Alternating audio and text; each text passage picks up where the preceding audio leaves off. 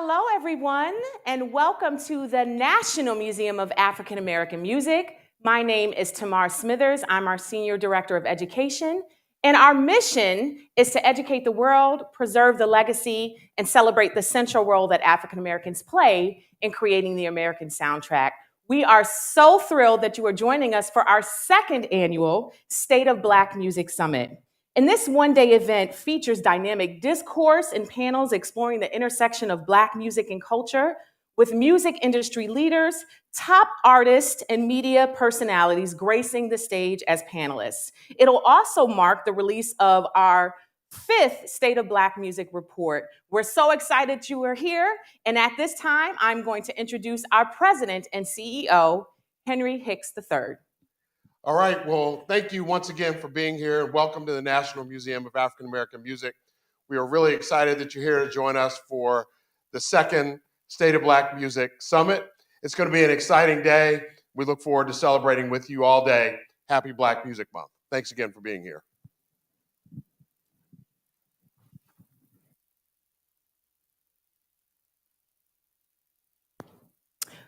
Okay.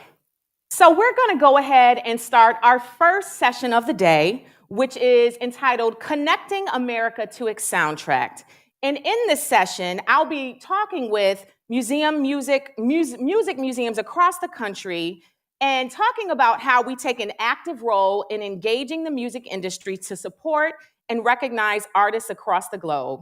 As the industry and African American culture continues to expand and thrive, so too do the museums who capture, preserve, and conceptualize the legacies of the many artists who have told our stories. Can we give a warm round of applause and virtual round of applause for our panelists as they make their way to the stage?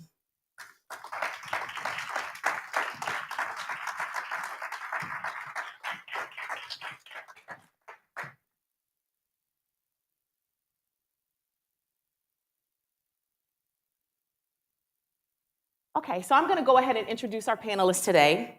First, we have Layla Hamden.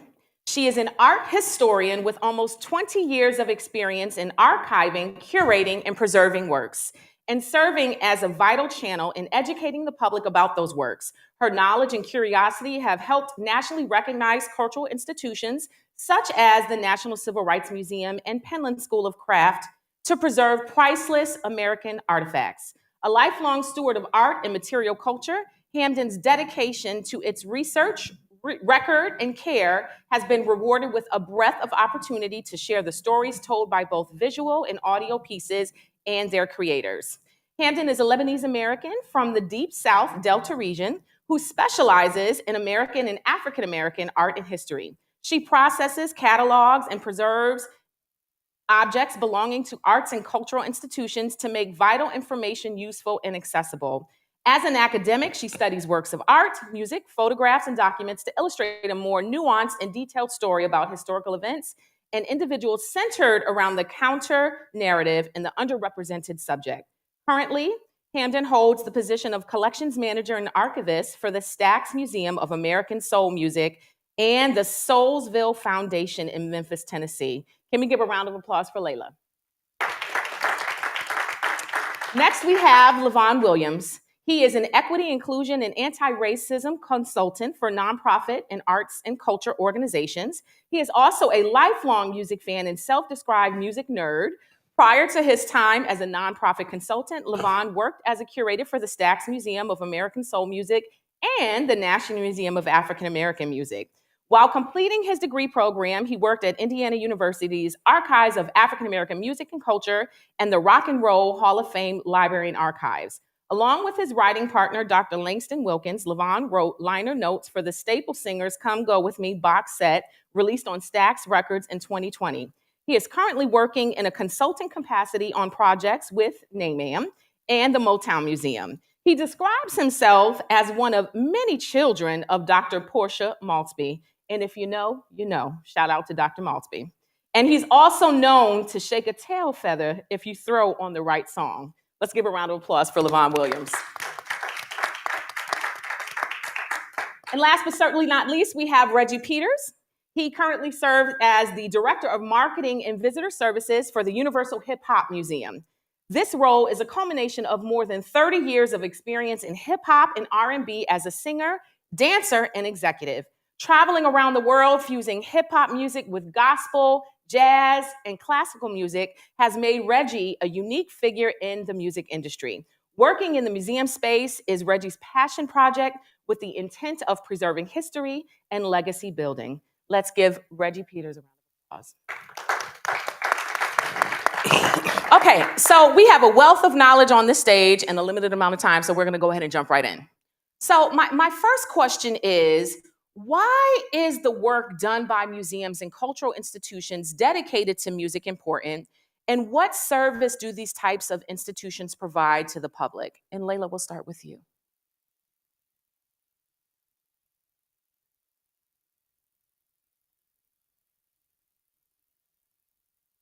Well, first of all, I have to say that I'm not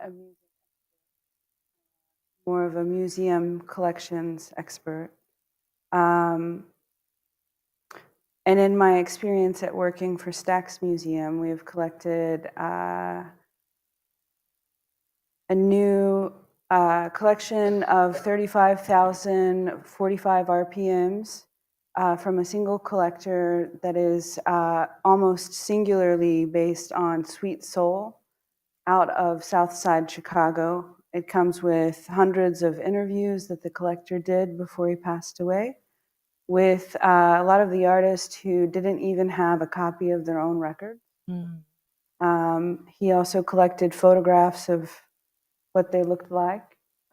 He collected newspaper clippings and things from Chicago Southside libraries.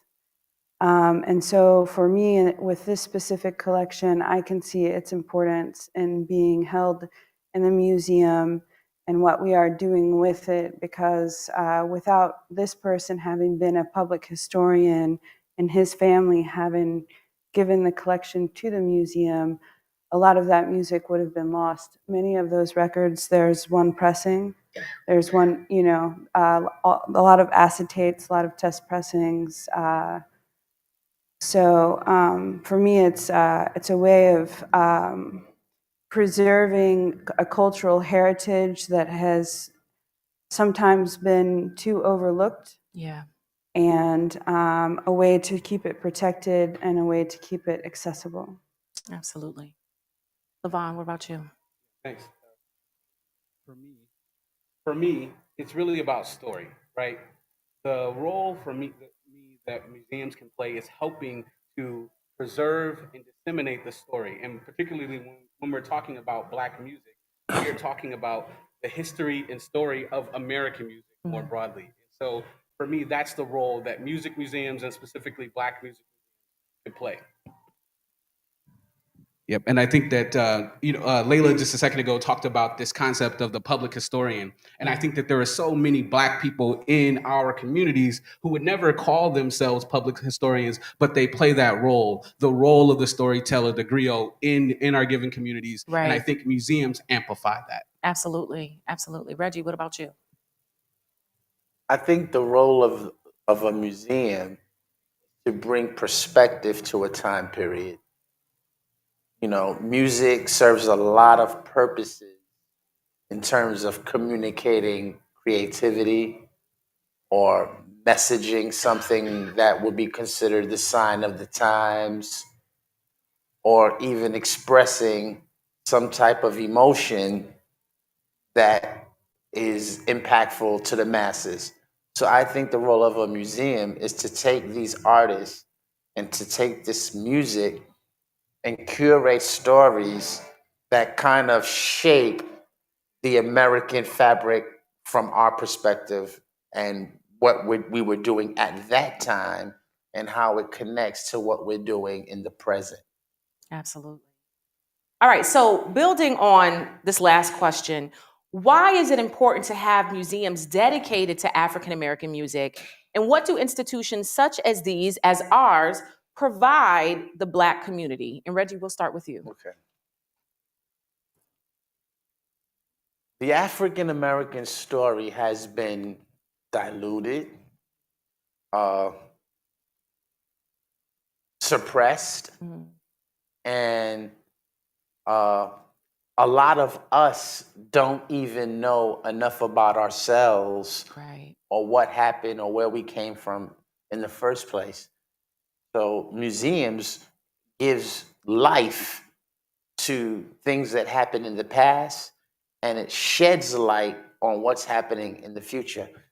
So I believe that younger musicians, younger executives, young entrepreneurs that are interested in pursuing careers in music or in the business or anything like that, they need to visit all of these museums around the country so they can get a full picture of the whole Black experience in terms of the art itself.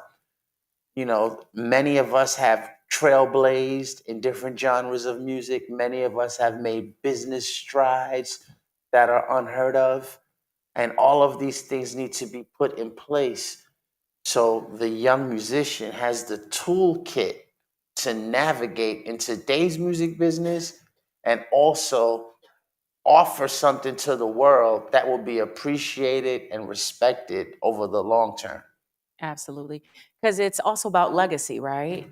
So if we're Absolutely. looking to sustain legacy and build upon that, if we're not telling stories from generation to generation, then 20, 30, 50, 100 years down the line, we won't have that legacy. So it's very important for us and our institutions to make sure we are telling those stories. Anyone else want to jump in on that question? I would just add, thinking about the role of music plays in Black life, generally speaking, right? Before you even get to the museum, thinking about the fact that there is no aspect of Black life that doesn't in some way include music. It is Right. so ingrained in how we live our lives, Right. right? And so a place that amplifies that shares that is a place for a community to gather and celebrate that. I think those things are really important. I mean, music kind of moves through us as Black people. Like right now, I'm hearing James Brown in the background, and like my foot is tapping. Right? You know what I mean? It's like that's like even though I'm having a conversation with you, Right, my right. It's subconscious like- is with James. You know what I'm saying? So yeah. Absolutely. I, Layla? I have similar feelings about it as to what both of my colleagues have said. I feel that the story of Black history in America has been told not only until recently by non-Black people, and the music is like the most democratic medium that's in our life at all times. One of the things that fascinates me about the sweet soul music is these ideas of masculinity and the ability to express really deep, heartfelt feelings that maybe it's difficult to say how hard something feels, but you hear it in the music. It tells the story of their lives through their perspectives. It also is oftentimes, when you read about African American history in scholarship, it's negative based. There's not like on a positive note, and the music is something that shows the celebration, the love, the community, and all those dynamic aspects that often are difficult to write down and put into a book. Absolutely. So, building on the first two questions, when we think about our Black museums, what role do they play in shaping their surrounding communities? And does this engagement look different for institutions dedicated to music? If so, how? And whoever wants to jump in on that.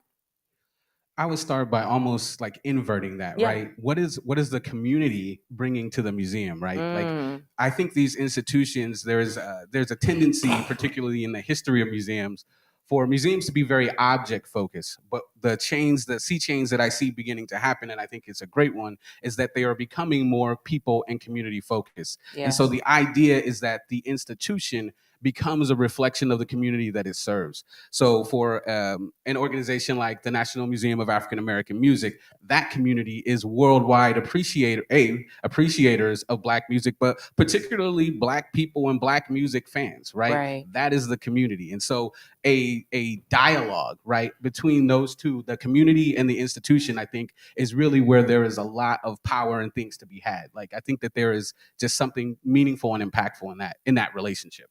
Absolutely. I see, you know, and Levon has seen it through Stax as well.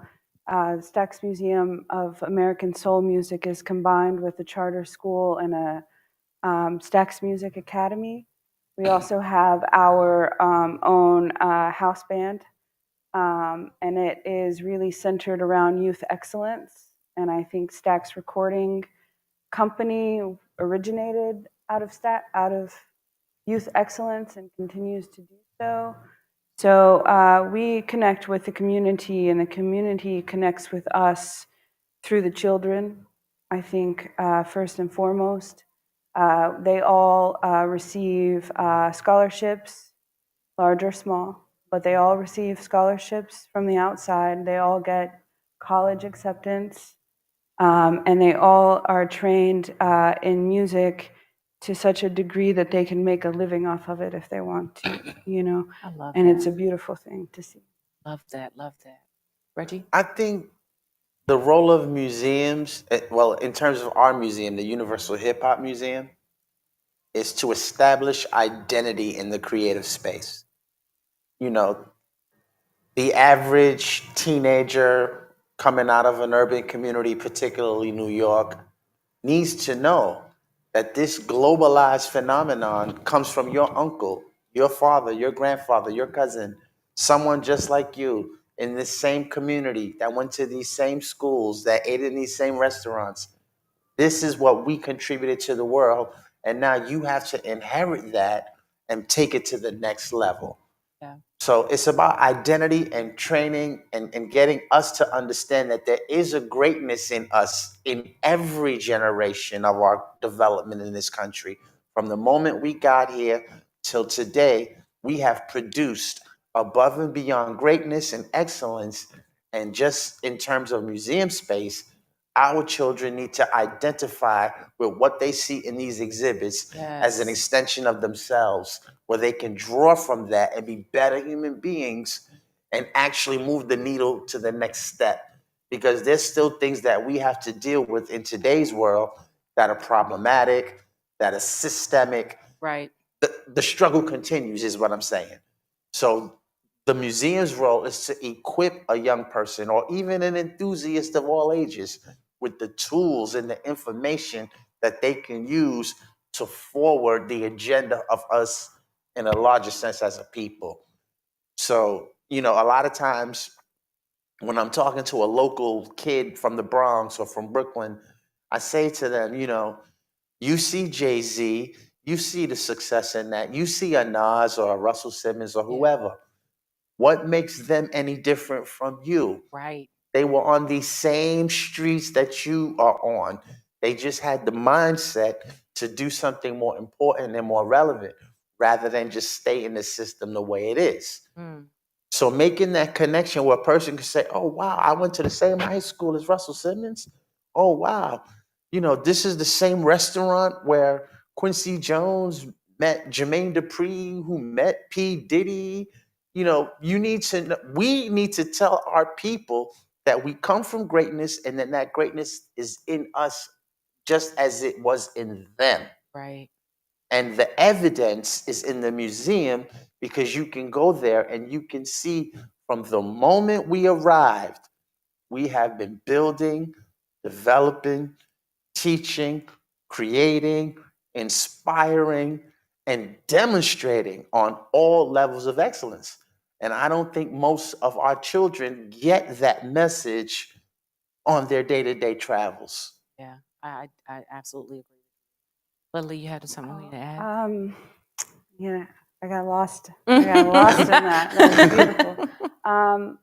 I just wanted to add that one of the things that I see in working in, you know, being an Arab from the South and focusing on a culture that's not my culture, is that, you know, people from my background relate directly to it because we have our own struggles, you know, and people, one of the things that I like about the Black Music Museum is that every walk of life, every type of person can relate to it.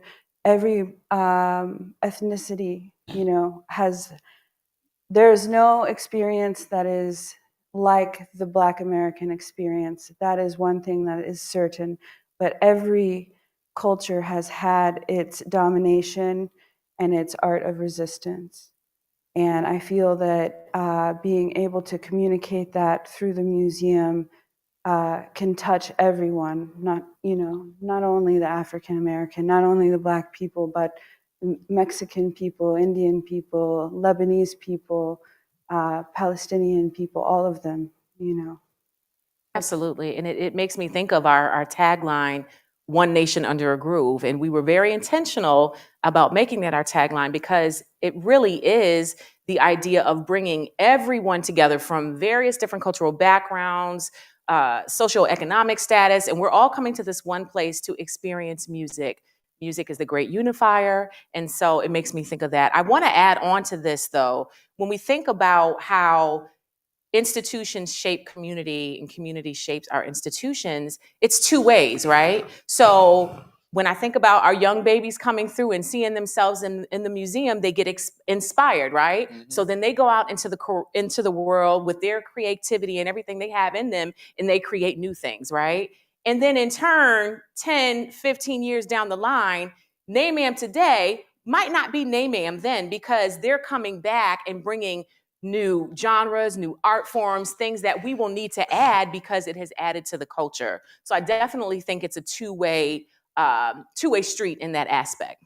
Yes. And one thing I would add that really came up when I was listening to Reggie a moment ago is that one thing that I think that the Universal Hip Hop Museum has done that is great is help people see themselves in museums. Yes. Sometimes people are so turned off just by the concept.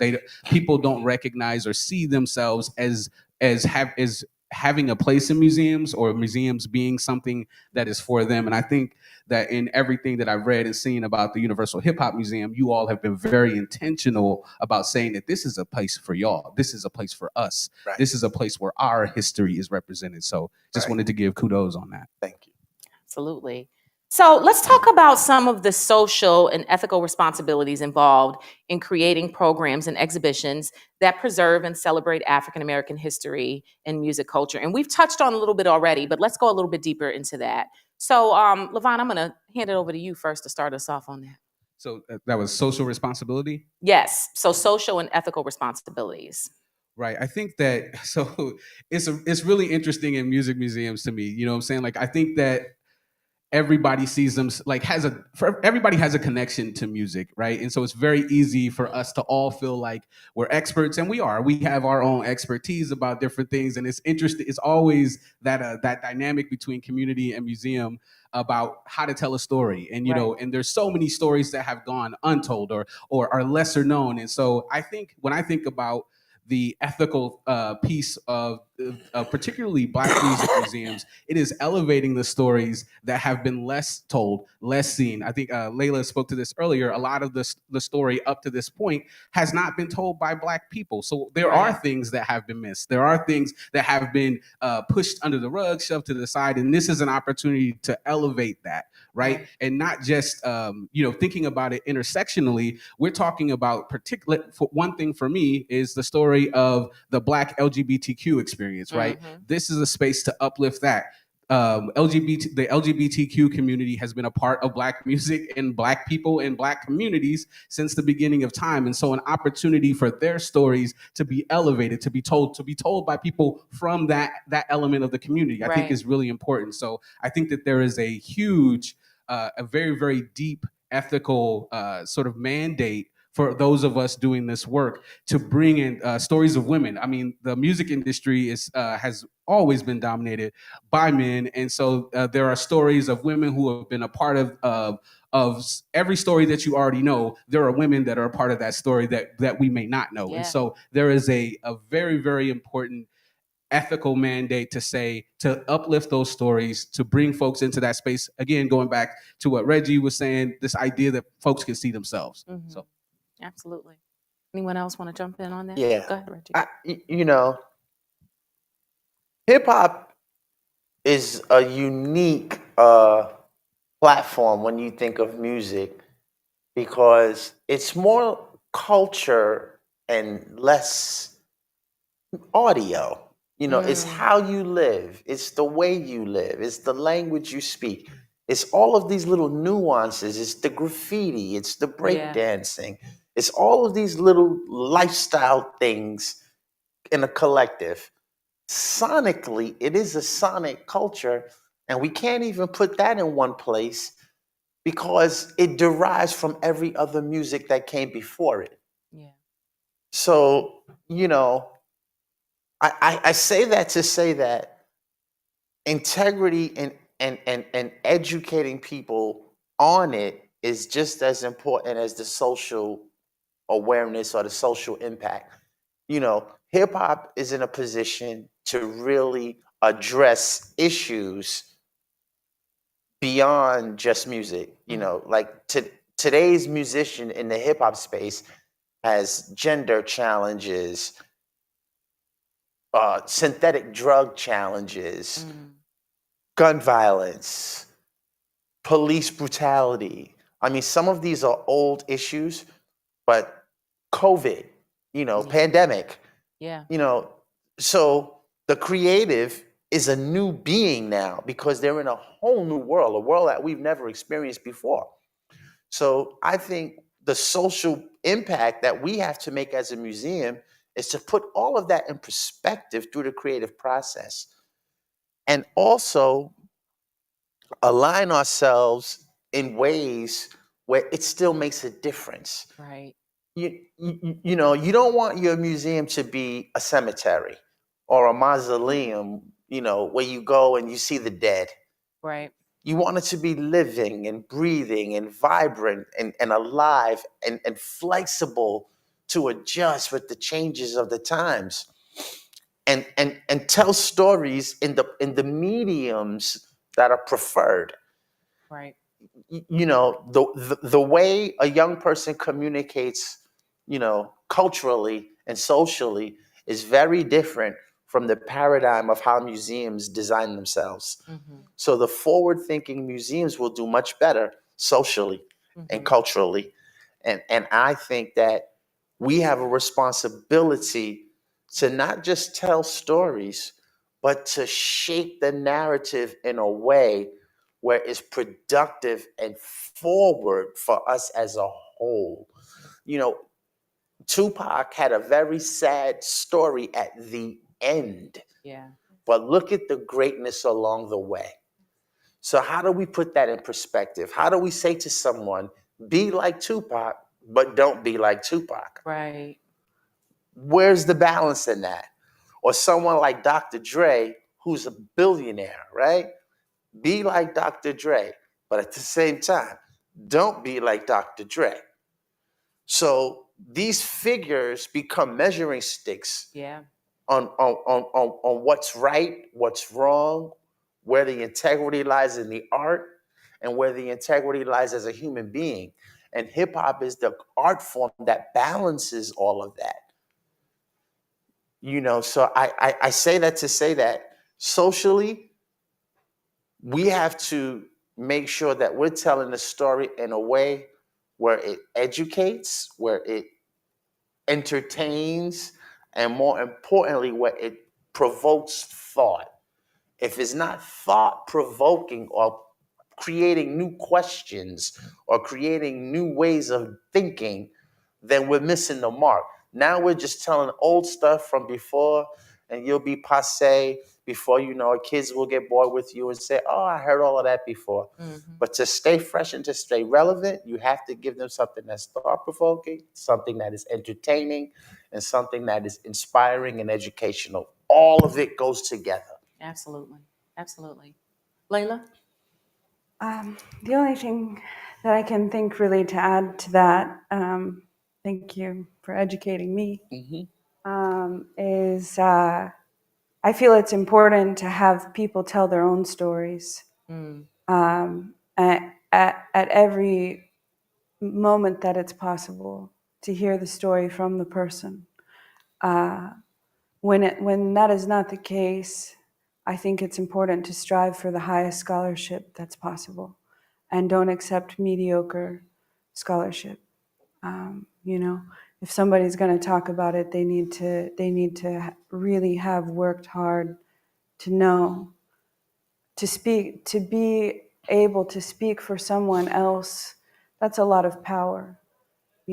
So not just anyone should be able to write the panels and tell the stories and decide what goes up. It has to be a team of people who are dedicated to doing it in the most ethical way and with the highest and most updated scholarship. Absolutely. And I'll just go back to a point that you made, Reggie, in terms of as institutions, we have to be forward thinking and innovative.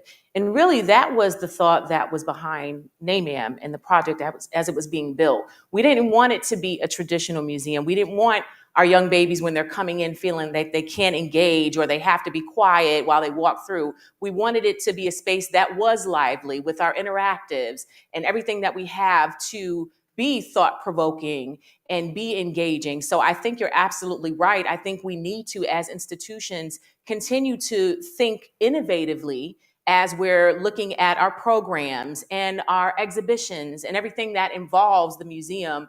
I think that is where we need to be going, and we need to continue to work together to make sure that we're doing that collectively. Yes. Awesome, awesome. So our next question is, in what ways do your museums and music museums in general engage emerging and established artists? If so, and why is that so important to do? Reggie, I'll start with you. Okay. Mhm. Well, in terms of hip hop, and in terms of history, we're really like infants. Hip hop is only 50 years old, not even 50 years old, about 50 years old. Mhm. So a lot of the originators or, pioneers per se are still around. So, there's that firsthand, value. Now, in terms of using celebrity, you know, that's easy for hip hop because the celebrities are around, they're in the public eye, they have large amounts of visibility. So a brand ambassador like a LL Cool J, which we have, or a Nas, or someone like that, that makes sense. What we like to do in our space is connect those icons with up and coming artists, Yeah. just so they can bridge the gap, so they can, one, be inspired by the celebrity, but two, again, be educated on what it took to actually get to that point. Right. And what we do is we like to work with new artists because hip hop is like a blob. It's like a virus. It just spreads and it changes. So we have to be on the cutting edge of what's coming next. Mhm. What's the new? I always ask my team that. What's new? Who's doing what now? Yesterday is yesterday. Right. And the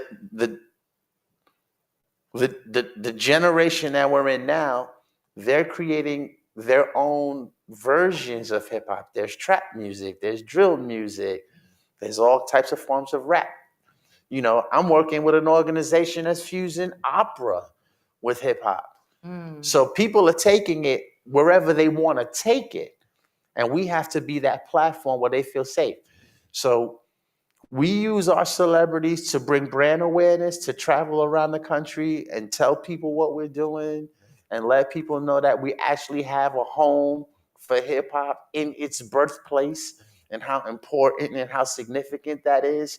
We use them to help us fundraise. We use them to help us develop partnerships with corporations. We use their images in our exhibitions.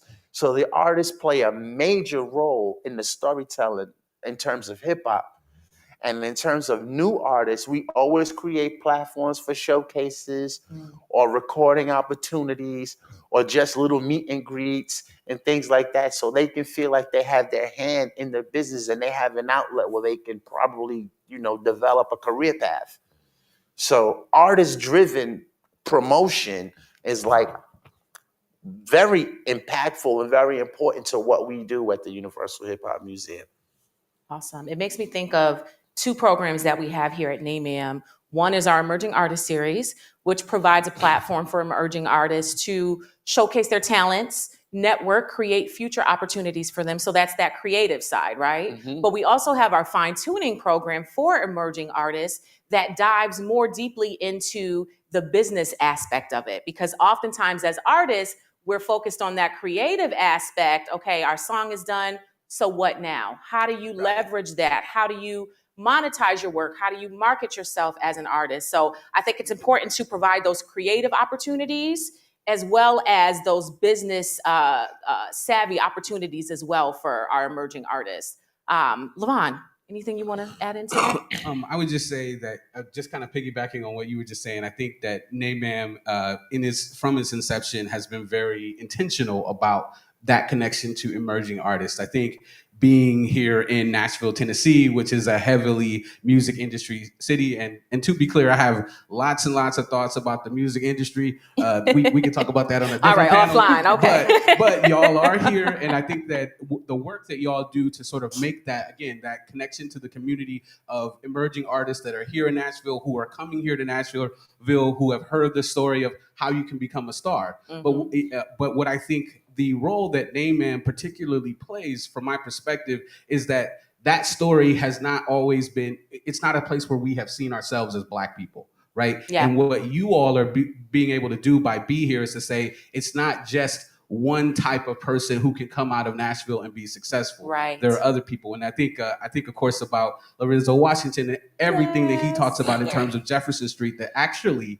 that Black people are the originators of the music industry in Nashville. Like, and so elevating, again, this somewhat hidden story by not only being here as NAMAM, but also sending people to see Lorenzo Washington over at that museum. You know what I mean? To learn about Jefferson Street and to learn about that history. So I think that is fantastic.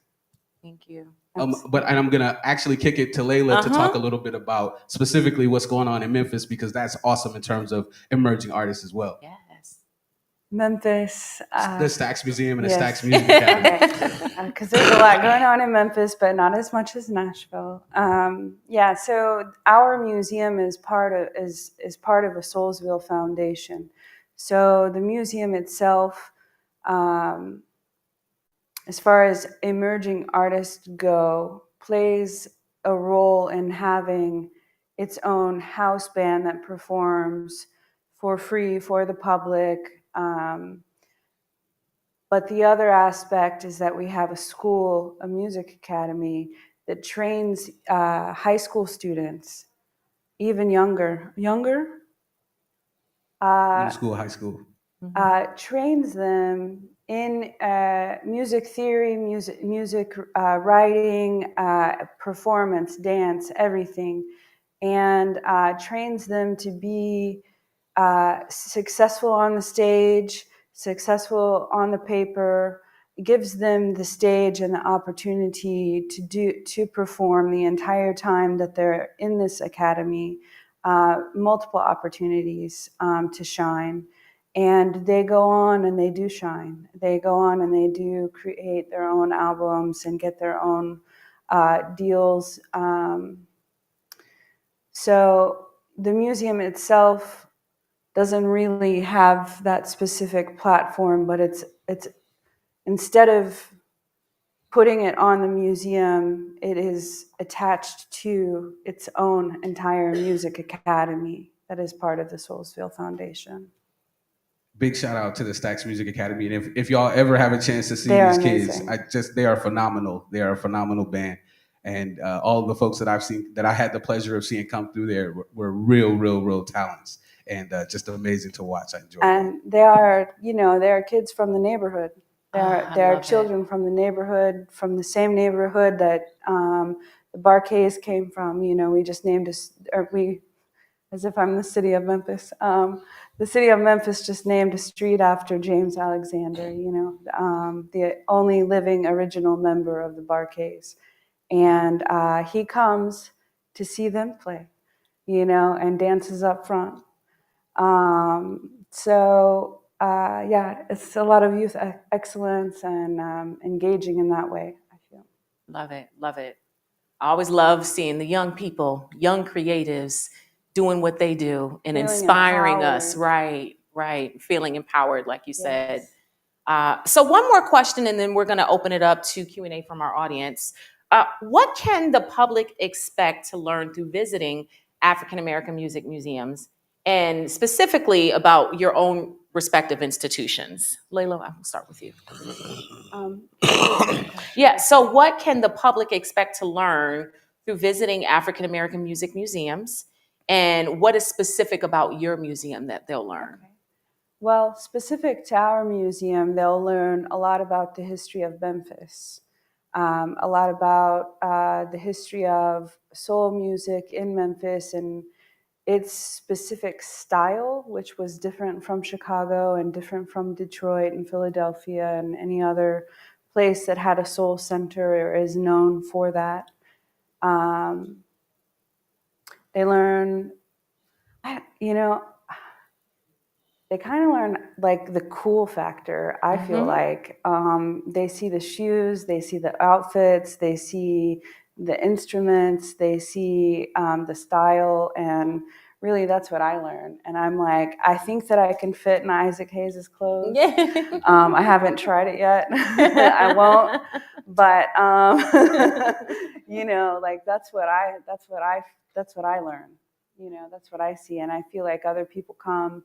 I had two ladies the other day. They were standing outside of the Johnny Taylor display, and they were talking about how handsome he was, and and they were just talking about it. So I asked them if they wanted to know what he smelled like, and I went in the back and I grabbed a box that has his aftershave and cologne in it, and I brought it out to them and I let them smell it, and they were like, it was a nice experience for us all, I think. Yeah. I love it. I love it. Levon. I mean, I'm sorry. Yeah, if I know y'all don't know Layla, but I know Layla, and that is such a Layla thing. And I love the idea of making it a Yes. like a full immersion Fully experience. immersive. Why do we have it? Right. So I'm not affiliated with a specific institution right now, but I work with many institutions. So what I will advocate for is just the idea of that there are lots of music-based museums in the country, some more well-known than others, but there are stories that are told there. To Layla's point, in Memphis with the Stax Museum, that is a very Memphis-specific story. Yeah. But there are other places where this story is happening as well when this story is being told. So I would just, in a very general way, advocate for people to go, to learn, to sort of see how they work together. And I think the beauty of a National Museum of African American Music is this is a place where you can see where all of those things kind of connect. There are specific intentional ways that the story is told in this space to sort of give light.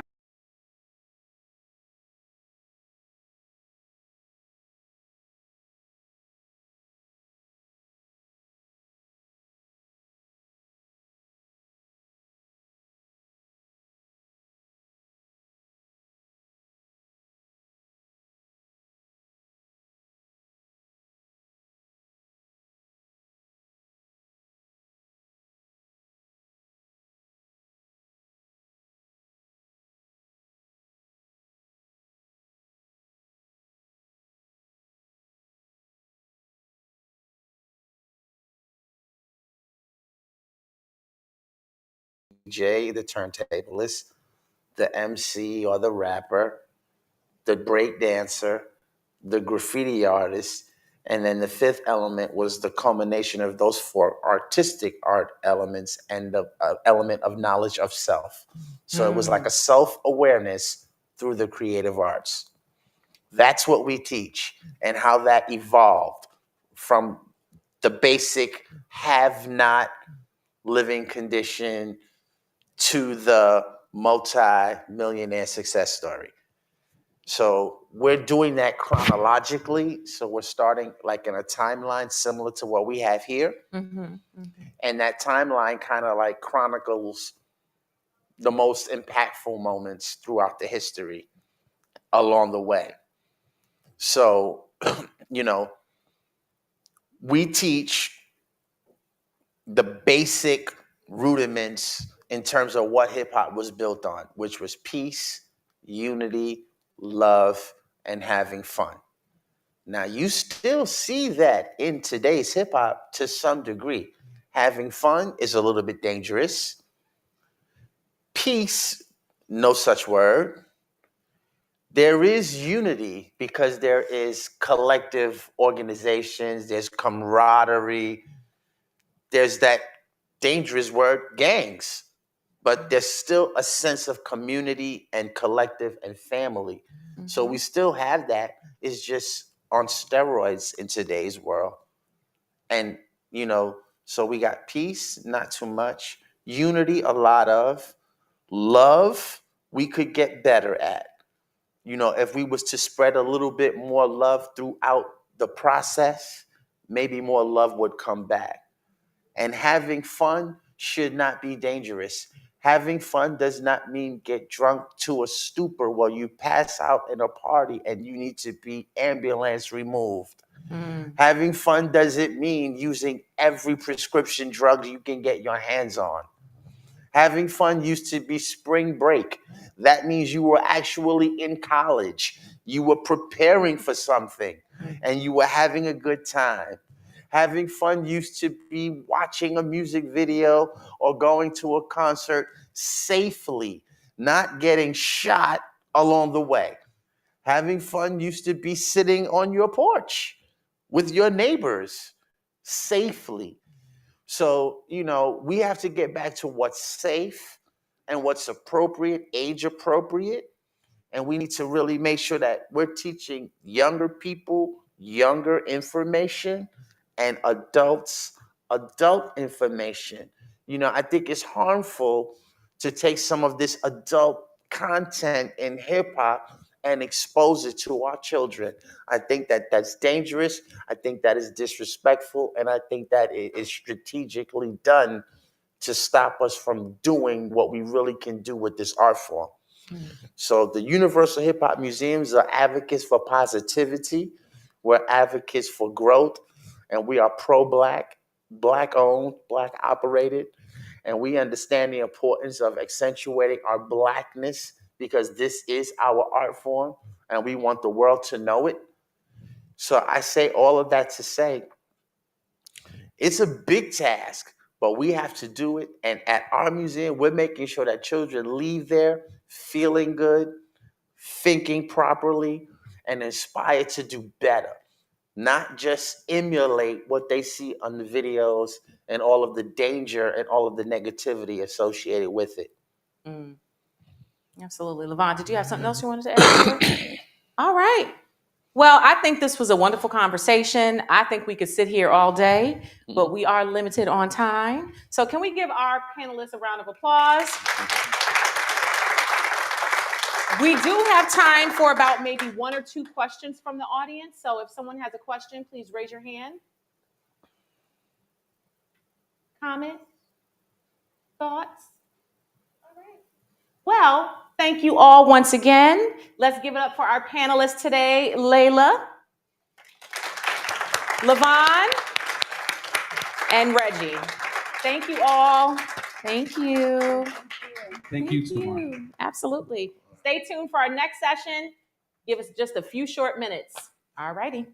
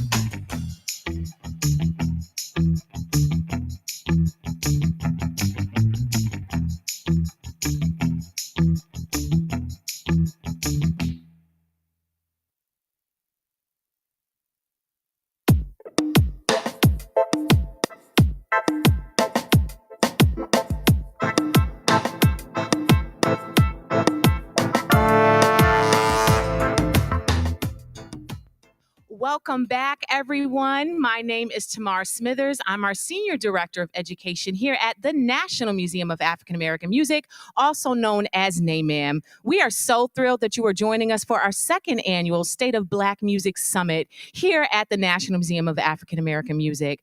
We are going to introduce our first emerging artist of today. And for those of you who don't know, our Emerging Artist Series is a program that we have. It provides a platform for emerging artists in and around Nashville to showcase their talents, network, and garner future paid opportunities. And so I am thrilled and excited to introduce our emerging artist, starting us off this morning, Mr. Matthew McCoy. He is originally from Arkansas and has been in Nashville for 20 years, and he blends reggae, hip hop, and soul. So can we give him a warm welcome, round of applause in the house and virtually? Thank you very much. So this song that I'm gonna do for you all is called "Give Thanks," and I would like to thank the National Museum of Music, African American Music, for embracing me and giving me an opportunity to share what I do with you all. So.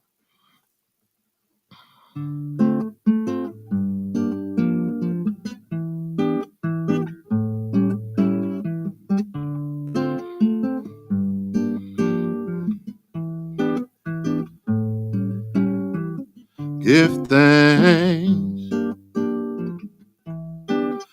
thanks and praise, praise to the Most High.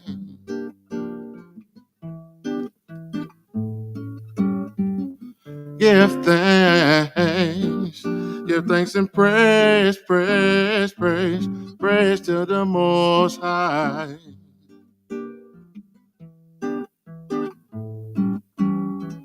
Sometimes it's hard to see the sunshine.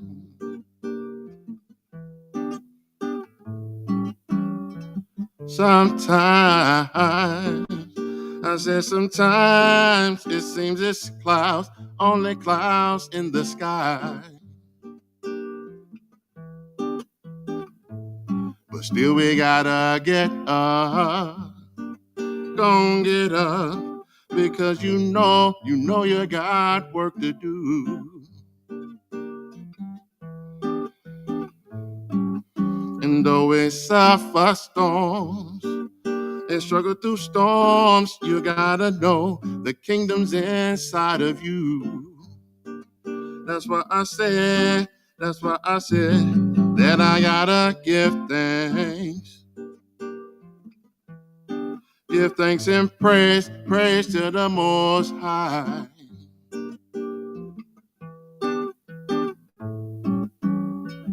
Give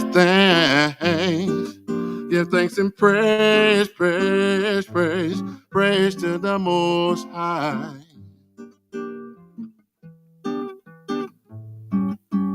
In this life, we've gotta learn to be patient.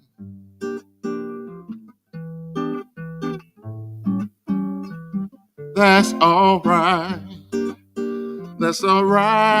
'cause Jah said, be anxious for nothing. So keep your heart with due diligence. Because it's out of our hearts that come all the issues that we're dealing with in this life. So I gotta give thanks. Give thanks and praise, praise to the Most High.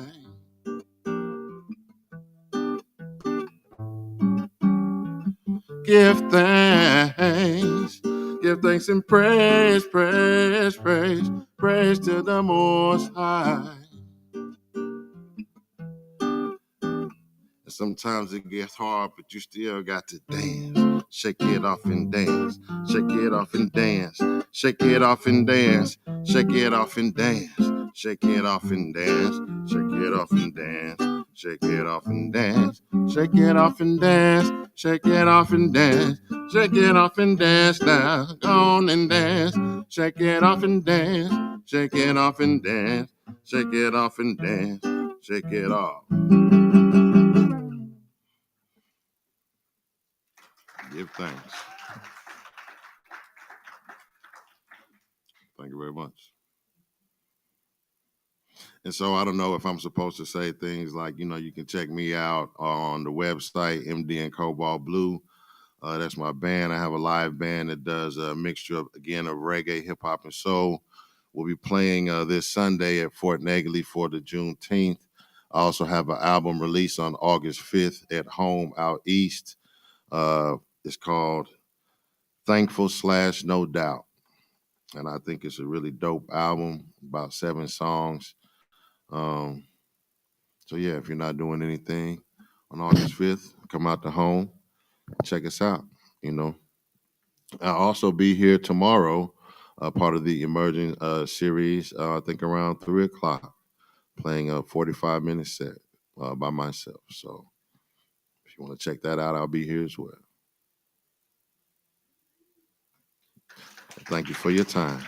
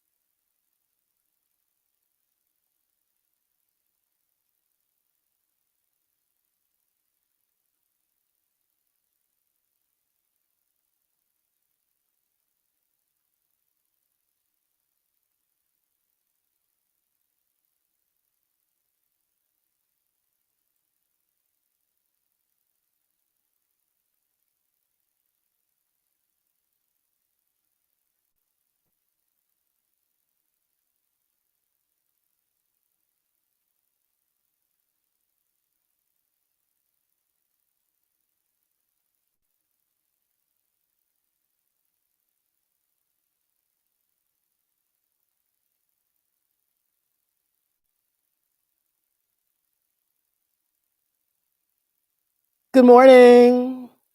How y'all doing? You're so far apart. I know. I just said to Phil, I think there are more of us on stage than in the audience. But welcome to the National Museum of African American Music. We are thrilled and honored. You had choices on what you could do on your Friday morning, and you've selected to be with us, and we are honored. This is the 43rd anniversary of June Black Music Month. And NAMAM, which is the acronym for our museum, is the official home of Black Music Month. And this is our birthday, so to speak.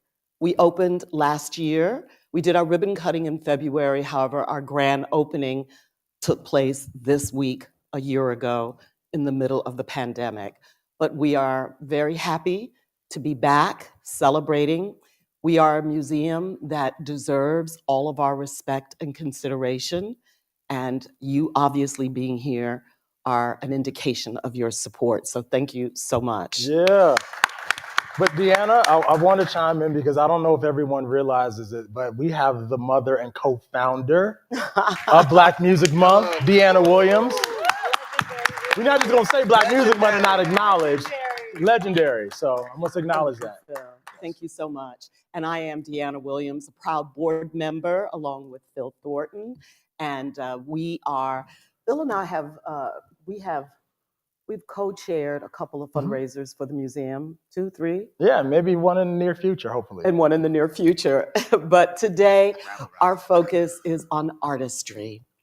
And before you are people who are very involved in the creation of music as songwriters, producers, arrangers, musicians, A&R, and my co-moderator for today's discussion, which, by the way, we are streaming worldwide, is Phil Thornton. Hey, everybody. Phil Thornton is the SVP, a new position at RCA. Oh, man, I'm sorry, my bad. uh-oh. My bad. That's the old job. That's the old job. I'm in Capitol. He's at Capitol now. Gospel now. I knew that. I've got to get used to your new position. Capitol Christian Music Group, which is a division of Capitol Music Group, which is under Universal. So that's where I'm a proud executive and excited about the new chapter professionally. And you are also the co-host of the State of Black Music podcast with these guys. Louis York, Chuck Harmony, and Claude Kelly. And yes, and thank you because you are, gentlemen, voices for the public facing of the museum. And we'll talk about that as well. So I think we should appropriately time to move into introducing the members of our panel. Well, you just heard, I don't want to take your job away. Well, I guess I'll do part and then you do I'll part. do the other half. So to my right, my rear right, this sounds weird, pause. I've got Chuck Harmony, Claude Kelly. As Deanna mentioned, we co-host the State of Black Music podcast, but they do way more than that. They've written and produced a number of songs from everybody from Neo to Whitney Houston to Bruno Mars, Miley Cyrus, Britney Spears, blah, blah, blah. But also they are Louis York. Y'all heard of Louis York?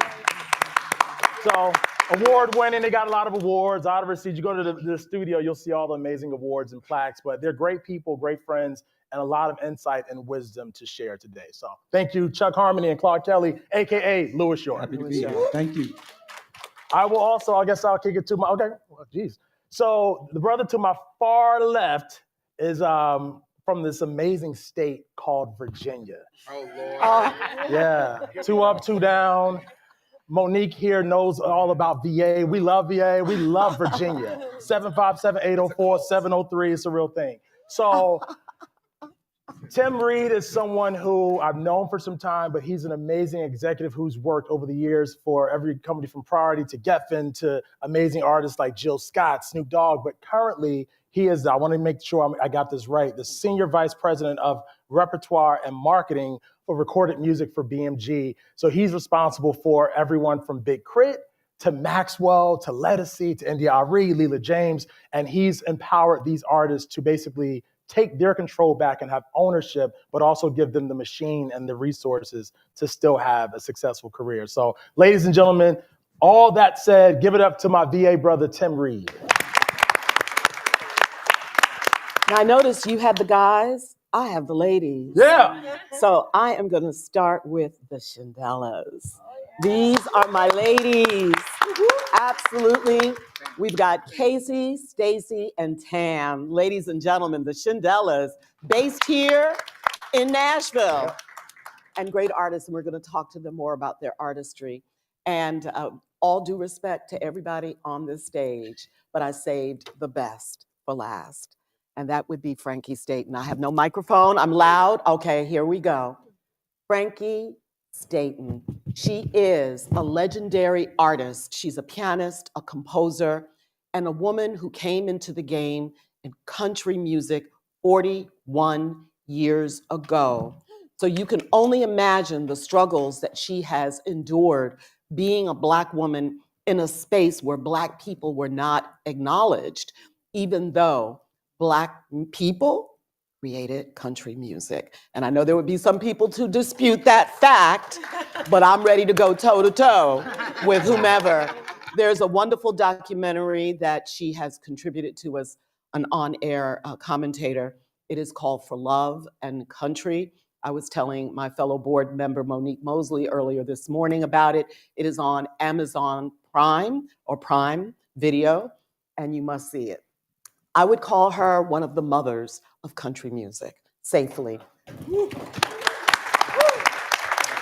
And I had the distinct honor last Friday, that's why I said to Frankie, we're hanging out, we're the panel girls.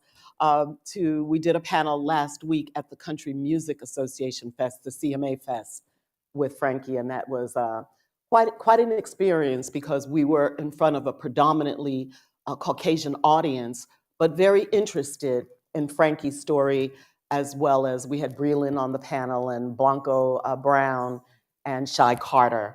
So, ladies and gentlemen, these incredible artists, producers, songwriters, arrangers, and executives, and Tim and I go back like the troglodytes.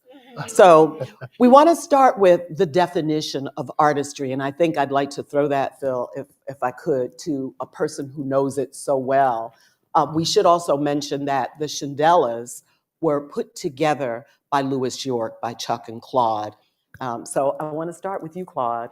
What is your definition of artistry? Because you are a singer, songwriter, composer, musician, you do it all. And you and Chuck, your partner, put together the Shindellas. So let's hear the definition of artistry first, and then why these three ladies. Okay, this is a loaded question that I better not get wrong. My definition of artistry is, well, it's the act of expressing yourself any way you can, with your mouth, singing, speaking, poetry, with your body, dancing, certainly with your brain, with your hands, playing instruments. But I can't put art in artistry, but it's the process of telling your life story, telling stories, sharing experiences and emotions through your physical being. That's artistry. There's a business to artistry, but organically artistry is humans expressing themselves. I mean, on a spiritual level, it's making a joyful noise, expressing your pain, your love, your sorrow, your wants, your wishes, your concerns. But everyone has the right to express their artistry. I think it's what we were born to do. Everyone on this stage and everyone out there has the ability to do that. But artistry, I think, is one of the profound gifts that God's given us. Love that definition. And the Shindellas, who are profound artists, were put together by me and Chuck really because we understood a few years ago, again in the spirit of artistry, that harmony is not just something that sounds good, it's an actual thing that brings you together. When people sing together, whether it's a choir, a group, a quartet, or even play together in a band, there's an actual chemical and spiritual conjuring up that happens, that only happens when you're doing that. And not only is it feeling good for the person that's doing it, but it also connects people who are receiving it. And so we understood that not having groups, especially Black women who are in groups, singing was doing a disservice to society, because you need to hear people harmonizing so that you can be inspired to get with other people and harmonize, whether it's musically or in other ways, other work ways. So I don't take for granted, neither does Chuck, how influential music can be. And so rather than complain about things, we try to be the solution. And there has been a drought in organic, high bar musicians who sing together. It's been a long time. People argue with me, but I would say since Destiny's Child.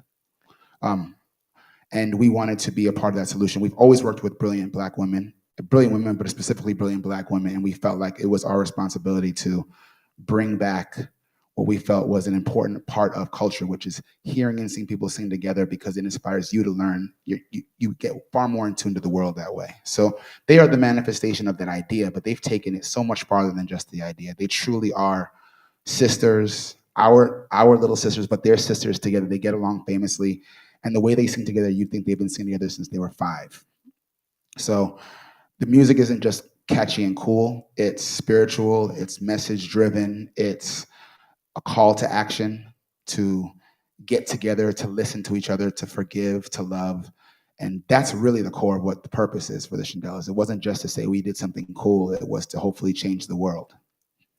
And so I'm very proud of them. They'll tell you a lot more than I can, but Okay. but I just want to give you an explanation as to the reason behind putting together. It was far less vain than I think we get credit for. It was a spiritual mission, and they definitely answered the call and went way beyond.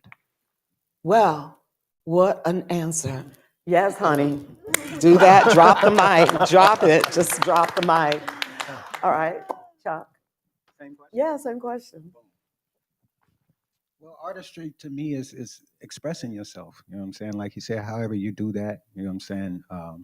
It's about expression, and the Shandelas are a great representation of that expression, because they came in blindly to follow this dream of being in music and doing musical things. And so when they got here, we had to overcome a lot of obstacles, a lot of spiritual and emotional things getting in the way of us being our best self. And that's for everybody, you know what I'm saying? Artistry it's really hard to be naked in front of the world.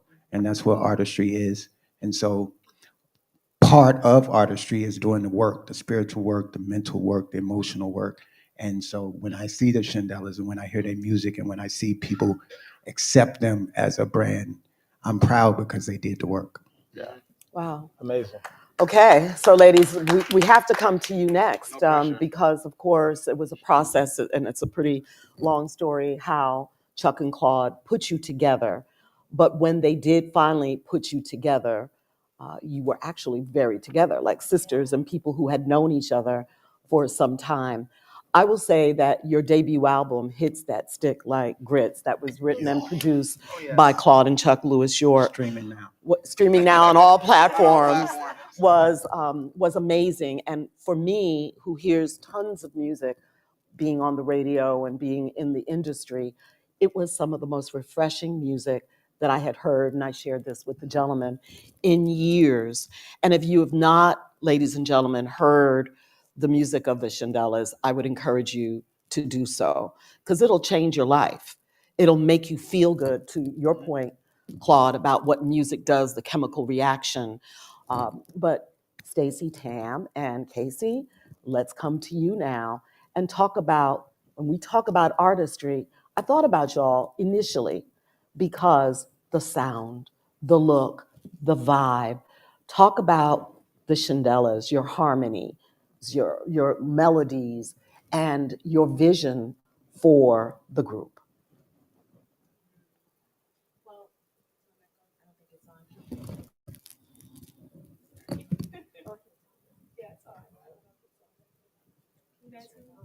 Hey. Okay, here we go. We're playing musical mics. Well, here Musical we go. mics. Well, hi guys, I'm Tam. And to your question, I would have to say that our album is like a melting pot of all of our influences. I'm gospel. I had my start in the church, and so that background is there. And then Stacy has the Jamaican, the reggae background, and then Casey is theater, and it's like that whole element. And so, what I appreciate about Lewis York, Claude and Chuck, is the fact that they value us as artists individually, and they also value our input. So our voices are literally them saying, okay, what sounds good on them and what can best, like he said, tell the story. And so I appreciate that part about it, because we've not had to compromise who we are as artists. And a lot of artists don't get that that luxury in this business. And so, yeah, that's my take on it, but I'm sure you can elaborate. That's beautiful. Yes, I'm Stacy Johnson. I am the seed member of the Shindellas and a big believer in visioning. And that is a huge part of artistry, is visioning and believing you can make it happen. So that is, for me, what brought the Shindellas together. 2 years of visioning and praying and meditating, and 5 years now of more visioning, praying, and meditating. Even as we're together, it is a huge part of it, believing that you can have it. And that's what I stand for sure. Thank you, Stace. Case? Hi, I'm Casey. And kind of to piggyback on something Chuck was saying, I think artistry so much is about getting out of your own way, all that work. And that was a big thing for us. We had to get out of our own way so that we could be truly vulnerable with each other. And we actually called that process "And So We Love," which is where we just let go of everything. When you're having a bad day, and so we love. When you're afraid, and so we love. When things are great and you're on stage at Essence, and so we love. You know? But keeping that undercurrent. And I think you hear it, you know, everything we do is so intentional, and our projects are so story driven. So it helps to stay focused. And I think you hear that in our harmony. Like you hear Tam, you know it's Tam. You hear Stace, you know it's Stace. You hear me, you know it's me. Then you hear us in our unison, and it's like a whole nother voice. Then you hear us in our 3-part, and it's like a whole nother instrument. There's this emotional resonance. And I hear all of our stories in that resonance. And it's important. What a beautiful description. I like the way you were like in another voice and the unison. That's quite beautiful.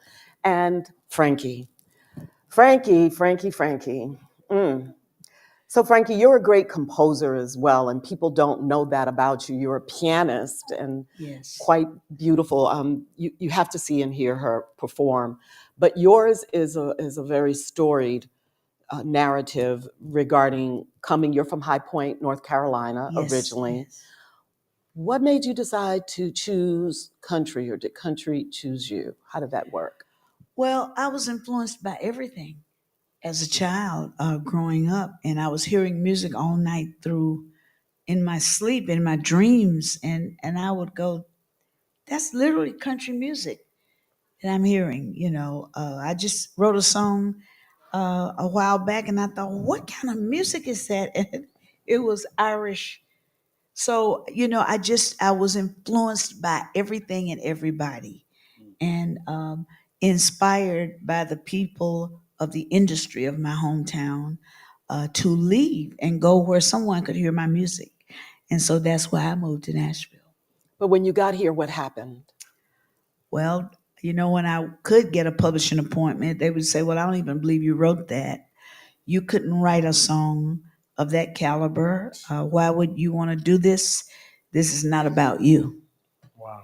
And I didn't understand the marginalization of women, much less women of diverse origins. And I just continued. I mean, when you have a God-given gift, you can't just lay it down, right. And I just continued to write music, to write all kinds of music. I went to the Apollo in New York and made it, singing my own music there. They wanted me to move to New York, and I was going to have my son, so I couldn't do that. But I kept knocking on doors in Nashville, was taken to publishers. People said she needs to write for this company. Still, no one would sign me to write. And I kept writing, and I finally got in a rewrite class at BMI run by a young man named Jason Bloom. And he was the person that connected the dots for me. And he said, these are timeless songs. They'll be played 100 years from now. You've got to get where somebody will listen to you and can hear your music. And I followed him to the Kauai Music Festival. And I was telling Tim that I met someone that he knows from Burbank, Dondi Bastone, from the film Descendants with George Clooney. And he was like, are you moving to California? I'm like, no. So it's just been, I've just been grappling at just trying to be heard. The main thing is to, first of all, just to be heard. Every writer, every artist wants to be heard. That's it. And that's where it begins. The other thing, I mean, while you were pursuing your own career as a composer and an artist, fortunately you were able to gig in your hometown. Yes. You were able to sustain yourself by Yes. working for the furniture Yes. mart. I played the grand piano in the international furniture market. About 70 to 80,000 people 4 times a year were coming to my hometown. So I was used to playing for people from all over the world, all kind of ethnicities. And so, when I got to Nashville, it was just like I ran into a stop sign. Everything just stopped, And why did you run into a stop sign? because of the marginalization of women, particularly diverse women, and the fact that there were no female staff writers on Music Row. I mean, it was just like a whole nother world. It was white, male dominated. Yes, and I would assume, I always thought that if I were in the music business, if I were in publishing, the A&R or whatever, I don't care what you look like. I'd be saying, let me hear what's on that CD. Let me hear what's on that tape, But then when I started studying the history of Nashville, I said, okay, these are the people that told Buddy Holly to go back to Lubbock, that didn't want Elvis to get a break, sent Elvis back to Memphis. So how if they didn't get them, how they gonna get me? And so I started to hear things, well, this really isn't about you people. And I don't know why you're trying to do this. They never said you don't have the talent. Those aren't great songs. They just said it's not about you. It would always be this question. And one man even said, well, he had to talk to a girl down the hall that brought me in his publishing house. And I said, oh, it must be about this afro. And then they come back and he said, as long as you're here, I might as well listen. And I handed him a lyric sheet. He didn't even give me the benefit of sitting in a writer's room. He stood in the hallway. And he wouldn't even take the lyric sheet from me. He just took the little cassette and put it in a little portable player and listened to half the song. He said, there ain't no way you could write something like that. Wow. Wow. I'm blown away by that. Yeah. I want to know these people. They still with us? Yeah. Yeah. Tim, I want to toss it to you as a label executive. We talked about artistry quite a bit and just talent and the gift. How important, considering the evolving trends, TikTok and other viral trends across, how important is talent and artistry in today's climate? Well, first of all, thank you for having me on this panel. And Deanna, so incredible to see you. Thank you for making Black Music Month happen. Yes. Shout out to Kenny Gamble and Ed Wright. Shout out to my co-founders. I will tell you this. Every month has been Black Music Month. There you go. Since the first Africans got here. So, there you go. I mean, that's just my opinion. Real talk. Why do I say that, and how do I answer your question, Phil? Music is the most powerful, this is my opinion. Music is the most powerful form of communication ever on this planet. It is the highway for a creator to touch a human soul and emotion and mind and spirit. Negatively, positively, whatever the thematic, you nail that communication with the strongest form of communication, which is song, which is music, which is rhythm. And you've cracked the code on that spiritual just impact. And when you have an audience or a listener impacted to that level, they will follow you. They will want more. It becomes a movement. It becomes a phenomenon. Now, going back to Black music, African Americans have created almost every genre that we know in America. You name a genre, everybody should know that by now. We shouldn't have to be reminding people in 2022, but it is important, and it's a. I'm not saying that negatively. I'm saying it proudly. And why do you say, why do I say it's African Americans? Because our history is documented. We've had to go through a lot of different hurdles throughout the years. Chuck said, creation is a form of expressing. Well, the things that through the generations we've had to express is so heavy and has been our ancestors' only way to express what they're going through and dealing with. It created blues for obvious reasons. The GIs coming back from the war and dealing with what they had to deal after putting their life on the line for this country created jazz. Rock and roll and everything coming from that. You know what that is. That's the juke joint. That was a way to just get out what we had to go through during the week, or in church. That was the way to get out and express, and just everything that's been bottled up. I might be going overboard. Oh, no. That was a way to express either the joy that we made it through that week, or just get out the angst and hip hop. When that was created, I'm old enough to be first generation hip hop. I bought the first records. That was an expression of rage and I'm here and I'm somebody too. And it was dealt and it was created with whatever our hip hop ancestors had, which was the turntables, the speakers they wired. We had some of the most impressive engineering minds to even hook up through the street lights, and the history is documented.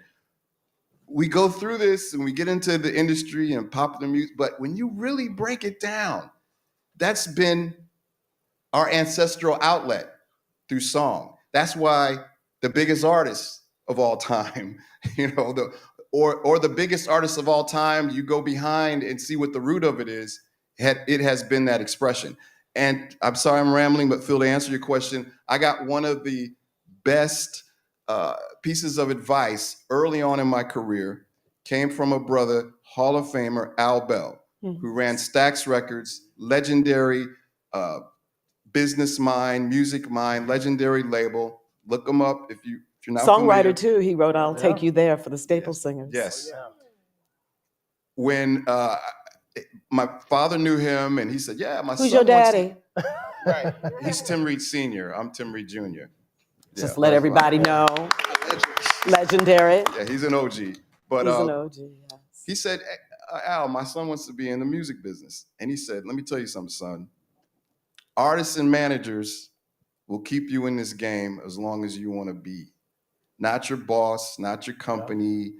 It's you take care of the creative community, they will take care of you. Amen. Yeah, I remember I forgot how I was maybe 19, 20, I don't know.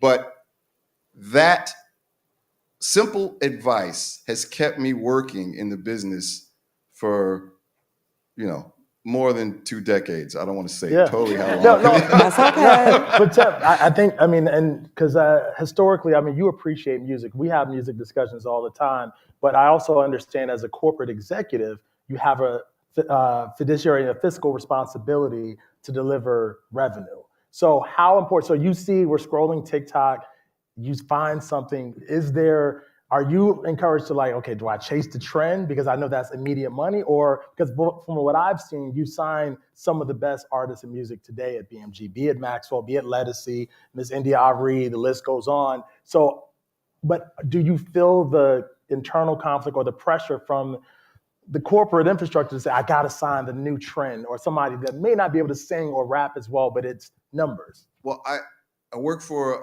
an incredible company, BMG. It's a European-based company based in Berlin. They have a philosophy and the way that we run our business. The pressure I have is just to be successful and have a good batting average while I take care of the artist management community. BMG is a unique company in that it used to be a major back when it was Universal, BMG, Sony. You know, it was more majors than the amount now. They got out of the business, you know, more than a decade ago after they merged with Sony, and then they sold their a lot of their masters and publishing and got out of the business and re-entered the business with the mindset of being more artist friendly. So the deals that I have with Maxwell and NDIRE, my heroes, that I've been blessed to do business with. In fact, I got close to them and always hustling when I worked with Deanna on a show on TV1 called Verses and Flow. And my partner at the time, Teresa Sanders, we booked the acts. I made sure we tried to book acts that I eventually wanted to sign. You had an agenda. Yeah. Okay, no, not bad. So I'm able to work with my heroes, but they're in a position where they own their masters. Can you say that again? Can Yeah. you say that again? Yeah. They own their what? They're masters. Yeah. They're recordings. Yes. Rarity in today's industry. Big Crit owns his masters now. When I say masters, I'm talking about the recordings he did with BMG. NDIRE's Worthy album, she owns that album. And she had a #1 record on that album. Her first #1 of her career, R&B single. And Legacy won her first Grammy. Won her first Grammy. Her first #1 was with BMG, and she's the owner. So Can you explain the ownership of masters a little more?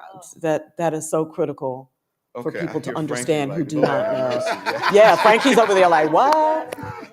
Bless him. And Anita Baker just got her masters. Yeah. She just got her Well, masters. I mean, not to get too deep, but owning the masters just means simply owning what you create. Traditionally, 20th century record business standard deal is they give you an advance on your potential future earnings, and whatever you create, the label in a standard deal, your new artist standard deal, the label would own your masters in perpetuity or for multiple years until they revert, meaning come back to you. Some of those deals I don't think ever revert. So yeah, there is, you know, but that was a different time. I think the way the business changed, and I think creators now, I will say this, creators now, yeah, the business has always been funky here and there, and you have to navigate. But if you can create now, there are so many platforms where you, with your creation, can speak directly to the audience, directly. Back in the day, you had gatekeepers. If you wanted to be exposed and have your product in the store, they were gatekeepers along the way that you had to run you couldn't personally run the gauntlet. You had to have promotion people, sales people. You had to have a machine to even have the ability to have a product exposed. Now it's in the digital age. It's you can make a record tonight and have it up next week, and if you wanted to find it or we market it to you properly, you would find it.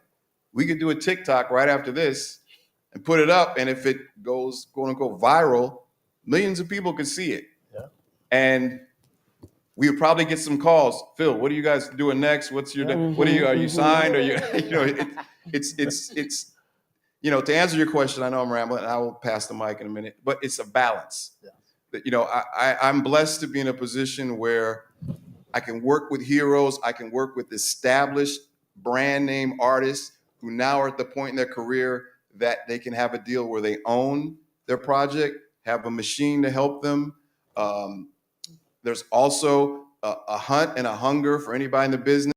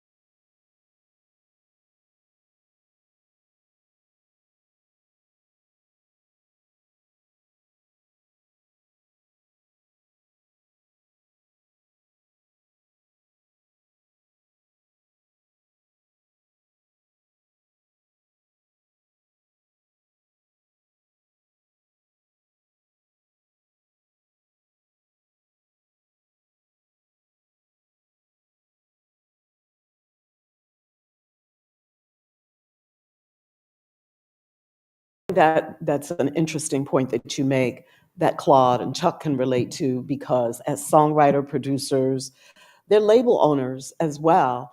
So, and you've worked with all the majors and you've worked with the A-list artists. So I would love for the two of you to speak about this balance that Tim is talking about in terms of ownership, control, but still being fiscally responsible, because last I checked, you're not endlessly rich. Well, No. you're misinformed. They're both very rich. I've Oh, my been to their bad. houses. I'm They're sorry. very, very rich. I'm sorry. Chefs and everything, y'all. Chefs. I know you're not talking. It's always been a balance. Everything he said was Bible. The beautiful thing now is that, of course, artists can express themselves independently a lot more, which is what basically the internet has allowed us to do, right? The artist development process, which is what makes the artist ready for the world or ready for the stage or ready to present music, is the part that we really lean into the most. And also, especially in the last maybe 20 years, we've gone through this. Now it's TikTok and all the social media, but also a lot of our artists now are found through competition shows, from American Idol to The Voice to X Factor and all those things. And so you get a certain kind of artist that's ready to get on stage and sing for 30 seconds and blow you away. But that also doesn't include the artists that would never do that. The Tracy Chapmans of the world and the Sade's of the world, who wouldn't never survive on American Idol, but are needed in our life. Yes. Or the Seals, the Lenny Kravitzes. Lots of artists, lots of hip hop artists are introverted and moody and not showmen like that, but have such important things to say. And being able to put things out in their way, in their time, be it frequently or every 5 years, is, I think, a real gem of what having a little more autonomy with your art can do. But that being said, the business of arts development is also to understand that, like, it's not just about putting out whatever. It's about really boiling your thoughts down to, in lack of a better term, a thesis of an idea. And I think that that's where we come in handy. Is that we like to work with legend artists, because they say, hey, we heard you have a great song and we'd love to have that song. And there's definitely an accomplishment to saying, I nailed a song on Rihanna, right? Or on Beyonce, that kind of, that's always a gold star. But when you can help someone find themselves and turn their own personal gifts into profit for them, but also brand, meaning a business they can live off of, which is their own point of view, that always gives us a lot more joy. Yeah. Because you know you're helping someone who may not have all the tools, get them to now be able to stand on their own 2 feet and be the next leaders. And that means a lot. That actually means more to us than just helping those who already have it done. And it is a balance. You have to consider the business as an artist, because you want people to come to your show, sit in the seats. You want them to support and spread the word. But Chuck and I always talk about this. Audiences are not dumb. Meaning that on a general level, like, they can sense your realness. Yep. They can sense where you're coming from. And that's actually why they spend money. The marketing is to get the eyeballs on you. But what you're doing once the eyeballs are on you is what keeps them coming and keeps them buying. And so you always want to make sure that you're developing. And I say this, I'm an artist, I'm developing myself every day. We're developing our band as well. Right. That you're developing something that is viable, so that when all the stars are in alignment and you're there and they look at you and you have me for 3 minutes, that you're coming from the heart, so that people want to keep coming back over and over and over again. I gotta say, as a label executive, artist development has always been something extremely important. I've had the pleasure, I've known Deanna many years. We've worked together. She's been the media coach for a number of my artists, but also I'm big on making sure they have the creative direction, to make sure you have someone to help put together the live presentation. How do you, again, it's just so many elements, but it's not cheap.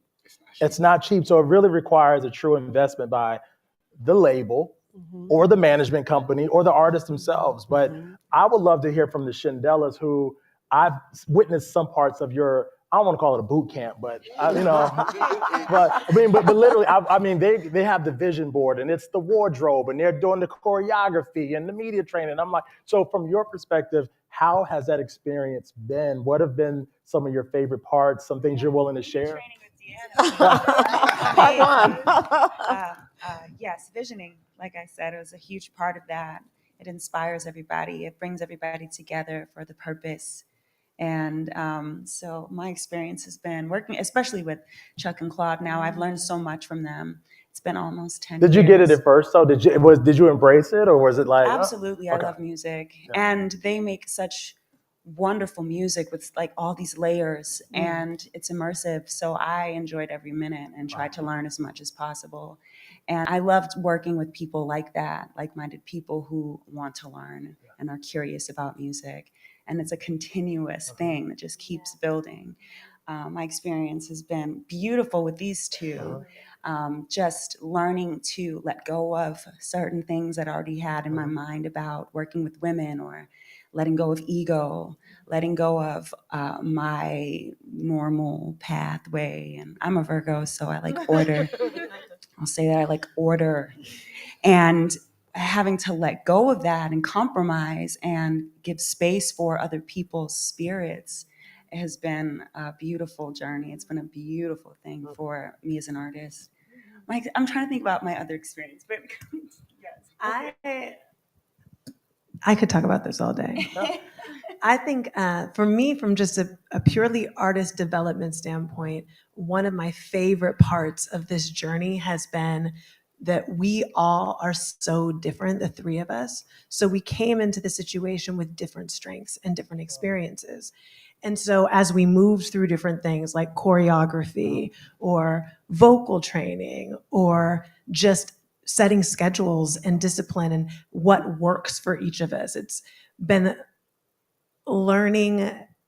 So much of my development has been learning from them and then watching them learn from them.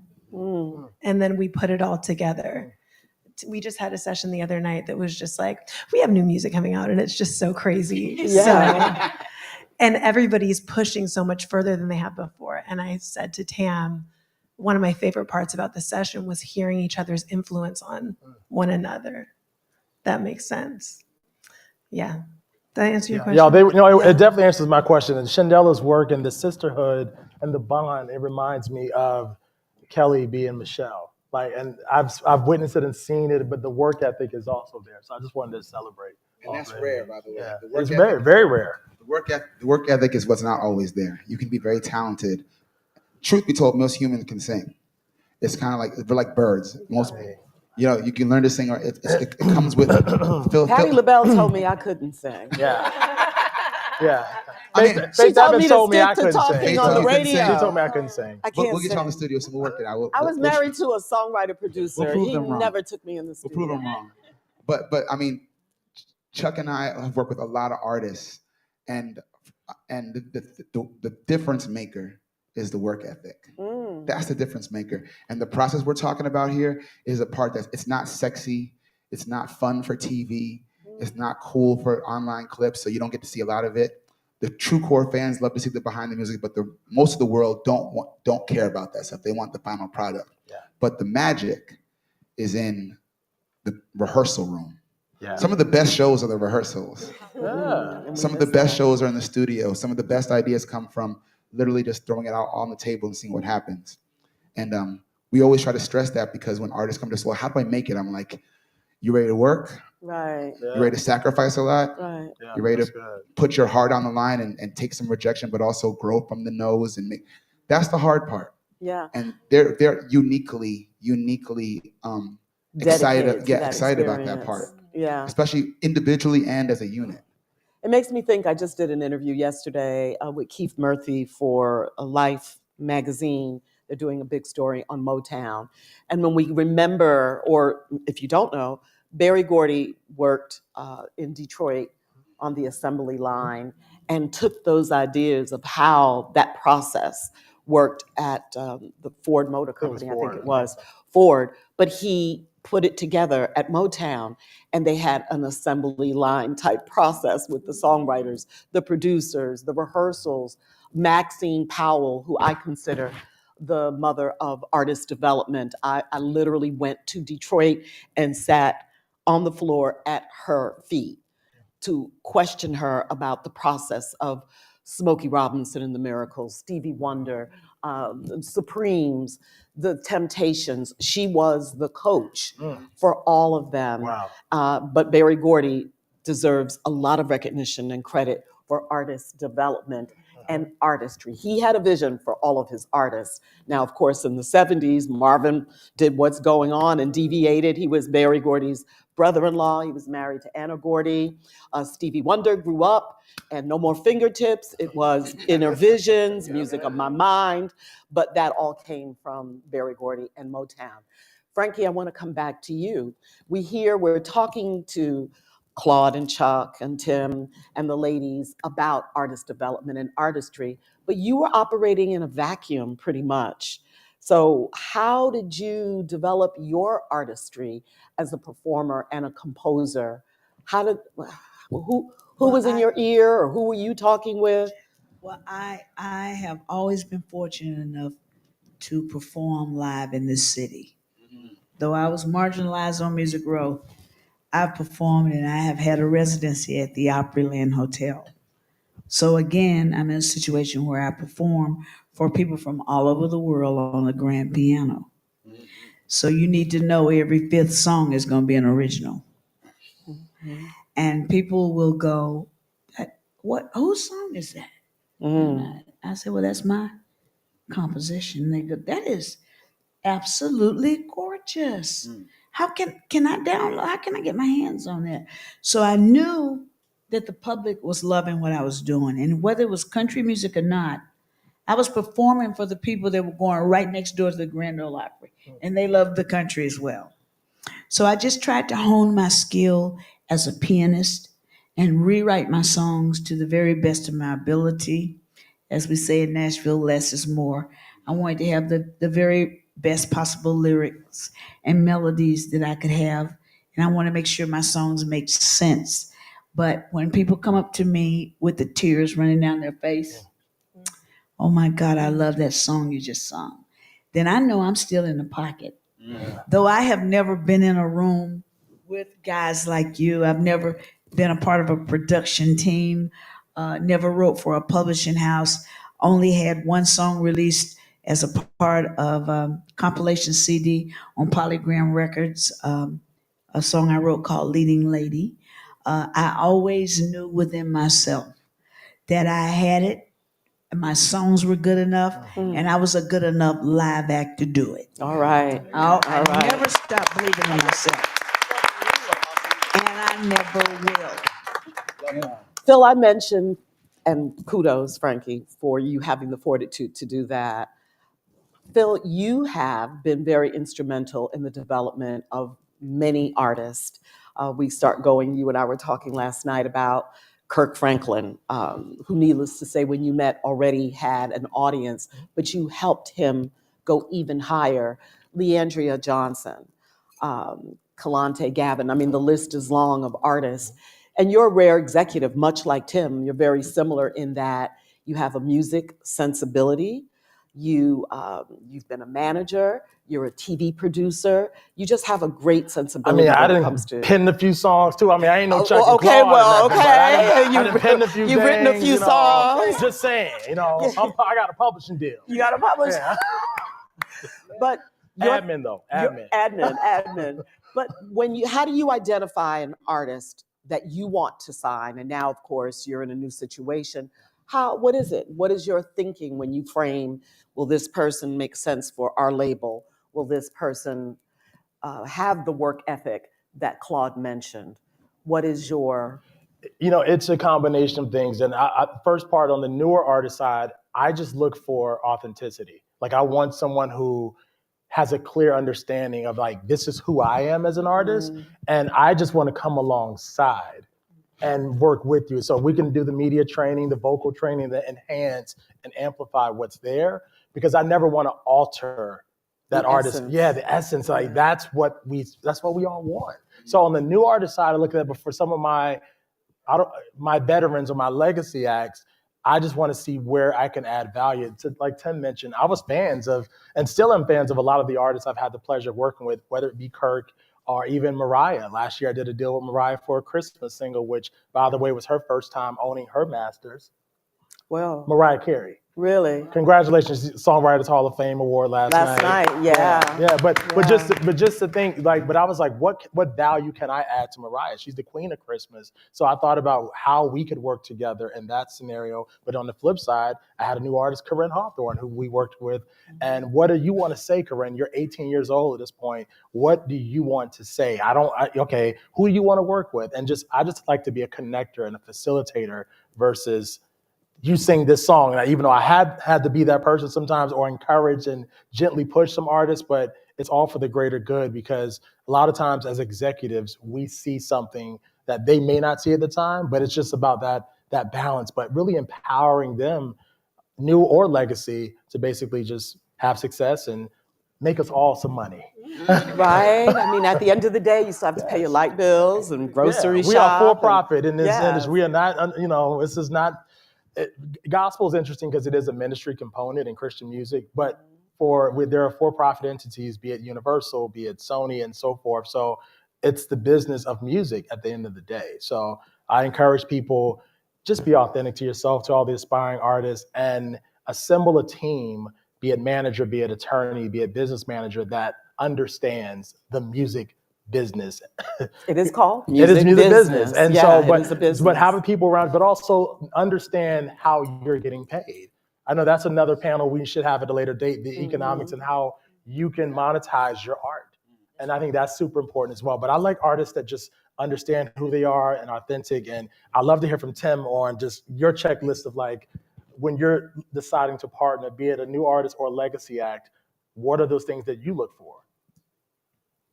Well, before I got to touch on two things to answer that question. That Shandela said, Claude said, and secondly, what Frankie said in regards to y'all, and you're having a career. Now, to answer your question, I look for career-minded artists. And I'm just speaking freely. Any creator can mess around and have a hit. Yeah. But will they have a career? What separates you from having a hit? If you're blessed enough to have a hit, that's great. But a career. Then we shift to what I've seen the Shandelas in an interview, and they could have been speaking at the United Nations. They could have been speaking to the G8. They could be speaking in a Harlem school to kids. They are poised and classy, clear message. They are ready for the moment at all times. Now, some people are born with that, but even if you're born with it, like a Michael Jordan, he's still out practiced. Yes. And Kobe out practiced and out hustled and outworked all his teammates. I've seen the Shandelas do it, so they are ready.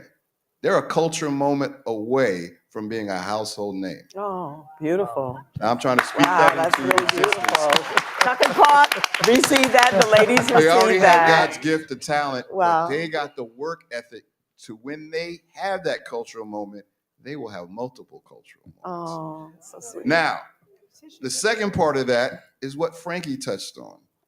To some of the younger artists or artists that are still grinding right now, you may not ever have a team.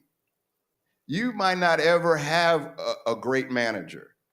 But if you got the passion and the resilience and the talent, and you know you can touch people, you got to keep pressing. Yep. Because at the end of the day, if you're a creator and love to create, you will impact people. Like Frankie just said, she does. She said, I have people coming up to me crying. Like we said earlier, that's the essence of the whole music part. The business part comes from monetizing that connection to make people come up to you crying.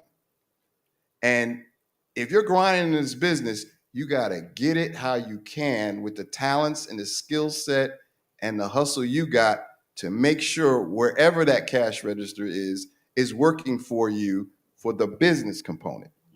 But they said that effortlessly, and they said it like, those are the building blocks of this whole thing. So Phil, when I'm looking at a situation, and we've been in the business long enough that we can pick up the phone and find any background information on everybody, because we've been in the business long enough.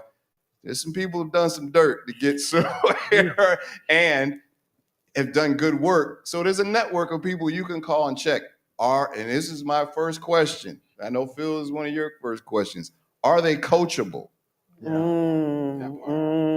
That part. Not too, only right? artists, executives, you know, Phil is a department head, a division head.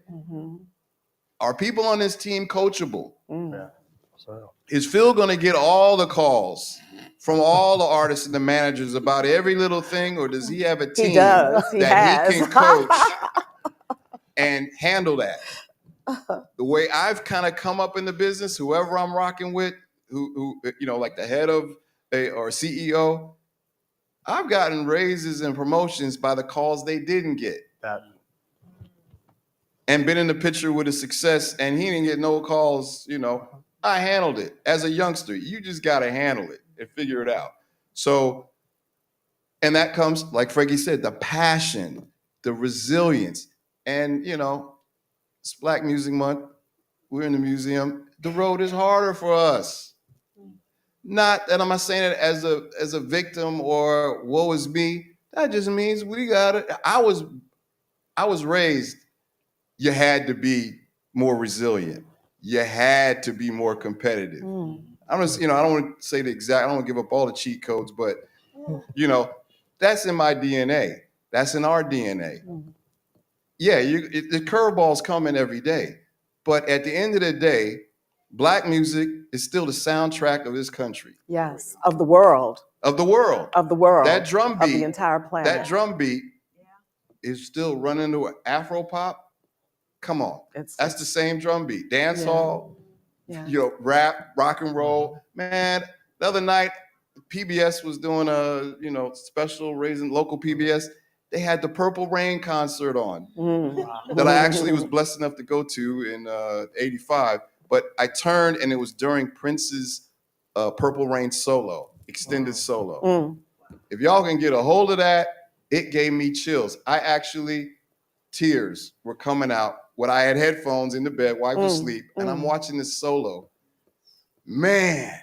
And he was running up and down stairs, killing it with this solo. One of the best guitarists that the world has ever seen. Doesn't get the credit for being one of the top shredders in history. Very true. But oh my God, if you can find it. I know I'm rambling now, but well, we're passionate now about at the that. end of our time. But Tim, very beautiful insights, impactful. Thank you so much for joining us. Tam, Stacy, Casey, Claude, Chuck, Frankie Staten, yes.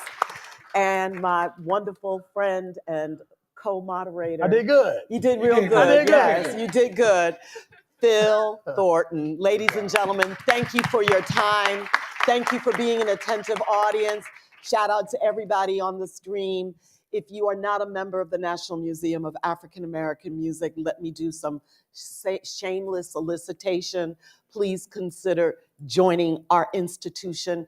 The only way we are not perfect, we are perfectly flawed, and we are working on being better, but we need your support. We need you to spread the word on your social media, on the phone, let people know we are here, because embodied in this institution is the history and the her story of artists who have gone before everyone here. And we are celebrating not just the past, but the present and also the future of Black music. And as Tim said, the soundtrack of not just America, but of planet Earth. And I'm gonna take it a step further, of all the galaxies. Black music. So thank you so much. I'm Deanna Williams. We appreciate you. Stay with us. We have more information to disseminate. And again, to you and to yours, happy Black Music Month. Yeah. Oh, and I want to say one last thing. Ladies, the new album that's coming. Barbecues and body rolls. Barbecues and Body Rolls, Louis York. Songs with Friends coming this fall. Coming this fall. Frankie. Frankie is working on Frankie Staten. Let's go. All right. My new album, my new EP. New EP coming from Frankie Staten. What are you working on, Tim? Everything. Everything at I'm the on same Music time. Row, by the way. I just moved to Nashville in December, so I'm here. Phil? And I know we're recording a song for TikTok we talked about, but before we do that, State of Black Music Podcast, State of Black Music Podcast. If you haven't heard it, download it. It's everywhere, Spotify, Apple. That's what I'm excited about. Yes. Nate, ma'am, if you haven't, donate, please. And support. And also, Phil exec produced the Marvin Sapp story that will be coming out on TV1. August 21st. August 21st. Make sure you tune in and check that out. Blessings. Thank you so much. Thank you.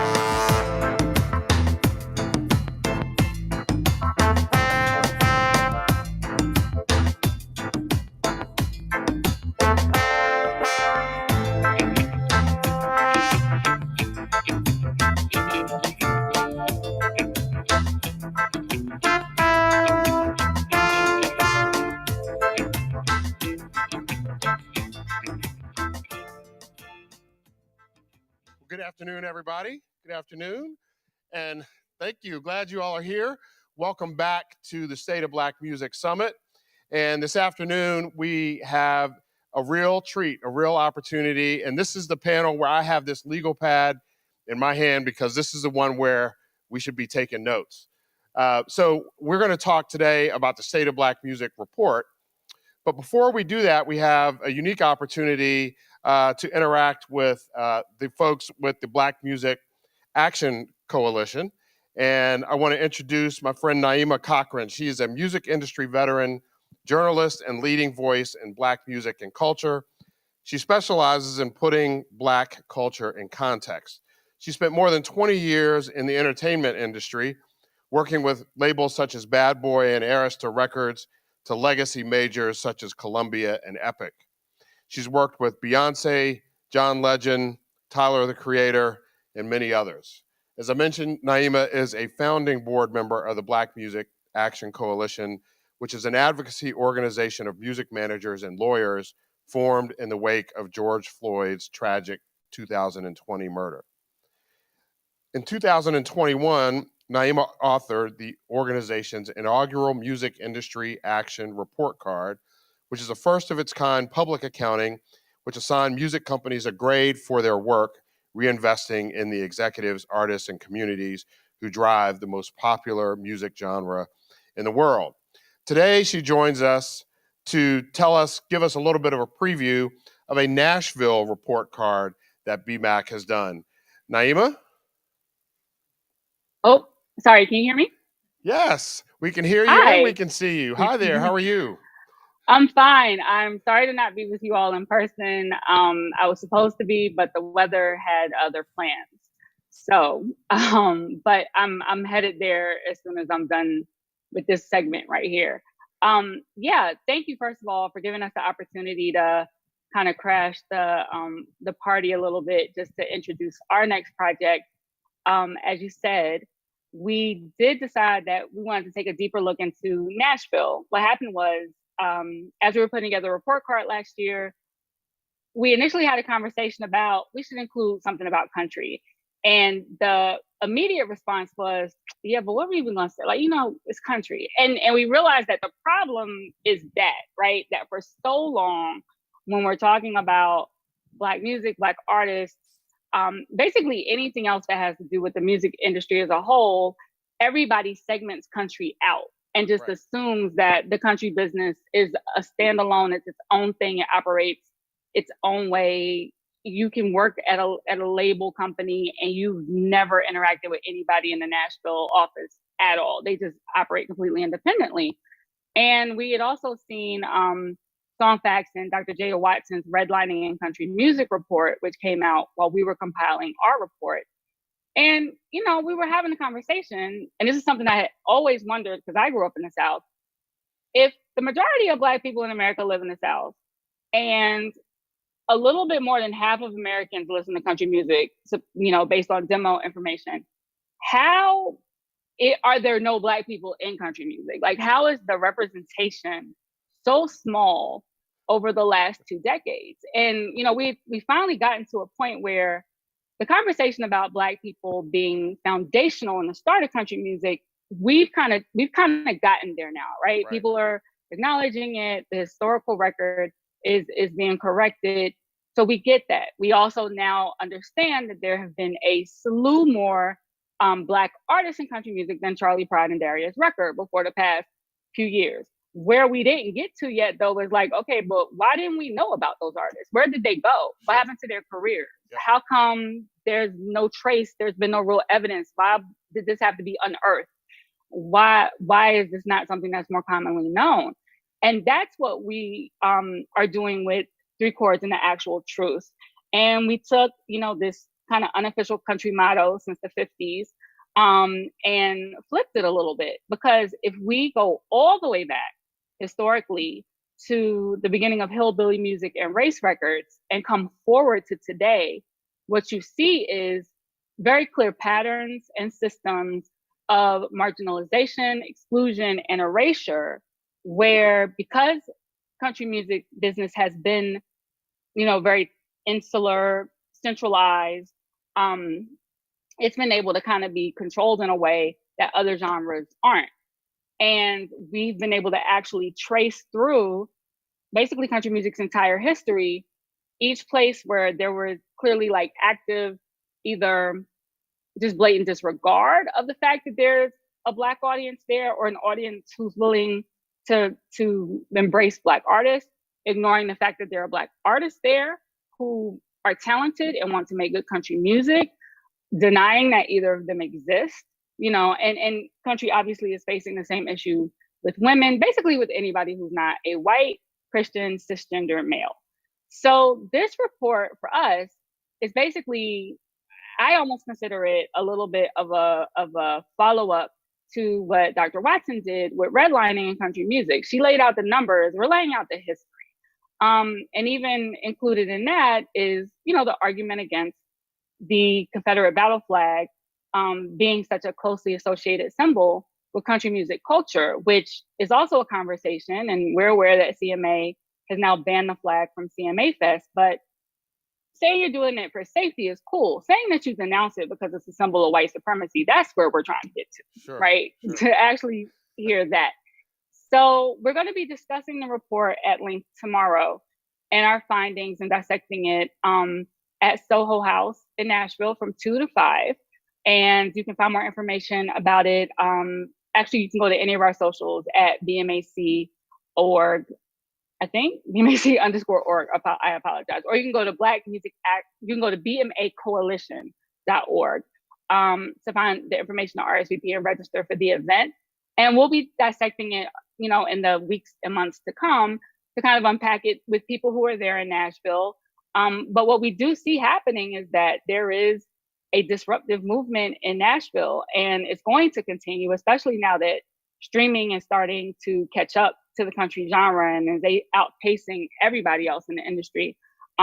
You can't keep but so much control once the consumer is back in charge and terrestrial radio becomes less influential. So we want to kind of just give notice to Music Row that, like, we're watching, and we're no longer going to say, oh, but it's country, they don't count because they're just going to do what they do. That's not an acceptable answer anymore. We wanted to dig into why this is what it's been for so long. Yeah, well, that's awesome, and I'm looking forward to being there.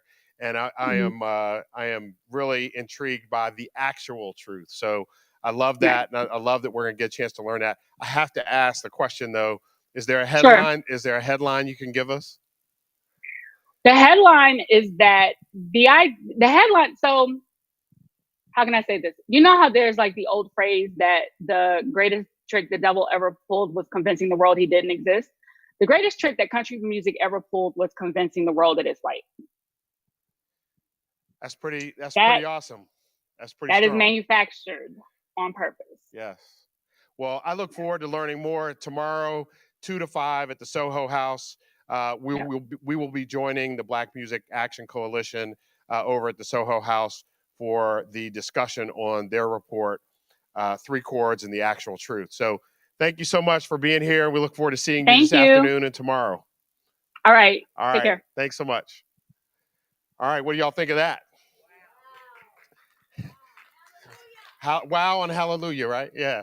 So super cool, and that's only the beginning. Really very interested in that, but I hope that you all will be equally interested in the folks that I'm about to introduce and the work that they are doing on our behalf to continue telling the actual truth. So I want to introduce Cheryl Slay Carr. She is an author, attorney, and vocalist. She's an associate professor of music and business at the Curb College of Entertainment and Music at Belmont University. Cheryl Carr has taught and designed courses including copyright law, music industry contract law, legal issues in the entertainment industry, and diversity in the entertainment industry.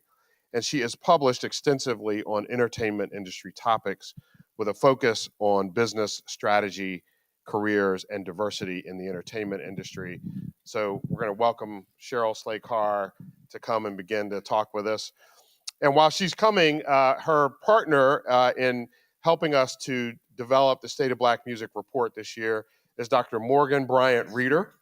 She is an assistant professor of marketing at the Hobbs School of Business at St. Joseph's University, where she teaches marketing research, marketing analytics, and principles of marketing at the undergraduate and graduate levels. Prior to joining St. Joseph's, she taught entertainment economics and social media analytics at Belmont University. Her research focuses on social commerce at the intersection of online, social media, and consumer purchasing behavior, and often features entertainment contexts. She holds a PhD in consumer economics from the University of Georgia, an MS in healthcare financial management from Temple University, and an MBA in finance, as well as a BS in business administration from Florida A&M University. So please help us welcome digitally Dr. Morgan Bryant Reeder and in person Cheryl Slay Carr.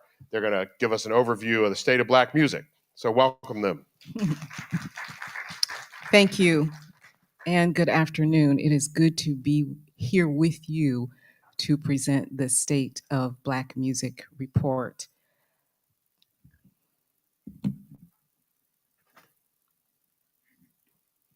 So let's begin with the story of America's soundtrack.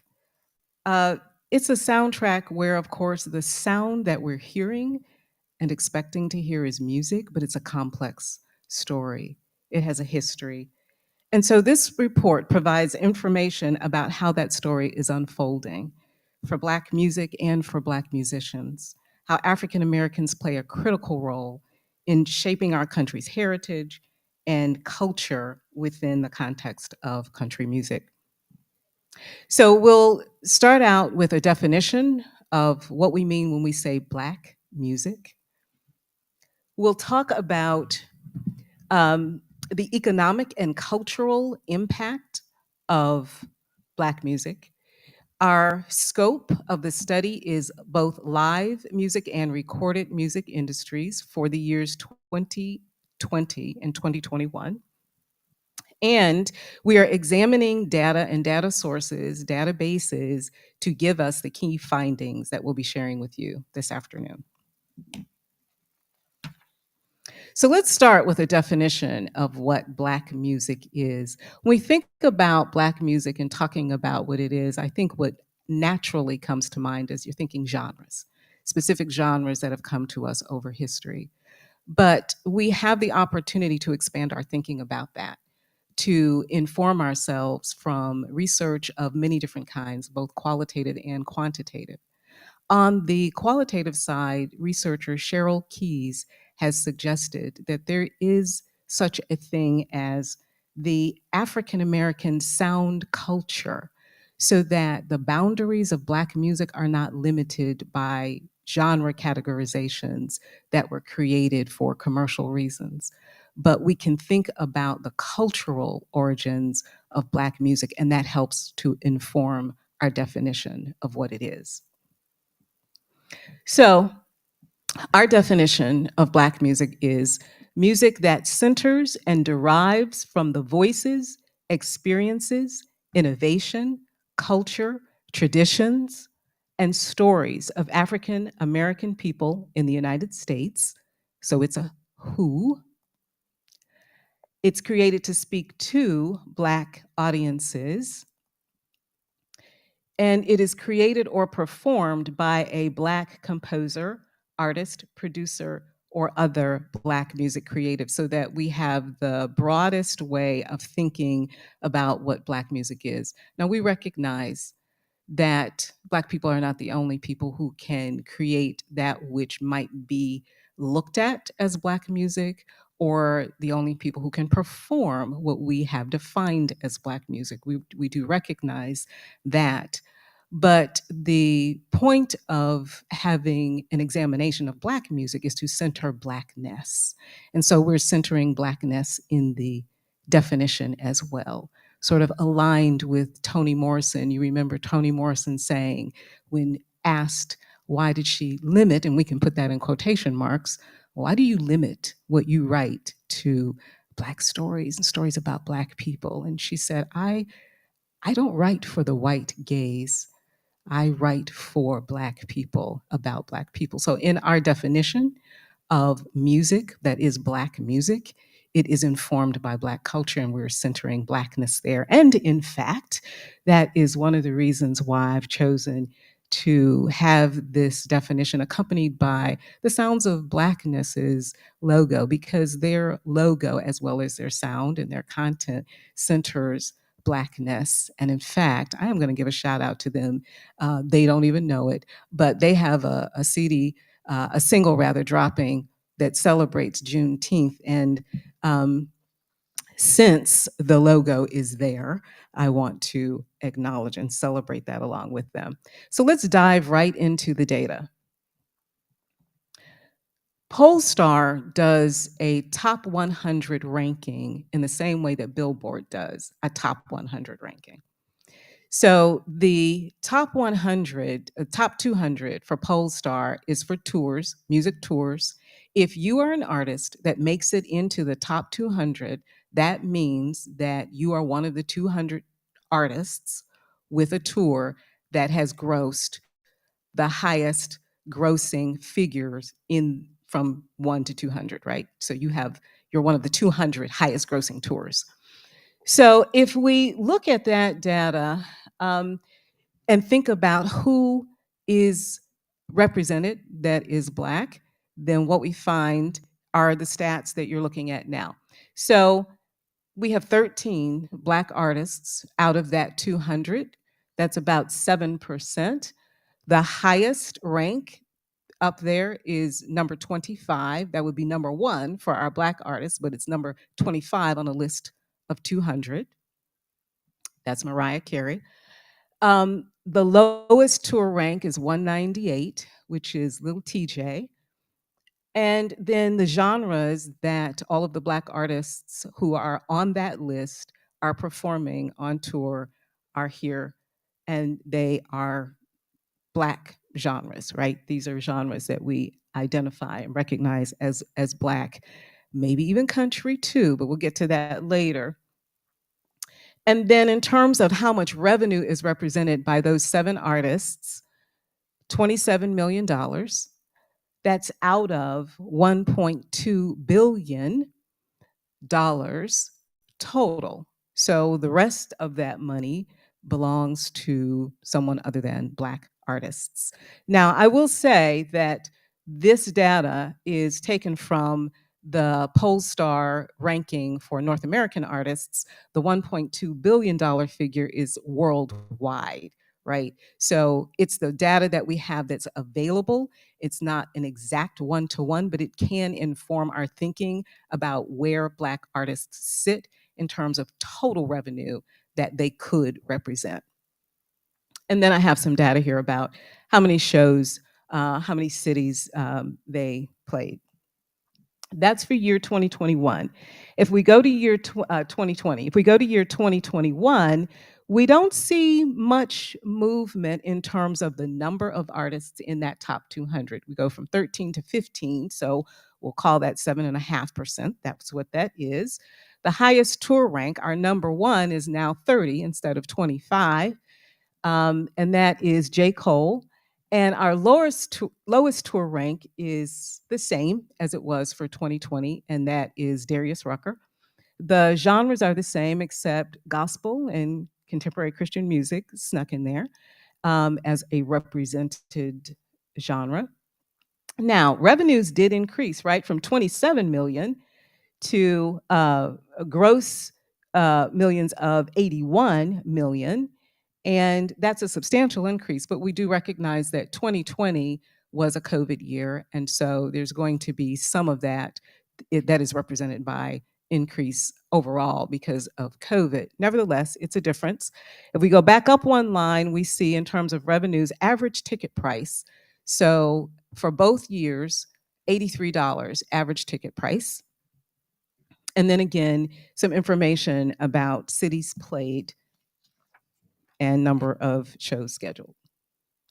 So our first finding for this study is that Black artists represented less than 8% of the top grossing tours and accounted for 2.25% of total tour revenue in the past 2 years. So that was a look at all artists on the top 200 list. And 2.25% is pretty low, right? And so in terms of the dollars, also pretty low of the total pie that's available. So what if we looked at the top grossing, not all 13 in 2020 or all 15 in 2021 artists, what if we just looked at the top grossing artists for each year, which is who we have represented here? And we see Mariah Carey at 9.4. Jill Scott is quite a bit ways behind her at 3.2, but she's number 2. Then Omarion, 2.7. Charlie Wilson at 2.44. And then Fantasia at 1.5. For 2021, we see, of course, we know that revenues increased, so we do expect that to transfer to the increase for Black artists as well. And so we have 16 million for J. Cole as number 1, Usher in the number 2 spot with 13. Omarion made it on the list 2 years in a row. His revenues increased to 11 million in 2021. And then Lil Baby and Kane Brown are almost neck and neck, right, in terms of where they fall. And so overall, not bad, right?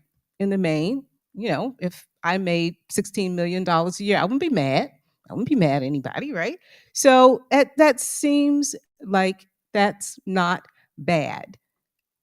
But since research allows us to inquire, we inquire, what would it look like if we not only isolated the top 5 Black artists, but what if we isolated the top 5 white artists and compared revenues? And so that's what we did. And, you know, a picture is worth 1,000 words. And so we see the bars go way out for white artists, 71.2. And so this slide did not translate. I'm sorry that my laptop is a different program than this laptop. And so what you would see here are the names of the artists in each one of those places. And so that's Celine Dion in the top spot. Trans-Siberian Orchestra is 2. Post Malone is 3. The Eagles are 4. And then Dead and Company are 5. So that is the Those are the top 5 artists. A lot of legacy artists who showed up in the top 5 for white artists. We just saw who the top 5 Black artists were, but again, Mariah Carey, Jill Scott, Omarion, Charlie Wilson, and Fantasia in that descending order, and those are their revenues in gross millions. So that's a huge difference, right? That's quite a disparity in numbers. And if we were to total that up, so that we could do that kind of aggregate comparison, then we see 229.6 million for white artists, 19.2 million for Black artists. That's where we were in 2020. In 2021, we still see a disparity. So I'll go back here for a minute. That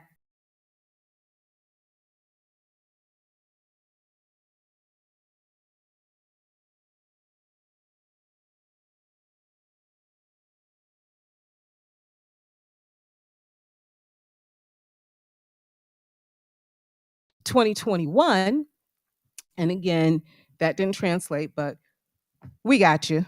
So Rolling Stones in the number 1 spot, Harry Styles number 2. Gotta put my glasses on for this one.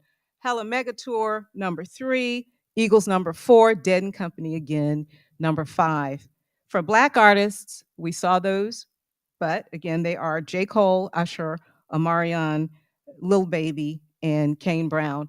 And so again, we did see an increase in revenues. We expected that. We saw that. We also saw an increase in revenues for white artists as well. And so the disparity is still there. Does the gap narrow? Yes, it does narrow.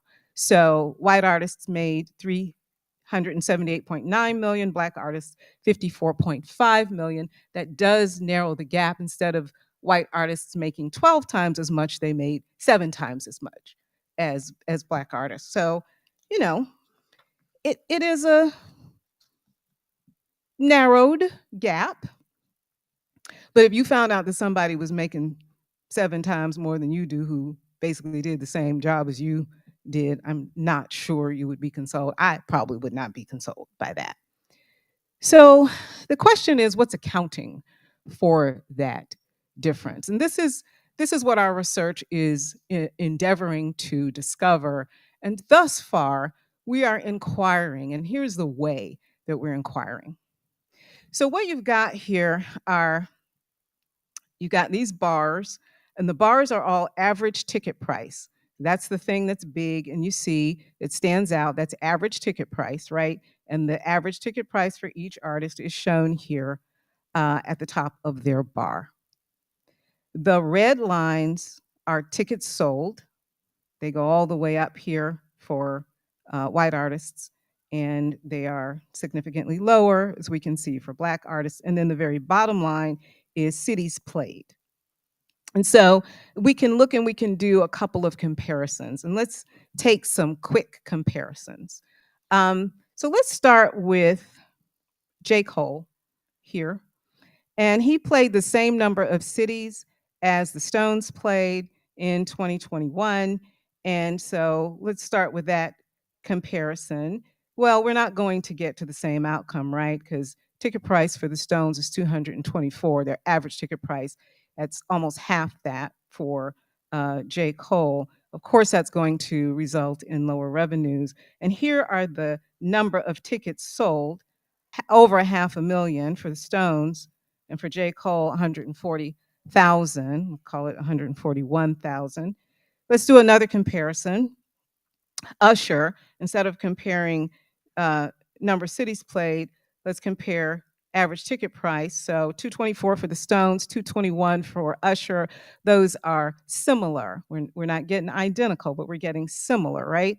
And so again, the number of tickets sold, though, even though you've got a similar average ticket price, 500,000 tickets plus Usher's 58,000 tickets that were sold.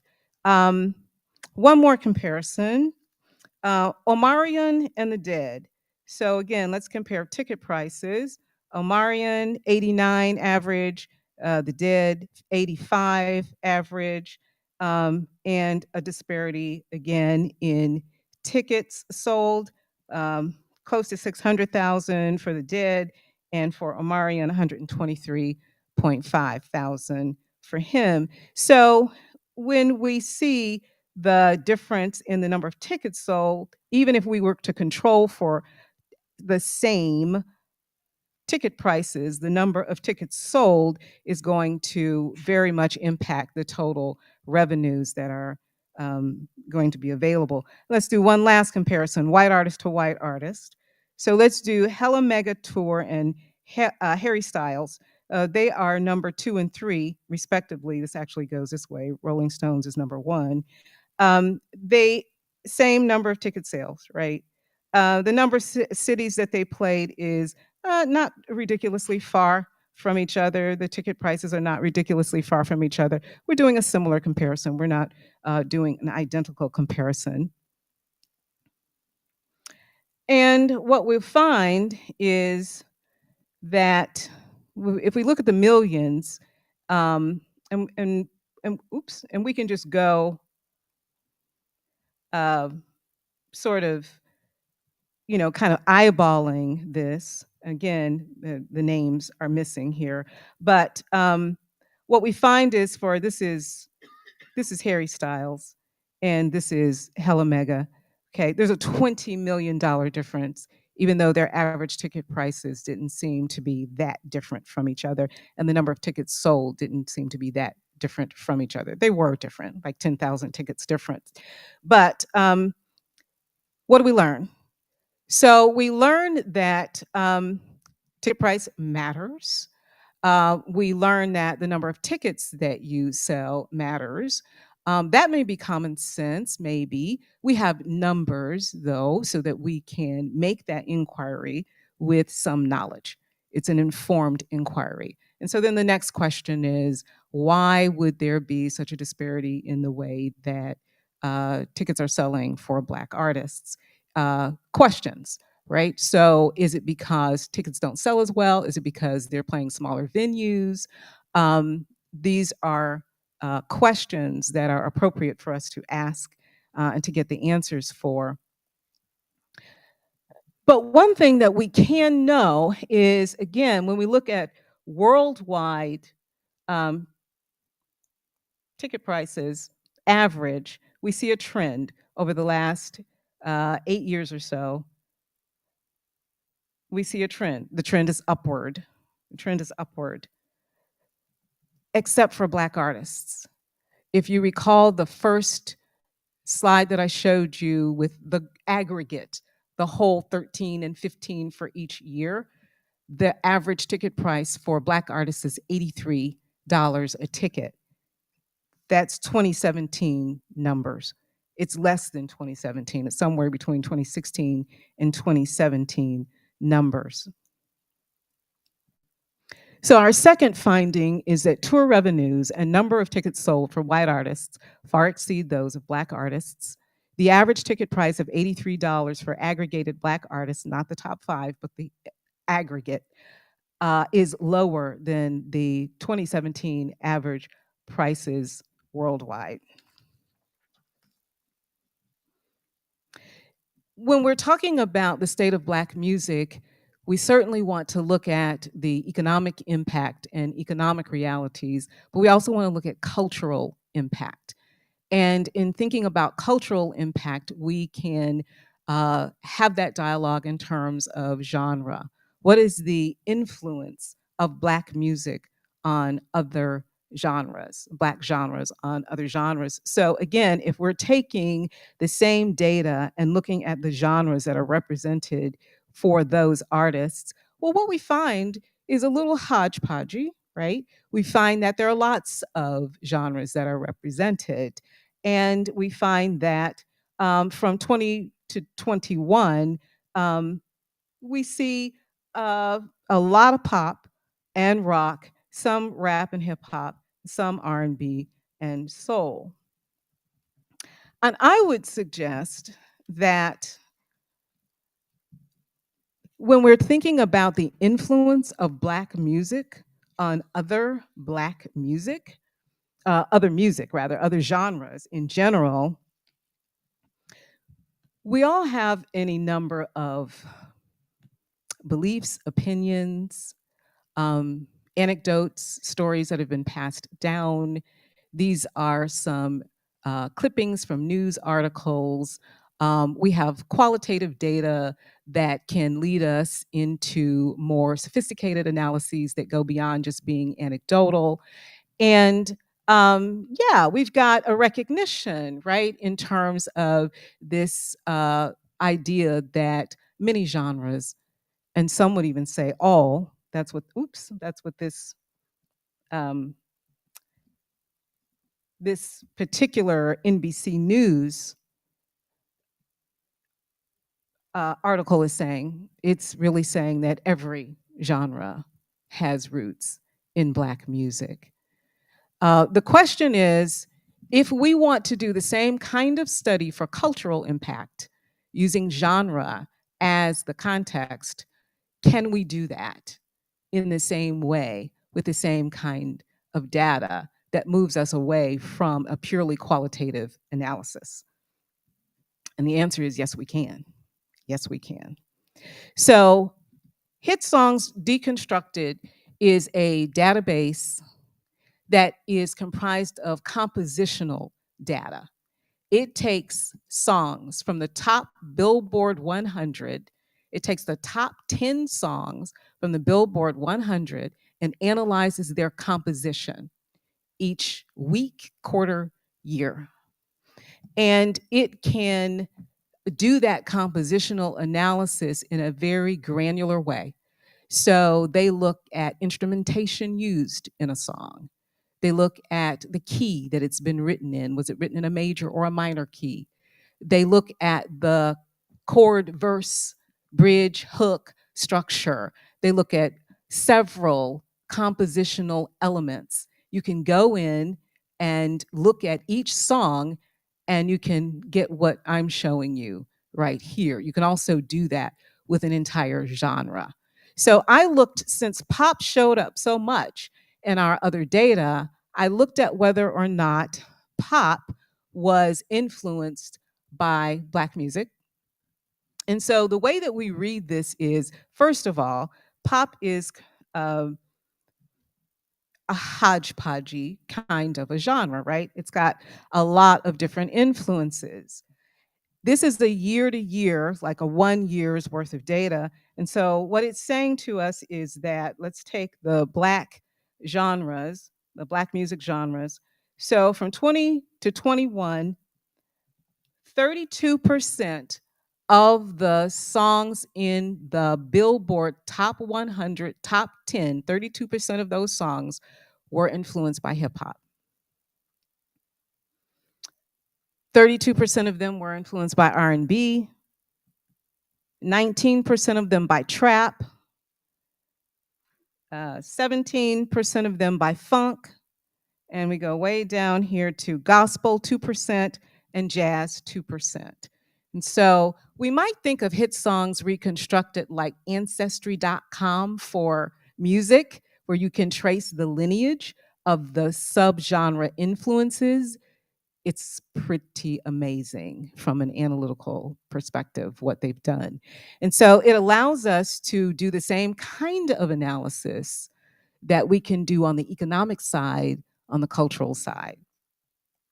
Rock showed up also as one of those genres that was prominent for the data that we reviewed for tours, top tours.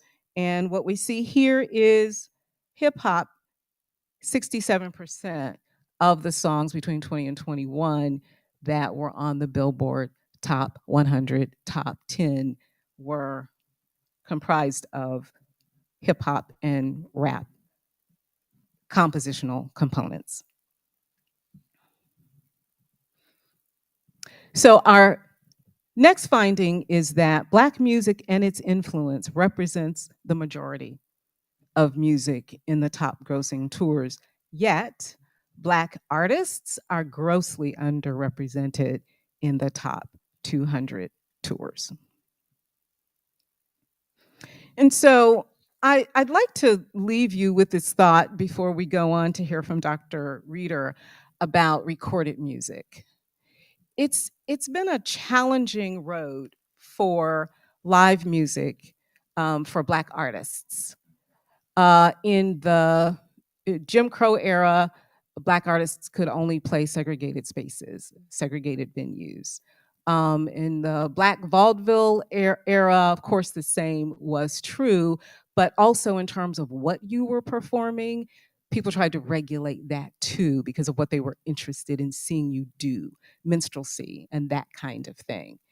And who you could play to, the either segregated venue or the all Black venue, right? Those are the ones that you could play, because who was making these determinations was regulating the live performance industry to create a Chitlin circuit, right? That we are familiar with. Of a network is another way of describing that, a network of Black venues that Black artists were restricted to play.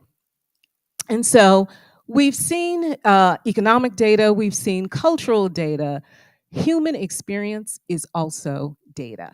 And so I'd like to play for you a clip that sort of summarizes the trajectory of live music industry challenges for Black artists.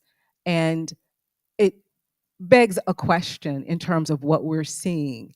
Are we seeing progress, or are we seeing some things that present a little bit differently? What if it's a question for us to answer and to explore as researchers, but what if you see lower ticket sales because Black artists don't get the same opportunity to play the big shows? And there's so many ways that that could happen. We have Black artists who do sell out arenas and can sell out arenas, so that's not the reason. And so maybe it is a kind of segregation operating again. Maybe that's not completely gone. Maybe there are other regulatory factors, direction, policy, even if it's unwritten, or practices that are governing that kind of outcome. So I'd like to play this clip for you from Straight Outta Compton as data of the human experience. Are you guys going to play that for me, or am I clicking it? You're playing it? Okay. No person shall disturb the peace by Language participating warning. or abetting Language. in any rude, indecent, drunken, riotous, or violent conduct, or the use of any vulgar, obscene, or abusive language in a public place. Note also, the performance of the song, F the Police, will not be permitted. Refusal to abide by all the Detroit City ordinances will result in immediate arrest and forfeiture. Are we finished here? We got a show to do. Just watch yourself.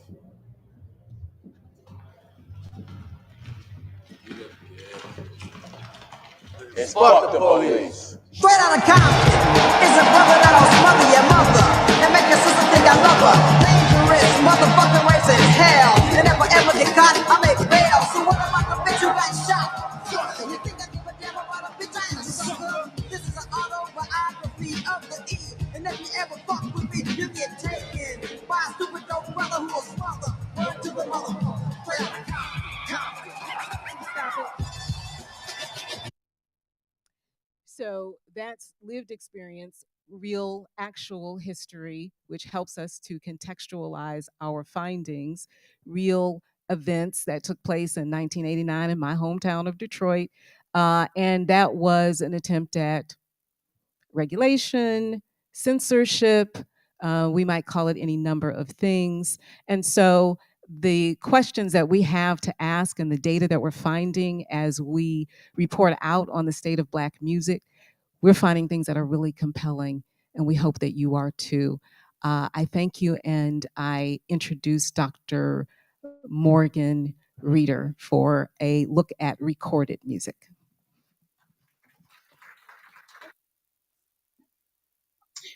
Thank you so much for that, Dr. Carr. I'm excited to get started and continue the conversation about the work that we've been doing.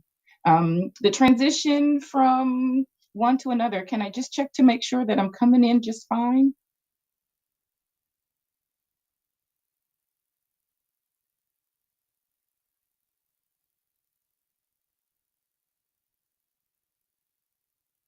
Well, I'm not exactly sure. I can't hear on my end. So I'm thinking that I'm going just fine, and I'm going to get started and bring us into talking about recorded music. So that's another piece of Black music. And it also continues to talk about that shared experience, that lived experience, and is a representation of how we present our cultural Blackness as African Americans through song, through our artistry of creating music. So before I start with my content of the presentation, I'm going to ask you to do something.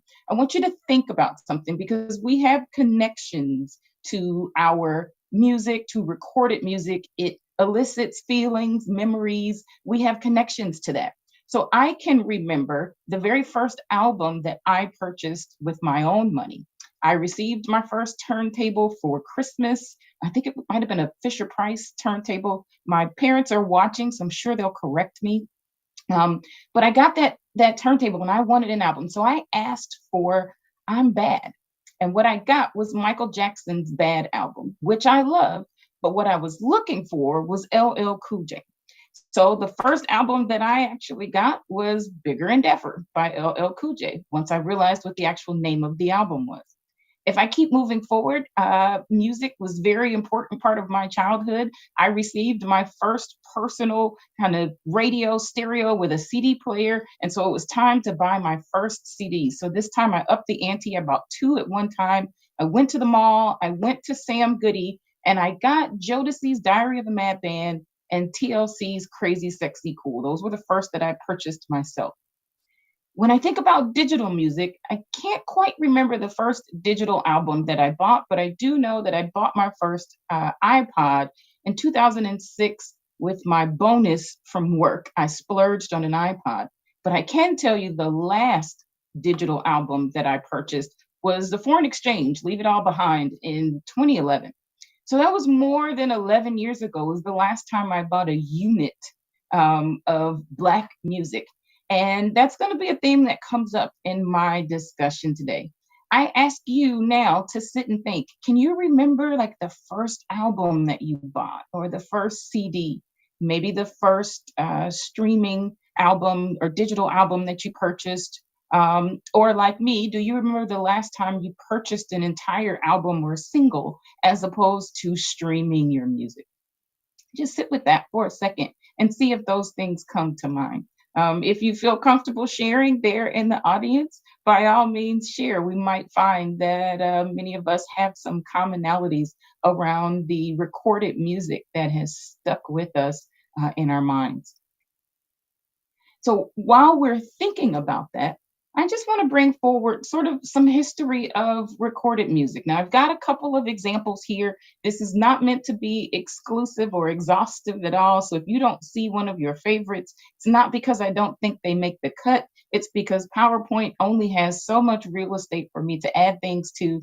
But let's start to think about that, right? So we can see that, we start with recorded musics, the songs that represent our lived experience as a people in this country. We can think back to Negro spirituals, race records, right? We can think about jazz and Billie Holiday, that strange fruit. The message in that song is so crucial. We remember gospel favorites like Mahalia Jackson, right? Who can forget A Change Is Gonna Come? Not to be forgotten, What's Going On by Marvin Gaye. Some of these records, you can play them today and the sentiment still holds true. Same goes with Pastime Paradise, one of my absolute favorite Stevie Wonder songs. Not to leave, early rap out of the conversation here. The Message is just that. Even Prince, who I'm never going to talk about music without including Prince, but more genre bending. But think about his song, Sign of the Times. Think about his activism. All of those things showed up in his music, right? Kendrick Lamar is so good at his storytelling about the lived experience in his music that he won a Pulitzer Prize, a journalism award for his written music, right? His recorded music. And then we can only think back a couple years ago where Donald Glover or Childish Gambino, with his video and his song that he recorded around "This Is America," which spoke to this is America as a Black man and a Black person, but also this is America in general. So I bring some of these examples of recorded music forward to say some of the things that we're going to look at in just a moment from a data perspective encompasses information that we've been able to gather as it pertains to R&B, blues, soul, jazz, hip hop and rap and gospel. In some cases where it's available, we've pulled information and data that allows us to look at each of these genres individually. In some cases, we find that different data sources kind of lump a lot of our genres together. And so we can't always pull them out. But generally speaking, when we're speaking to Black music and some of the data that we're going to move into, these are the genres that we're referring to. So let's start and think about what kind of revenue does recorded music generate in the United States? Well, how about in 2021, it generated $15 billion of retail revenue.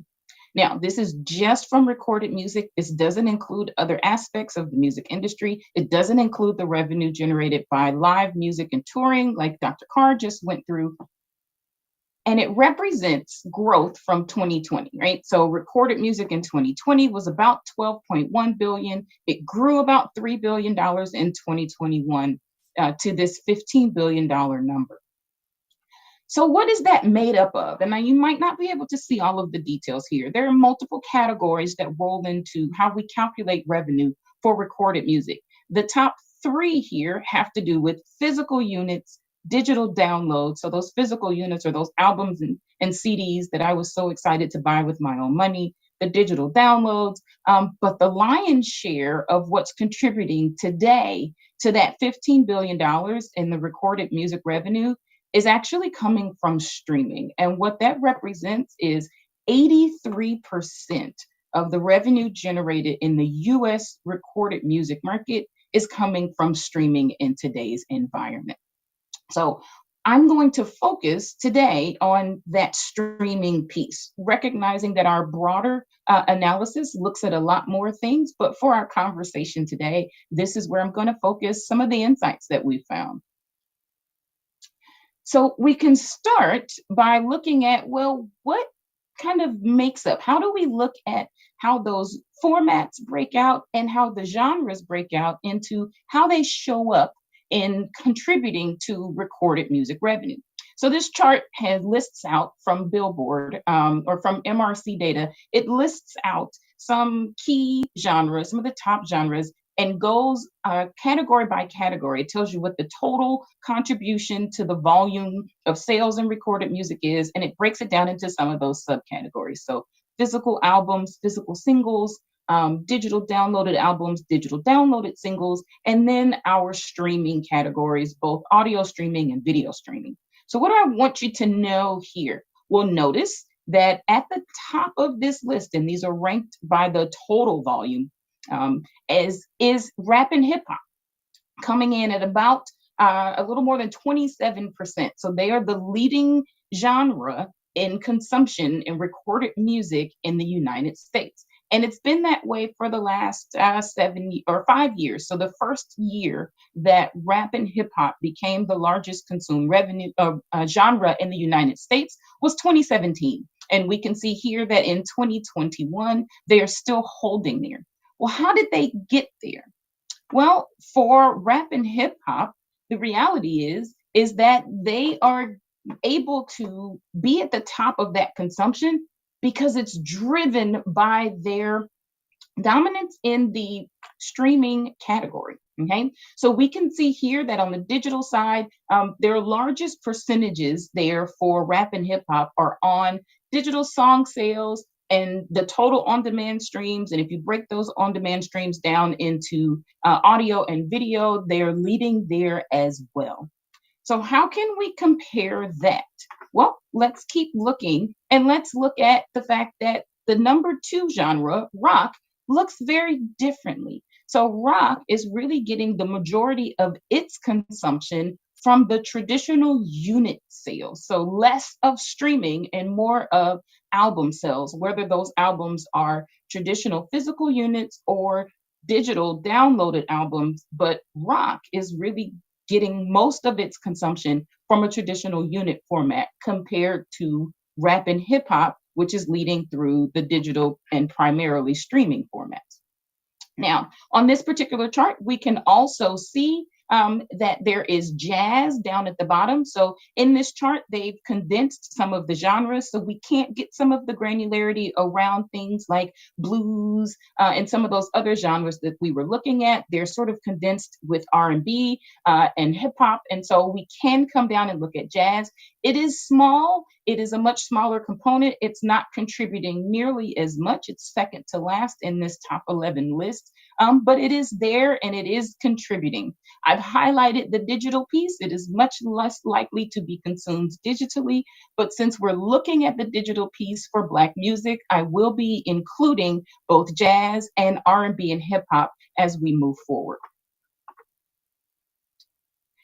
So let's think again about that 15 billion and 83%. So what those two figures tell us is that in 2021, streaming revenue for recorded music represented $12.45 billion in retail revenue value. If we then want to think about, well, what did Black music contribute to that $12.4 billion in streaming revenue? I can combine the total percentage of streaming from the rap and hip hop with jazz. I see 30.7%. So Black music represented 30.7% of the streaming revenue in 2021. If I continue down with that calculation, that represents just under $4 billion or $3.82 billion of retail revenue value in 2021. Which means if I consider that $3.82 billion of Black music streaming with the total recorded music revenue of $15 billion, what we're looking at is a little more than 25% of the total recorded music revenue was attributable to Black music, primarily from a streaming perspective. And that gets us to the first takeaway from recorded music revenue. So led by that streaming volume, Black music contributed more than 25 cents of every retail dollar value of recorded music in 2021. And that's significant. There's a story to be told there. So let's continue looking at what that story is. So let's continue to dig into streaming since it is the lion's share of what we are considering for recorded music revenue in 2021. Similarly to how the previous table broke things out by genre, looking across the different formats that we can consume, this particular graph is breaking it down by genre, but looking within each genre as to how they are consumed. What I can give you the quick takeaway, the blue bars represents streaming, okay? What you can see here quickly is that for all genres, streaming is the predominant way that the music was consumed. And that's not surprising since we know that 83% of the revenue was generated by streaming. This graph actually supports that statement. So let's highlight our two categories of Black music here, R&B and hip hop and jazz. We can see that jazz has much less reliance on streaming, much more on physical albums, but streaming still is the largest. We can look over at R&B and hip hop, and it is predominantly coming from streaming activity. So if we think about streaming, if we want to do a quick case study, just what does that mean? Can we kind of narrow in on what that might look like? Let's look to Spotify. So in the United States, Spotify is the largest share of streaming activity in the United States. It represents about 31% of all streaming music consumption in the US.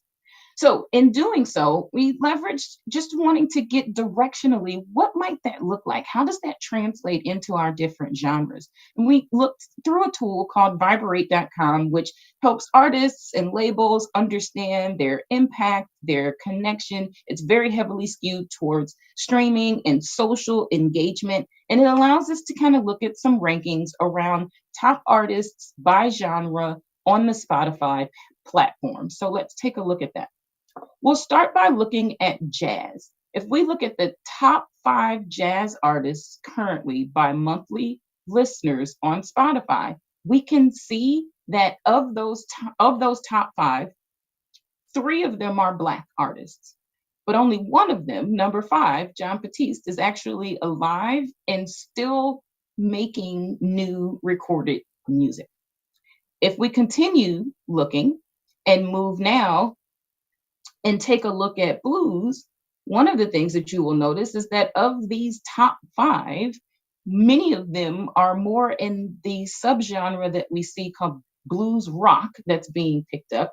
But only one artist out of the top 5 artists on Spotify by monthly listeners is Black, and it's Ella Fitzgerald, who is not able to currently release new music, right? She's not making new music. She is no longer with us. If we move to the next genre and take a look at R&B, here we see out of the top 5, 4 of the top 5 artists are in fact Black, if we look at them ranked by their monthly streaming. And then if we take it to hip hop, we see that of the top 5, only 2 of the top 5 artists streaming currently by monthly listener volume are Black, one of whom, Kendrick Lamar, just released an album recently, and that new album is actually contributing to why he's getting so much listenership right now, which is why it's flagged as hot. He's getting a lot of recent interest, and it has to do with that recent release of his new album. So what does this tell us? Well, it actually takes us to our next statement or takeaway, that despite the fact that Black music is the largest genre consumed of recorded music, the leading streamed artists in Black music genres are less likely to be Black, except in R&B.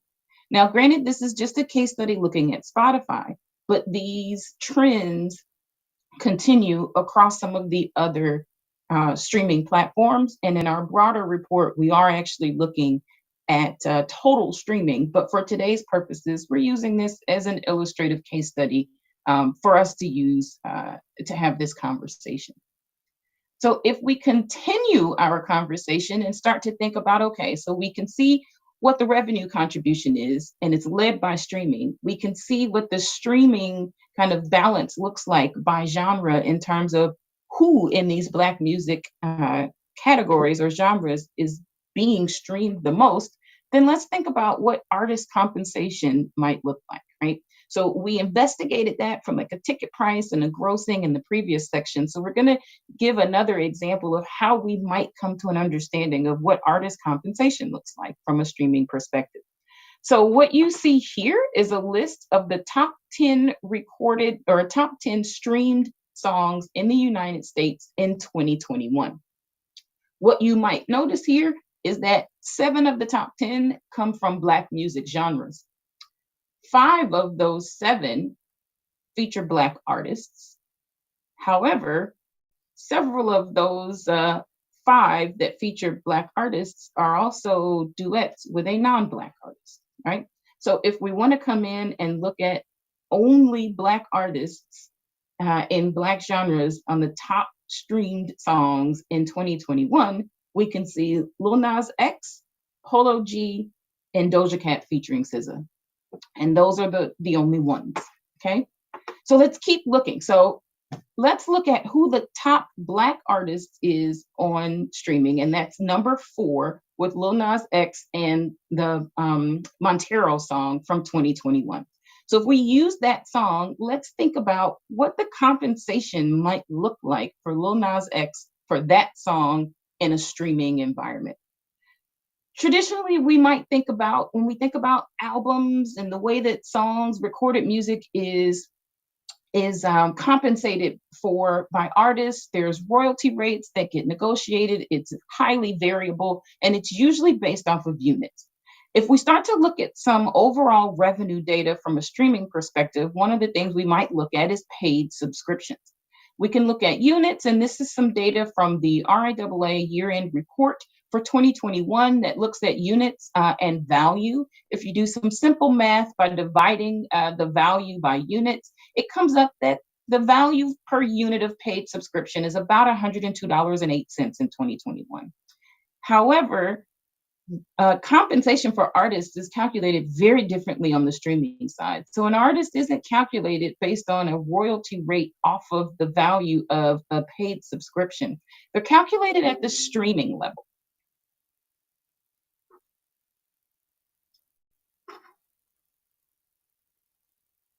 So if we continue with thinking about our Spotify example, let's look at, and we can see some examples of streaming compensation per stream for an artist by some of the leading streaming platforms. Okay, so this information was last gathered for the 2019-2020 era. So these numbers are subject to have changed slightly, but this is the last time that we have verifiable data.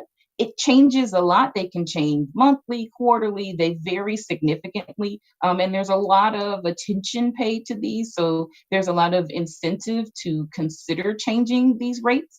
But let's go with the last rates that we have from a credible source, and we'll look at Spotify there at the top. What you can see there is that Spotify is compensating at a very small fraction of a cent per stream for an artist. Let's go back and use that Lil Nas X. So for the top streamed Black artist in 2021, for his top streamed single, it was 684 million streams that he received. If we consider that Spotify represents 31% of that activity, then we could say that 212 million of the streams were Spotify streams. And if we multiply those streams by our assumption around Spotify royalty rates or compensation per stream, that comes out to about $738,000. But we have Billboard data that tells us that the way that the royalty for a stream breaks down is that 80% of that royalty rate goes into compensating on the recorded music side, and 20% goes into compensating other pieces of the music process. So if 80% of that $738,000 comes down to about $590,000. But an artist is only going to get about 16% of that piece, right? So if we bring that down, 16% of that $590,000 is actually $94,000. So in 2021, the Black artists with the top streamed single on the most streamed platform made only $94,000 for that song. Ballpark, right? So what that tells us is that given the different royalty structure for streaming music, Black artists are less likely to see compensation levels comparable to their white counterparts. There's two reasons that we're looking into for that.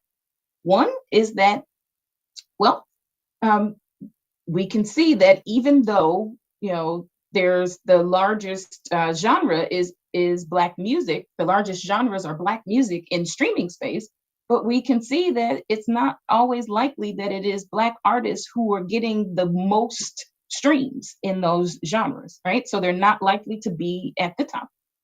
We also can see that for an artist who has their counterparts who are in rock, who the majority of their activity from recorded music is coming from unit sales, which are compensated on a very different level, white artists in other genres are likely to see different types of compensation. They've got other kinds of recorded music compensation bolstering their streaming music compensation, and that looks different than it does for Black music artists. So if we start to put together the things that we are seeing thus far, in our analysis, we can see sort of this consolidated takeaway. And that is that Black artists represented less than 8% of the top grossing tours and accounted for 2.25% of total tour revenue in 2020 and 2021.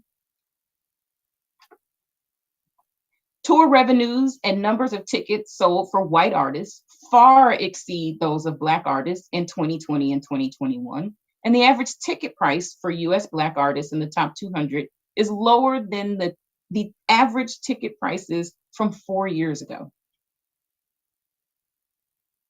Black music and its influence represents the majority of music in those top grossing tours, but Black artists were grossly underrepresented in those top tours in both 2020 and 2021.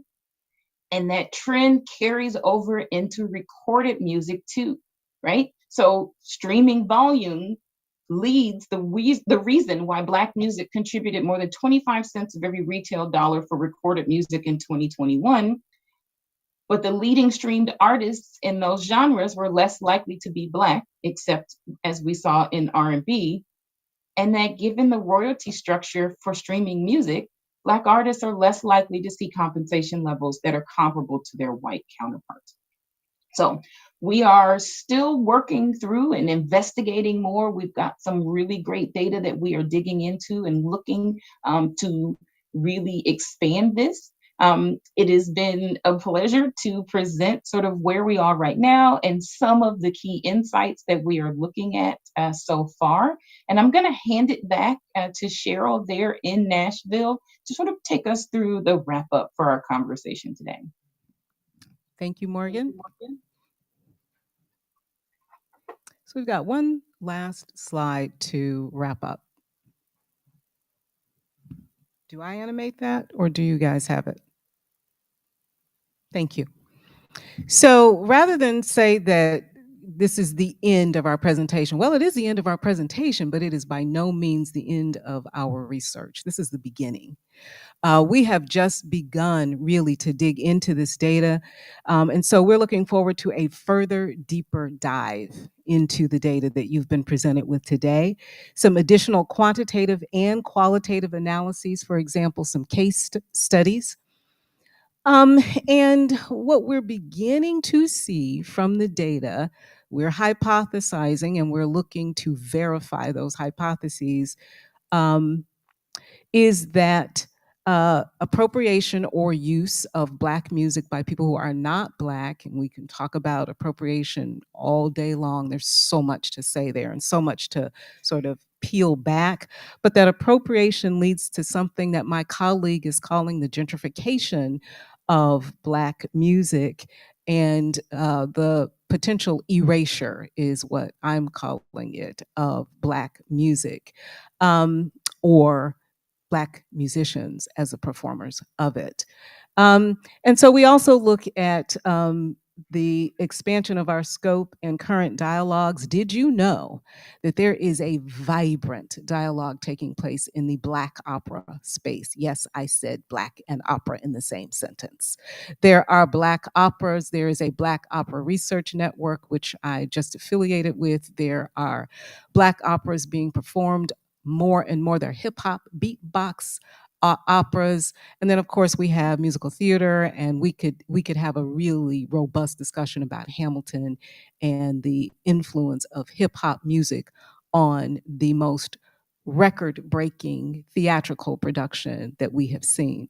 So there's a lot to talk about still, and I'd just like to wrap up with, again, the words of Toni Morrison, and quote directly from her. She said, "African American culture exists, and though it's clear and becoming clearer how it has responded to Western culture, the instances where and means by which it has been shaped or has shaped Western culture are poorly recognized and understood." It is our pleasure to present this to you to more deeply understand it, and we thank you for listening.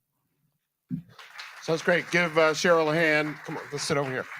So we're gonna take just a few more minutes and have a short conversation with Dr. Carr and Dr. Reeder. And we'll take one or two questions from the audience if you all have them, and then we're going to try to we're going to keep moving through to the next panel so that we can begin to get back on schedule. But I did not want to let this rich analysis go by without having the opportunity to have some conversation. Cheryl and Dr. Reeder, I mean, you closed with talking about gentrification leading to erasure. Say a little bit more about that. So, what we saw on both the recorded music side and the live music side was that something's happening in terms of who's performing Black music and erasure. Black artists are disappearing from the top. It doesn't mean that they aren't performing that music, but they're disappearing as influential. And so that's kind of what I mean by erasure. And appropriation is a really layered conversation. But the use, borrowing of music by people who did not necessarily create that music is what appropriation looks like. And I think gentrification is, I think Morgan should talk a little bit about her idea of gentrification. Morgan? Sure, thank you, Cheryl. So I do kind of look at it in terms of a gentrification, and some of that can come from a prior career working in housing and affordable housing, and looking at what gentrification does to our cities, to our neighborhoods, and they're very much about lived experience. It's about having space, centering Blackness, centering the Black lived experience. And as soon as someone else decides that there's something about it that is desirable or marketable or enjoyable in some way, then here come folks that are not part of that historical lived experience centered culture. You find examples where they, oh, well, we don't like the way that's being done. We'd like to improve that. Well, you can't improve on my lived experience. It is what it is, right? My culture is what my culture is. My perspective is what my perspective is.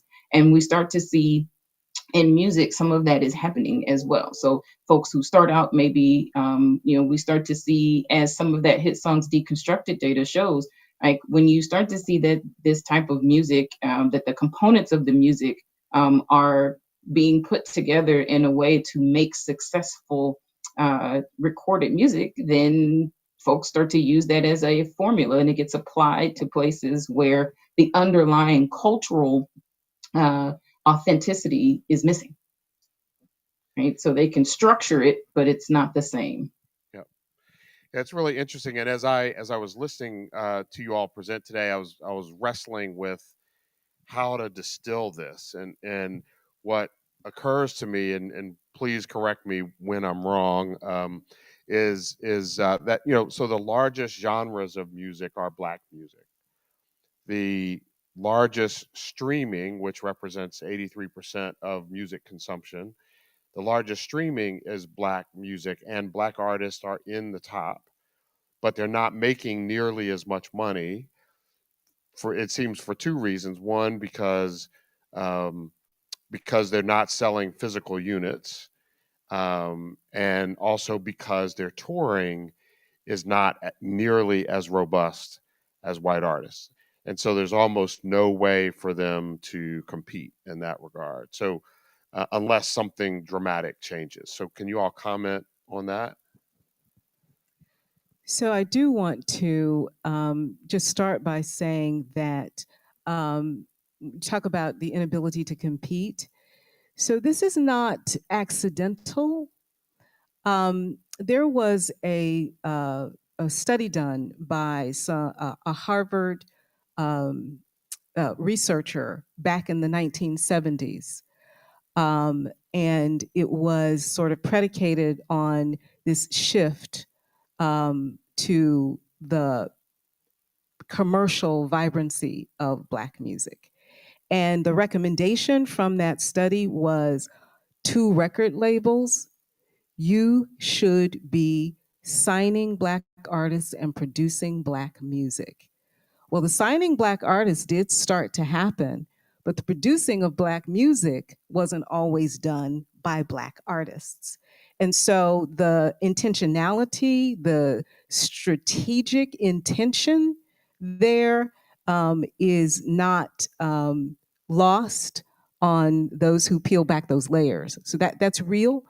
Um, and in terms of what can be done about it, so if we're talking about systemic problems that are not because one artist does something, one white artist, 10 white artists, 1,000 white artists do something, but that you have systems in place, like on the tour side, that create business practices that honor certain, certain ways of doing business with white artists and white promoters, which is something I'm really looking forward to digging into.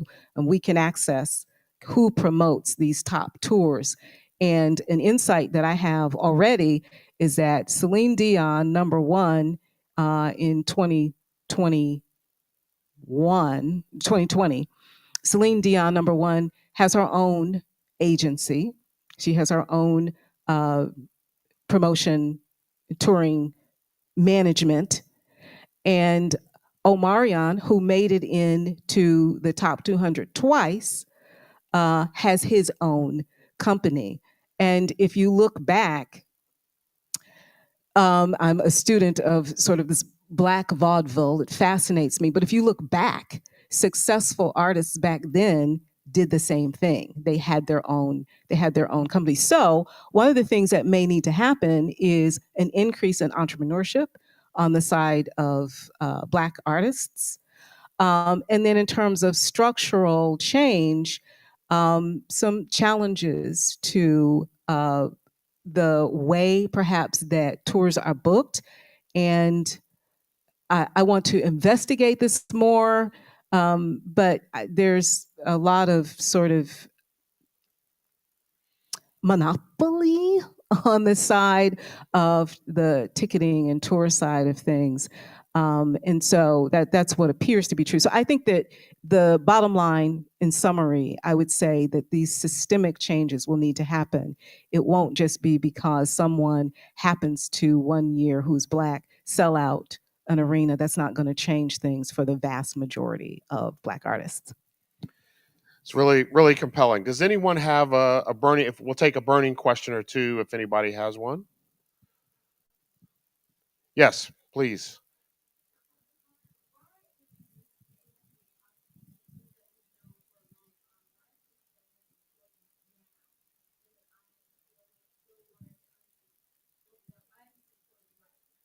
So the question for those who could not hear is why is this analysis important right now? So, and then I'm going to throw it to Morgan to weigh in. This data is always important. It's always been important. I wouldn't necessarily say that this is well known. I don't think that it is. I think that it's maybe intuition that there's inequity. That's our intuition because that's part of our history, and we would expect that if there's inequity in hiring for corporate America, that there's inequity in the music industry. But to be able to quantify that and to identify the why, we certainly now have technology that allows us to do it, to really be able to dig into the data and to have a discussion that is not informed by any particular agenda, but by facts that can be analyzed. So I think it's always been an important conversation, and it remains an important conversation. Dr. Reeder, do you have any thoughts on that? I do. I agree that it has a lot to do with the technology that we have because we consume music, more of our music in a way that is more readily tracked, instantaneously so. It allows us an opportunity to start to dig into those things just kind of naturally because of the way that the technology around the product itself and the consumption behavior itself exists. My two favorite things are music and spreadsheets. And right now I get to combine them because of the way that we're looking at this data and the way that the data presents. I think one of the other things that I agree it's not so much right now, but what makes right now advantageous is we're looking at the music industry as a whole as a result of we're looking at consumption and lived experience as a whole in this country still coming out of the George Floyd and the reckoning in 2020. So there's an appetite for it in places where it didn't used to be, and a concerted effort. And also coming out of the pandemic, because there was such a shift to how we consumed so many things and everyday lived experience, and the entertainment and music industries were hit very hard and had to pivot, and there's a lot of change. We're looking at and investigating the craft anyway, right? And so the intersection of the technology, the appetite for investigating these kinds of things, and the need to look at and investigate the industry as a whole make it just an ideal overlap, where the Venn diagram really gets right at why now is a great time to be doing it, but it's always a good time to be looking into this. Well, we need to bring it to a close. We've got a couple more panels coming right behind this, but let me just ask, now that you've whet our appetites for the work that you have done and are doing, tell us, when can we expect the completed State of Black Music report?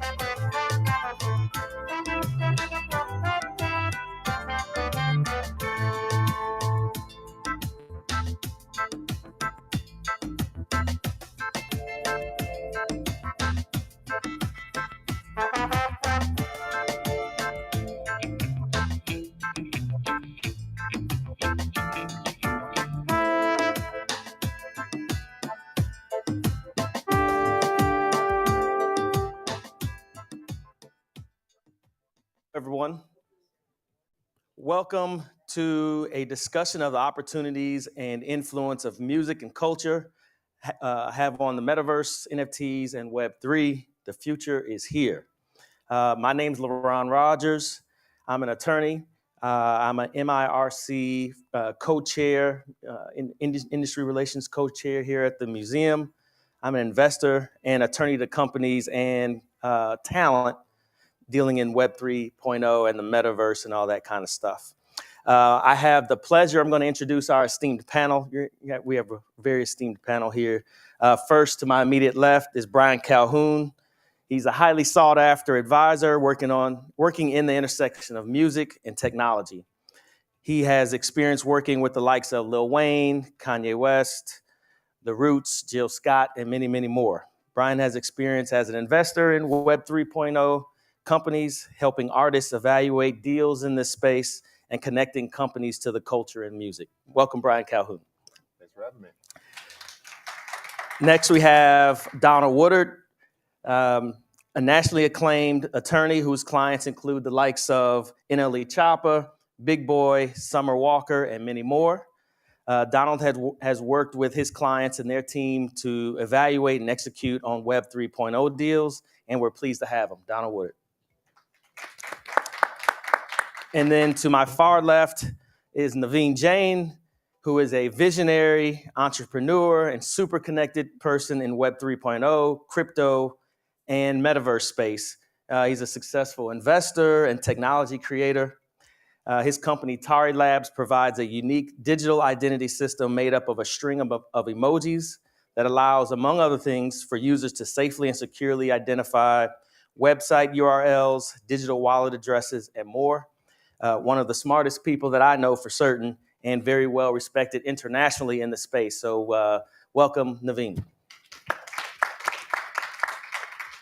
So we don't have a lot of time, so I want to get right into it. But first, I want to thank the museum for putting this together because there's such an intersection between our culture and Black music and technology. And it's important that we both get educated in that space and then really understand the opportunities that are out there. So, let's quickly for our audience explain, and I'll have Brian do this, the difference between Web 2.0 and what we're saying as Web 3.0, because many of our audience are talent and creatives that may not know the difference. So Brian, tee us off here. Yeah, sure. So I think the best, most concise way to describe it is to think about Web 1, Web 2, and Web 3.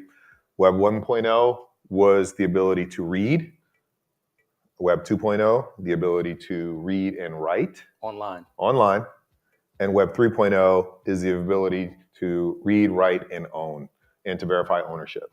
So those are, I think, the three distinctions that make it pretty much easiest way to understand it. And I think there's some decentralized part of, it's not as centralized or thought to be as centralized. Is that part of it as well? Yeah, I think, with Web 3.0, we're talking about the decentralization and the ability to identify and own digital assets.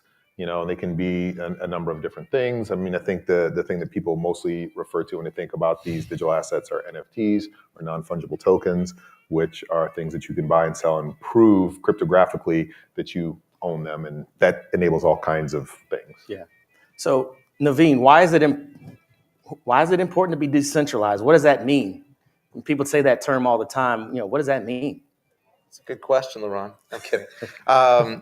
So if you think about how the internet works, most things we interact with on the internet are controlled by companies that have centralized databases.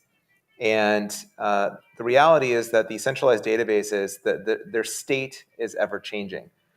So an example would be, say you have a Facebook account, and Facebook wakes up one day and decides to say that you no longer have an account.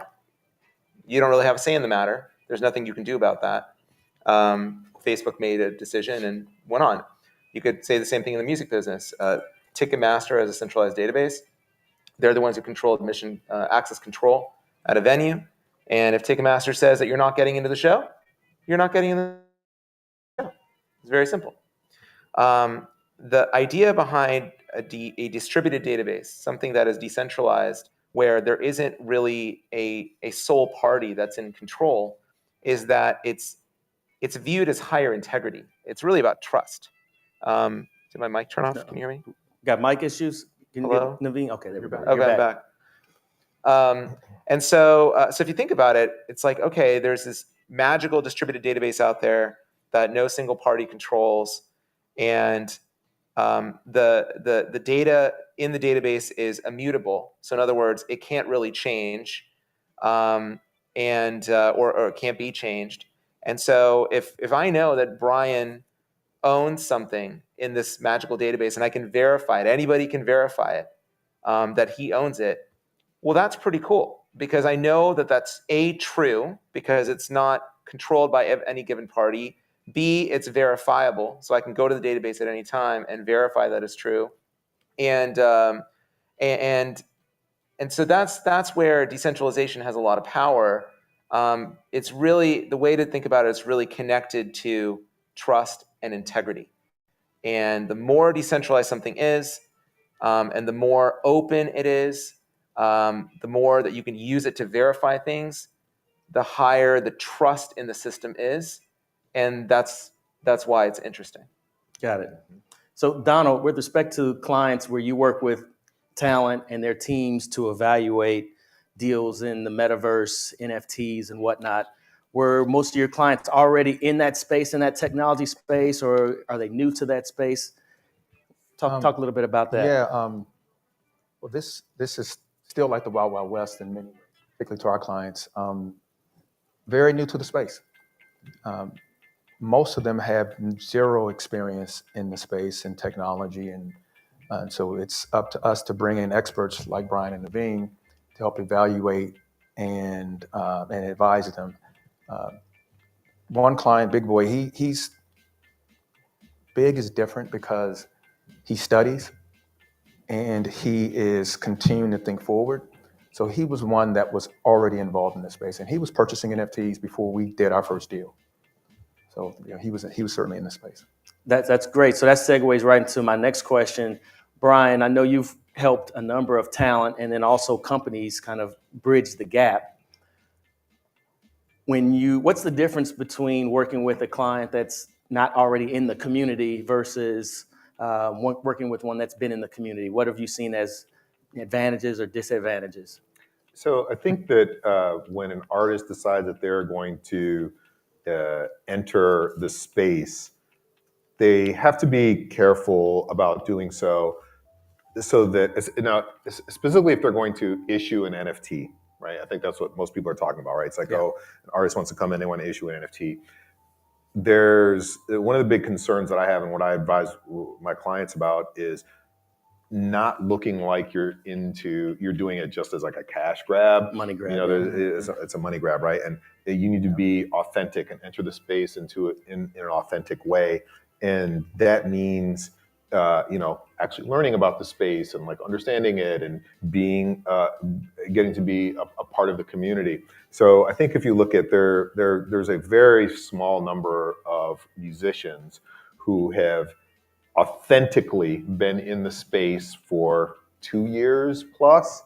And you can see kind of like some of the things that they've done to be successful, and they're accepted and embraced by the community, by the NFT community.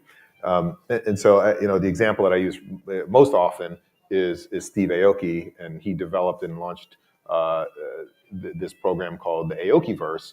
And they're just doing some like really amazing things. But long before he launched the Aokiverse, he was a well-known sort of degen collector, right? He was buying NFTs and he was in the communities. Naveen is in chats with him, like, and guys talking about stuff. And when Steve buys something, it's the top. It's what? It's the top. Yeah. I'm kidding. It's a joke. so like, but because they're authentically in the space, when they do things, it's well received. And I've also, on the reverse of that, I've seen artists who have done deals and look, things have changed a lot in the past, 2 weeks with respect to what the market looks like. But There are a lot of companies that have launched these, Web3 companies that have launched to help artists or others launch NFTs. And I've seen people do some things that are highly suspect, and they rely on the fame of the celebrity to get people to purchase an NFT, and then they provide no value. They don't support it going forward, and it's basically oftentimes it was like a rug pull. So basically, they get people to buy something, and then they don't ever do anything to support it or provide any value or whatever going forward, and then that leaves the fans feeling abused, and makes it very difficult for the artist to come back to the community and do something else. So one of the things that I have suggested with the artists that I work with is that don't think about entering the NFT space like you're doing a dinner party. Think about it like you're opening a restaurant. Like you've got to make a long-term commitment to the space. And if you're going to do that and enter in an authentic way and provide value, and don't really do something where you're just trying to get over and get as much money as you can today, then you're positioning yourself much better to be able to have success in the space for years to come. One thing I'd say about that is what really matters is the social contract that you're creating with whoever is buying the assets you're issuing. So one of the mistakes that I see a lot of people make is, and it's easy to make this mistake because everyone's ambitious, is to go out into the market and say, "Oh, here's all my dreams. Here's all my dreams. Like, okay, if this is successful, then I'm going to build this. I'm going to build this. I'm going to build this, and then I'm going to build Fortnite. And that's where it's going to end up. And I'm going to build this incredible thing." And that's awesome. It's awesome to have that dream. But when you put those ideas out into the world, what you have to understand is that you might view them as a plan or a hope or a dream, whereas someone who's buying the token has an expectation. They expect you to deliver that. So everything you say, you almost have to tweak your language. You have to kind of adjust how you communicate with people, and really be very clear about, hey, look, this is a new thing for me. I'm running an experiment, and you know what? There are no commitments. I'm going to put this out there, and nothing else is going to happen, and you need to have no expectations. And then people know, and then people go, okay, cool. I love I love the art. I love the vibe. I love the community. I love the whatever it is. And then they know what to expect. And I think that's one of the biggest mistakes that many artists that I see entering the space make, is because when you're an artist, you can't help but be a dreamer. You can't help but be a creative. You can't help but think about, how you're going to make it bigger and bigger and bigger, because it's art. But the people who are buying your thing might view it as an investment. Yeah. They might view it as something else than just your art. And so you have to understand people's frame of mind when they're actually engaging with you with regards to anything in the NFT space. Yeah, I would just add to that, some of the mistakes that I've seen people make is, positioning to their audience the NFTs that they issue as being investments. Oh, that's definitely a mistake. That's Securities definitely and Exchange a mistake. Commission for sure. Yeah, for sure. And sometimes they may not use that exact language, but the gist of it but that's the gist of it. And buy it, it's going to go up in value. Yes. You're going to get rich if you buy my thing. Right. And don't do that. And they point to, and it's easy to point to the hyper successful NFT projects and be like, oh, look at what the Bored Apes are, look at what Doodles are, and we're just getting started. You're getting in on the ground floor. Yeah. What I'll add is, this is really an important discussion, because for my clients, not every client is ready to enter into this space for various reasons. And my job is to help them protect their brand. Yeah, of course. And so part of that brand protection conversation is, I don't think this is right for you at this moment, because if they enter into the space and they don't fulfill the obligations, and then the fans are upset, and then the brand, so we're protecting the brand as well. And so part of my job is to say no sometimes. Yeah. And that's the hard part, because they read about the hyper successful opportunities, and so every client calls and say, I want to get into the space. Yeah. That's only because they're thinking about, well, I just saw someone release an NFT and they made $1 million in 20 minutes, right? So but they don't understand the space. Yeah, we keep talking about community. This, are you part of this community? Naveen, who is this community? How do you get into this community and so it's more authentic and meet the right kinds of folks and not get hustled, basically? Yeah, so I think it's really important to understand mindset for people. So it's a confusing space because I think a lot of people are confused about what they're really looking for. You might hear, or they're actually not confused, rather, the way they communicate might convey something else than their true intentions. So most people, I would say, in the space are really in it to make money. And when they say that they're excited to be a part of your community, when they're active in a Discord server, when they're doing all these various things, they're really trying to angle and understand, is this something that's going to make me money? Now, that's not everybody. There are people out there who maybe fall in love with you as a person or your approach or your art or whatever it is. They become a true fan over time. But that tends to not be the majority of the people. Now, what ends up happening is projects that are very successful achieve a form of escape velocity, where they have made enough people within the ecosystem wealthy, and they've built a reputation of wealth creation. And when you've built a reputation for wealth creation, then you have more latitude, you have more flexibility. And so I think, when people talk about the quote unquote community, they're really talking about a group of generally transient people who are paying attention to a given project for a moment in time where they think that project has the highest economic return. And it isn't actually a community. It's really just a group of people who are chasing the largest economic return possible for themselves. And so I think we just need to be very honest about that and say, okay, that's actually, I would say, the majority of the people. And it's not everybody, right, but it's the majority of the people. And then you have to ask yourself as an artist, you have to say, okay, well, what are the dynamics in a market that are going to, without me going out and saying to someone that you're going to get rich buying my thing, what are the dynamics in the market that are going to convey value or going to create value? So how do I define ownership? So I'm issuing a token, and there is some metadata associated with the token that is related to maybe a body of work of some kind. It could be music, it could be a visual, it could be a film or video file, whatever the metadata is. Well, is the owner of the token, do they get a license or do they own that? Or is it public domain? Okay, well, that's a fork in the road. Because then the question you have to ask yourself is, okay, well, what next? Is that it? And if that's it, you've got to be really upfront about it and say, that's it.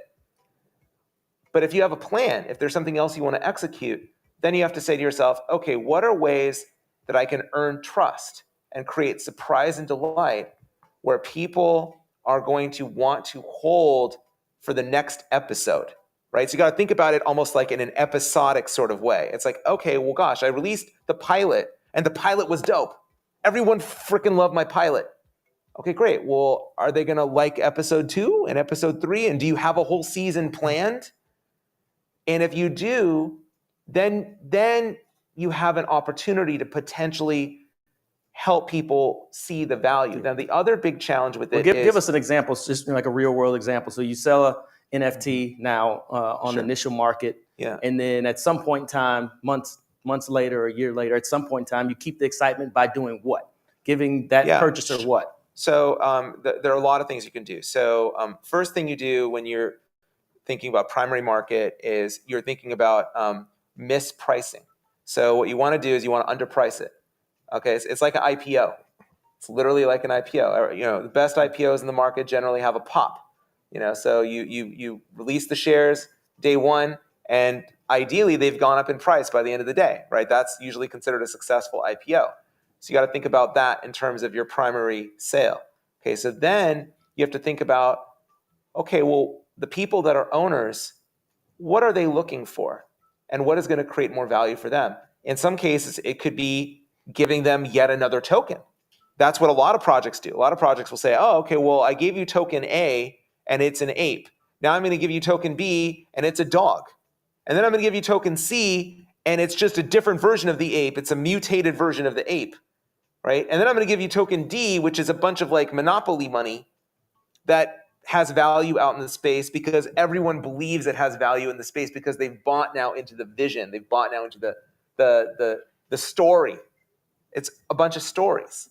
So just like anything else in life, like why does someone buy a Rolex watch or why does someone buy a Rolls Royce?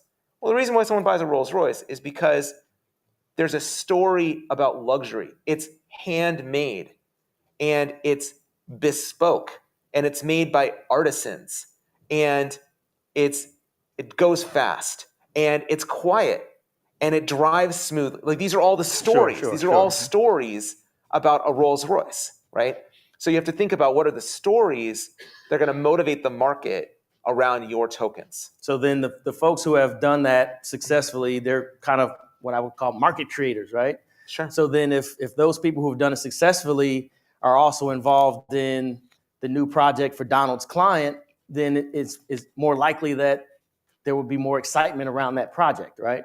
And that's kind of the community that we're talking about, surrounding yourself with other folks who've had success or are market creators and have them excited, or the people that they have relationships with, have them excited about your project.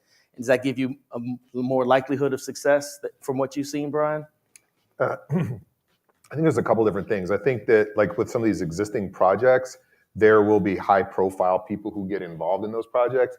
And then there's also the celebrities who create their own projects. And one of the ways we were briefly talking about like how to launch a successful project. One of the things that projects do is they rely on the communities of others is providing access to existing members of another community. So for instance, if I was going to create an NFT, and I'm going to issue whatever, it's going to be 10,000, there are going to be 10,000 of them. And Donald has a successful NFT project that's already in the marketplace. One of the things that I may do is I may do a deal with him and say, hey, I will allow the members of your community or a limited number of those members of your community to have early access and mint my project. And to mint, to be able to buy on the primary sale, primary sale initially. But I may go do that with Naveen and his project, and you and your project, and that's sort of a way to sort of like leverage relationships in other communities to build some excitement that I've seen people do successfully. But then also sort of like what I mentioned earlier is like you'll see some sort of successful projects sort of brag about the celebrities that they have who are involved in their project because that also like elevates them. Right. Well, it's not just the celebrity in terms of music celebrity. It's almost like you're putting out an album and you have some real dope side artists on the project, right? So then that just builds excitement for your album because they're like, oh, you know I what it is? that. It's also kind of like the nightclub, right? Like it's you're standing in line to get in, and you want to get in, and you see like the celebrities go in. It's like, oh man, they're in the club. How did they get in the club? I want to get in the club. Now I'm willing to pay more to get into the club because they're in it. So I think it's a similar kind of thing. The VIP line. Yeah. At the end of the day, it's really all just sort of a competition for attention. Yeah. The average person can only think about so many things in a given day. We only have so many bullets to fire in a given day. In terms of decisions we make and things we do. And so in Brian's example, which is absolutely true, people definitely do that where they try to drop their project in collaboration with other projects. What is the mindset of the holders of the project you're partnering with? Are they going to actually care about what you're doing? Like how much attention are you really able to capture when you do that? And I think the right way to think about it is it's sort of like a top of funnel. It's to say, okay, well, you're definitely not going to capture all of the people who end up minting from, the project you're partnering with. You'll capture some percentage of them, hopefully. Some percentage of them will start to begin to care. They'll actually pay attention to your story. It's a story, right, that you're selling. And that ends up being very, very challenging because people in the market, because they're economically minded, if they see the floor price go up on your project, well, they have a high propensity to just dump it because they're like, well, I don't really care about it. I said I cared about it, but deep down in my heart of hearts, I don't actually care about it. I just really want the money. And then they list it for sale and they flip. And then the other thing you have to remember is that we lionize the best flippers in the space. So people What does that mean? The best traders in the space. So you'll have people out there who, and there's some just like legendary trades that happen. So someone goes out and buys a CryptoPunk or some other NFT for, I don't know, 50 ETH or something like that. And then a month later sells the exact same asset for 300 ETH, right? And it's like a legendary trade. They found a misprice in the market. They said, oh, wait, this is a undervalued asset. And based on the trajectory, based on what's going on, or sometimes it's just luck, or sometimes they know a buyer that really wants that particular asset for a given reason. Maybe there's an attribute or a trait or something like that that someone really wants. And then it's sort of like, a house that you really want. It's like, well, what's the value of the house? Well, the value of the house is whatever the hell someone will pay. Which is a leapfrog right to the next question. We're talking about digital asset, right? Sure. So, and there's been a lot of discussion of what that's worth. How do you determine what it's worth? Because you're looking at it on your phone or your screen or it's in your wallet. Right. Why is that digital asset have any value? What gives it the value? Well, what I would say is, what's the value of $1? Okay, so think about it. Just zoom out for a moment and think about it. People in our country don't get to vote on the supply of dollars. We don't get to vote on that. We have a bunch of bureaucrats who are deciding for us how many dollars there are out there from a supply standpoint. And that impacts all of us, right? It impacts all of us, and especially now. It's impacting us in a major way, everyone here. So what is the value of $1? Well, the value of $1 is a series of stories, right? And then those stories being validated. So a story I make up is that I can take $1 and I can go down to any shop here in Nashville and I can spend that dollar and buy a good or service. And then that becomes validated. So then in my mind, I go, oh, wow, that's concrete. Okay, $1 clearly has some value because I can actually go and spend it on something. In the case of an NFT, you have to think about what is the story that's coming along with that NFT. So first of all, you have stories related to the underlying technology. So, okay, Brian owns an incredible NFT. He owns a Loser Club. He's passionate about Loser Club. Okay, great. Well, I can verify that Brian actually owns it. Okay, that's interesting. And I can verify that there's a market for loser clubs out there. There's other people. There's an imbalance in terms of supply and demand. Okay, there's only 10,000 loser clubs, and there's more than 10,000 people out there that want to own a loser club. I'm one of them. Okay, I have a loser club. so therefore, there is a market, right? Therefore, a market is born. Anytime you have an imbalance in terms of supply and demand, a market will come into existence. And the value really comes down to trust, how much people trust the asset and the creator of the asset, and how much people trust the underlying system. It comes down to the story. What does a loser club stand for? It comes down to perhaps the art in terms of what what is the artistic qualities of it. It comes down to the other people that hold it. So because Brian owns a loser club, well, I'm a huge fan of Brian. I'm a huge fan of Laurent. I might go, well, damn, they're cool. I need to own a loser club too, right? It's the same thing with like a pair of sneakers, Yes, yeah. right? Like, why do I want to own the same pair of sneakers that Steph Curry wears? Well, because he's Steph Curry. That's why I want to own the pair of sneakers that Steph Curry wears. So it's this layering of stories that ultimately results in a market imbalance, and therefore there is a market that exists for a given digital asset. I would also add to it, to sort of build on the sneaker analogy. You have a marketplace in like StockX that validates the authenticity, that says this is a pair of Jordan 1s for real, and they're validating that. But in this space, it's trustless. It is verified on the blockchain automatically. So you know that really is Naveen's loser club. That really is your loser club, or that is Donald's CryptoPunk, right? And you know that, and the marketplace is not necessary. It's not StockX, which is facilitating the buying and selling, but it's happening on marketplaces like OpenSea and LooksRare. And that's a secondary market, right? So Right. just to throw out some terms that, or define some terms that have been ventured about, battered about. There's a primary market.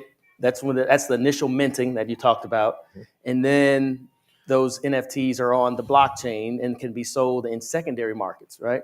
So are all secondary markets the same? If I'm on OpenSea, can I sell on a different platform? How does the logistics work? You gonna take this? Naveen, I know that's you. So first of all, there are many blockchains, and there are many marketplaces, and every blockchain has its own unique design decisions and trade-offs that were made in terms of the development of the system. People have different belief systems around how you define truth and how you define integrity with regards to these systems, and how you create a security model around these systems. And so there are many marketplaces and there are many systems, and they all work a little bit differently from one another. But the most popular system for digital asset issuance today is a blockchain called Ethereum. That's where most of the value around digital assets that are different from one another exists. And the largest marketplace within the Ethereum landscape, even though this marketplace now supports other blockchains as well, is called OpenSea.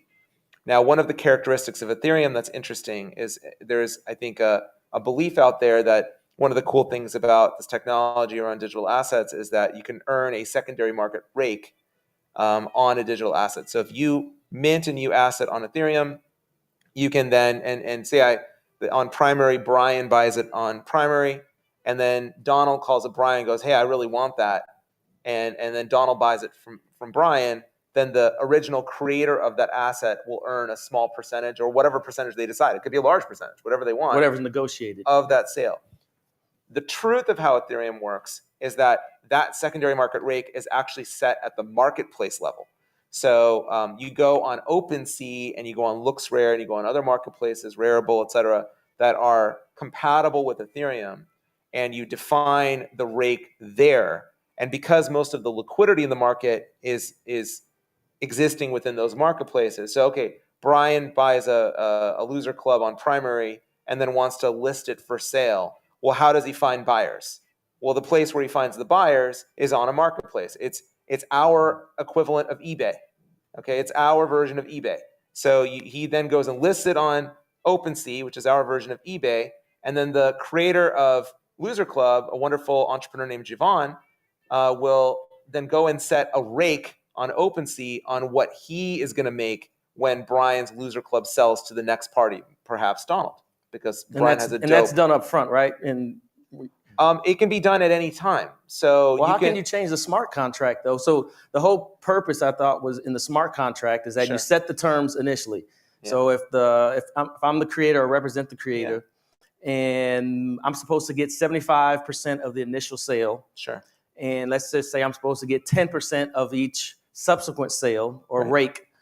How can those terms be changed later if it's on the blockchain? Everything's supposed to be set and automatic. Yeah, so I think this is one of those things that's a misunderstanding. So the way it works, especially in the Ethereum universe, is on the primary side of it, you have it spot on. So, okay, you do a primary sale, you can certainly split the money however you want to split it, and that can certainly be baked into a smart contract. The question that you're really asking is, which smart contract are you interoperating with when you're dealing with secondary? Well, in the case of a platform like OpenSea, you're actually interoperating with OpenSea's smart contract, which happens to be configurable. So you get to then decide as the creator. So the way it works is you prove ownership of the wallet that minted the assets. And then once you prove ownership of that wallet, then OpenSea says, okay, what do you want to charge on secondary? And it's variable, and you can change it at any time. So Javon, for example, could say, today, day one, I want to earn 5% on secondary market activity of Loser Club. Well, he could turn around tomorrow or even an hour later and change it to 10% if he desires. But the thing to keep in mind is something that I mentioned earlier in this conversation, which is the concept of a social contract. Javon has a So the Loser Club community has an expectation of what the secondary market rate is going to be on Loser Club because that was decided by Javon at the beginning. So the minute that Javon goes and changes the secondary market rate on OpenSea, for example, and then maybe he changes it on LooksRare and changes it on other marketplaces, well, the community is going to see that. They're going to talk. And they're going to go, well, wait a minute here. Okay, is this a cash grab from Javon? Like what's going on here? Why is he Why does he want more money? What's going on? So you have to really think about it like all these people who are token holders are almost like collaborators with you. They're almost like partners in the community, in the thing that you've created, whatever the thing is. And you have to kind of treat them that way. And if you mistreat them and you just look at it like your gain at the expense of them, then you are destined to lose. And that's really an important thing to understand. Well, that's a good segue when we're talking about, the rake on the secondary sales.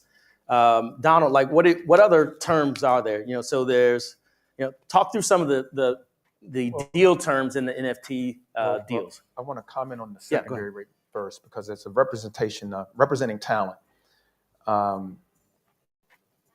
Ownership has become even more important because if you own your sound recording and your master and your publishing, when you enter into a transaction in the primary market, the key and the game changer for us in this industry is the participation in the secondary market. So before, if I sell a song to Brian and Brian sells that song to Laron, I don't participate in the sale from Brian to Laron. Today, what that secondary market allows is, as an artist, is I get to participate in both sales, the sale from myself to Brian and Brian to Laron. That's a game changer. So those terms, those are some things that we're looking at. I did not know that my clients could change the terms of the. They can make it 90% tomorrow. They piss everyone else. They put OpenSea has a cap on it, though, right? I thought there was a cap. Okay, that was wrong. All right. Whatever you want. And if OpenSea has a cap, go use something else. That's true. That's the vast majority of the market. Today? Yeah. Sorry. Wow. Okay. Well, but to answer your question, some of the terms, obviously, we talked about them: ownership, name, image, likeness. Who's setting the price? Who's the marketplace? We get calls all the time. Clients. Someone wants to enter into some type of NFT project with them, and the first question I'm asking is, who is that? Right. Because again, as I mentioned earlier, when we describe what the Wild Wild West is, there's so many different players that are jumping into the space, and we don't have any real way to determine who they are and what value they have. So we're looking for those that have already had success in the space. And again, we will, as a representative, I have to have people like Brian and Naveen around to call them to talk about this stuff because we don't, our clients aren't going to know, and they get calls from everybody all the time to enter on all sorts of deals, NFT deals, and we have to help them evaluate those deals. Yeah. So I want to add something to that. I think is, in terms of evaluating some of these deals, and he's right. Artists get these calls all the time from people who were like, "Oh, let's do this NFT," and then they promise the sky. And look, sometimes these deals can look, really advantageous to an artist because, they have, some of them could be, very substantial upfront guarantees, certainly well into the seven figures. But, that's why, one of the things is, cautioning against getting in bed with people who are going to, do rug pulls, and, end up making the artist look bad and basically, causing problems with their fan base because they've taken advantage of it. But in terms of like managing expectations, as Naveen mentioned, Ethereum is by far the biggest protocol that the majority of the NFT today. But here's what happens. Here's one of the things that happens is, an artist gets a call and is like, hey, I've got this NFT platform and we're going to give you X number of dollars for your client to create a collection of NFTs and issue it with us on some off-brand weird-ass chain that I've like never heard of or has no liquidity. Right.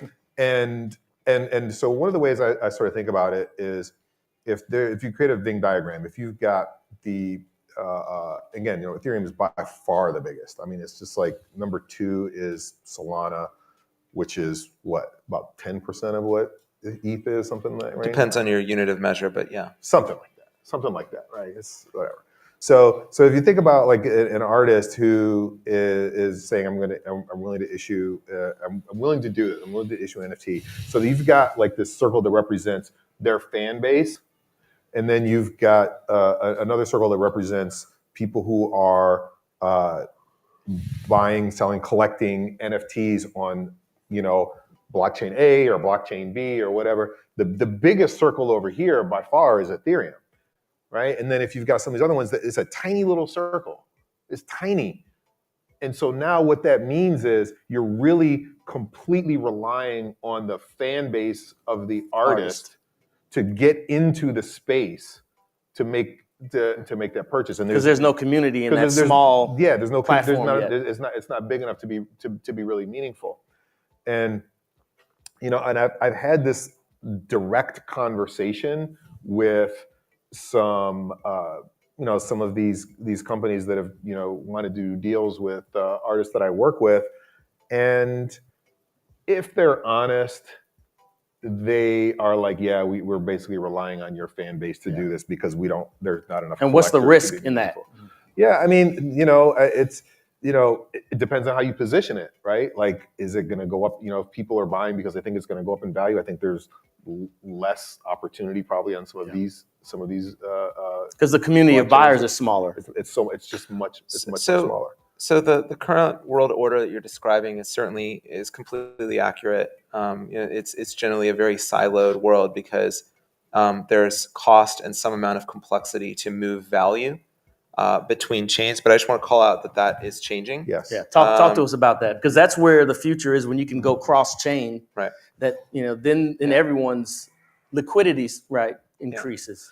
Yeah. So there are new protocols that exist that are emerging that enable you to do what we call bridgeless swaps, where you can essentially swap value in a single transaction from chain A to chain B. So the way that would manifest in terms of like a user experience is Brian or Donald represent an artist that wants to issue something on a random chain like Tezos.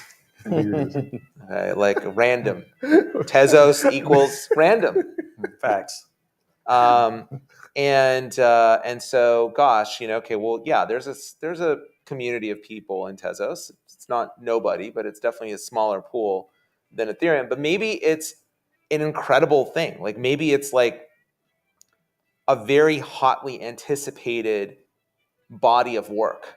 It's a new record from some super famous musician. It's a new, something impactful, something that a large group of people out there really want. And at the end of the day, my belief system is that the average consumer doesn't care about what database is being used, right? You don't visit a website and on the website it says powered by MySQL or powered by Postgres. nobody cares. You don't visit Amazon and they tell you what database is powering Amazon. Nobody cares, right? So at the end of the day, the consumer just wants to buy what they want to buy. And if you can obfuscate, hide the complexity away from the consumer, so the consumer goes, okay, I'm going to spend value. The value I have is ETH. It's Ethereum. That's the value I got. I got dollars and I got ETH. Great. Well, if I can just spend my value and get the thing, and it happens to be issued on this other chain, why do I care? I probably don't care.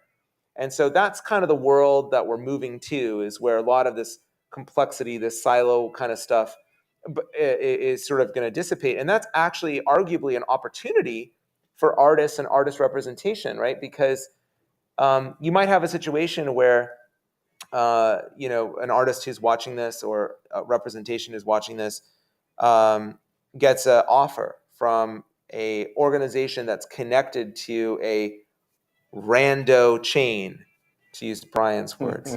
I didn't start that. I just want to be clear. He started it.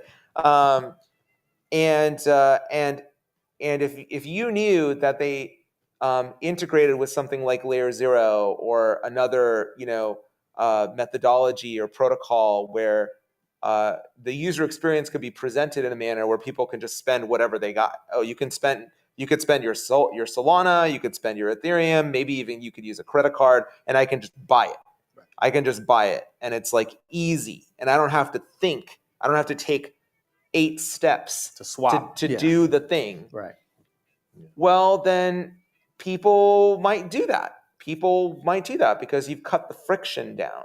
And so if there's an opportunity for an artist to go and get an advance of meaningful dollars, and they're going to lend their notoriety and their brand and their history and their credibility and their trust to a protocol, of rando protocol, maybe that's actually a future opportunity for artists, conceivably. Yeah. One of the things I want to make sure we double down, since I know quite a bit of our audience are artists and creatives, are some of those other deal terms like deliverables. Are you saying they want exclusive music? And I also want to understand what rights have to be cleared. Like, if you were signed to a major label versus independent. Talk a little bit about that, Donald. Well, if you're signed to a major, then you have to involve the record label. So you have to clear both the sound recording and the publishing in order to transact in the space. Again, that's why I mentioned earlier, Big Boy was fortunate in that he's a legacy act, and he has a substantial amount of music that he owns.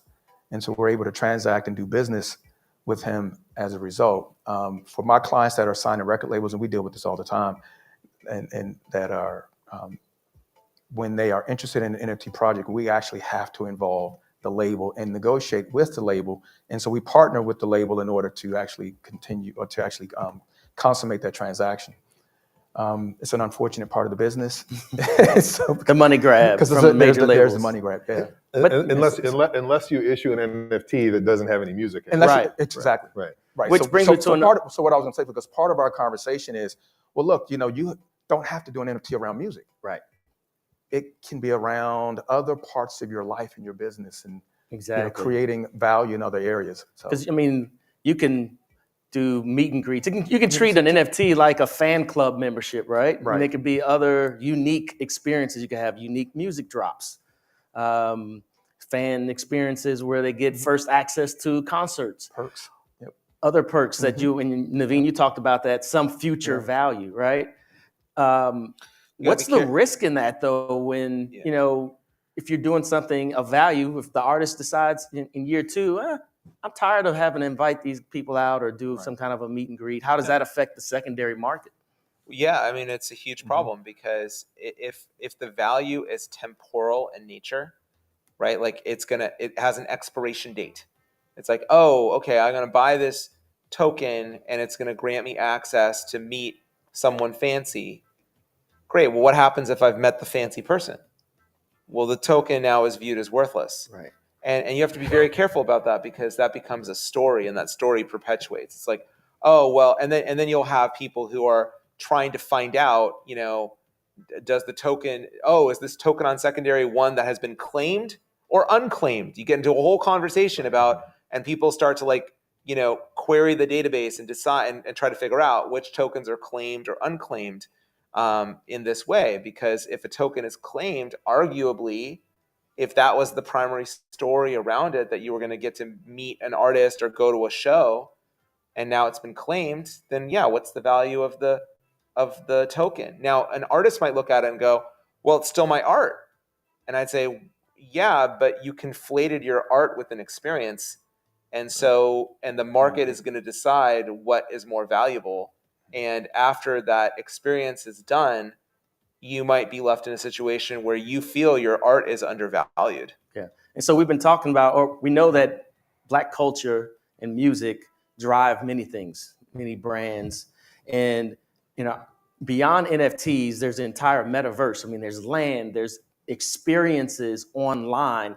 How else can Black creatives get into that world and monetize? What are the opportunities that you all are seeing now, other than the NFT space? I mean, look, people are doing I've seen people are doing performances and experiences. I mean, so inside various metaverses, we've seen a number of artists start to do performances there, and most of the ones that I've seen have kind of been for free, or there have been some kind of brand partnership, consumer brand partnership, and it's like some metaverse activation that they've done. And while it's still an NFT, there's wearables for your avatars in worlds. What about selling cool sneakers or a shirt? Yeah, I mean, like there's definitely that. I mean, I think it was December when Nike acquired Artifact, which that's what they do. They create virtual sneakers for your avatar in the metaverse, right? Yeah, and Nike bought them. I don't know how much they paid for it, but it wasn't free, that's for sure. Yeah. So it's an interesting question about avatars and artists and infringement. Yes. And I was getting there, but go ahead. Let's go talk about it. Use of name and likeness and images in the metaverse. And the question is whether or not you've received permission and consent from the artist. And if you didn't, if the avatar is transformative. And what that means is you've added some unique pieces, you've made it different enough where the third-party artist can't claim an infringement. Because if you don't get the rights, then you have a different issue. Yeah. So what I'd say is the core primitive here is verifiable digital asset ownership. That's the core primitive. Now that can be applied in many different ways. But what I'd say is for creatives who are moving culture, I think there is incredible opportunities because the kinds of things that people ultimately will want to buy is expansive, right? Because people want to connect with culture in nearly unlimited different ways. It's such a wide spectrum. So for example, you could have a scenario where someone sells a token, an artist sells a token, and part of that token is you get to participate in a virtual reality dance experience. And you log into a metaverse platform. Could be something like a Decentraland or something else, whatever. Pick a platform, any platform, your own platform, whatever. And because you're a holder of this token, you get to enter a space that is virtual, that was designed by the artist, curated by the artist, however they wanted to make it. And you can log in at your leisure, anytime, 24/7. And you get to participate in a dance experience. And that dance could move culture. That dance could be the next hot dance that everyone on TikTok is doing, right? Like that could be the thing. That could be really interesting, right? It's like, oh wow, I own this token, and every week this incredible dancer is going to drop a new dance in this space, and I'm going to learn how to do the dance, and then I'm going to be able to do it and apply it anywhere I want. I could apply it in a club. I could apply it on TikTok. I could apply it in other metaverse spaces however I choose, because I learned something from this incredible creator, and this creator is moving culture. So what I would say is, I'd say one of the fun things about this space is there's the core primitive, which it all starts with this concept of verifiable digital asset ownership. It all starts there. And then the kinds of things you can layer on top of it, the type of new, incredibly creative things you can build on top of it is wide-ranging and incredibly expansive. And that's the fun of it. So what I'd say is that artists have an opportunity to expand the definition of art, right? And that's part of the fun of it. And that's also fun and challenging for people who represent artists, because entirely new ways to define art and define rights. Well, thank you. Our time is up. Thank you all for your participation. I know it's a lot to digest, but it's a new world out here, and we appreciate the museum for allowing us to talk about this emerging area. And thank you very much. Thank you.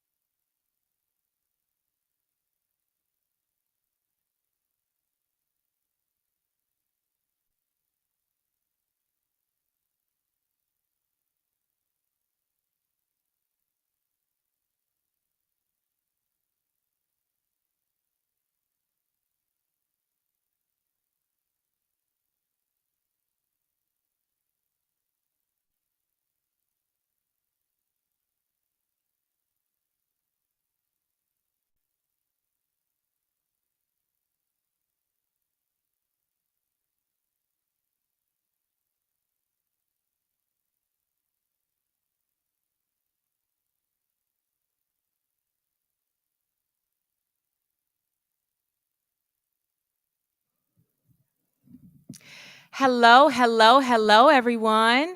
Haven't we just had a fantastic day so far? Can we give a round of applause for that?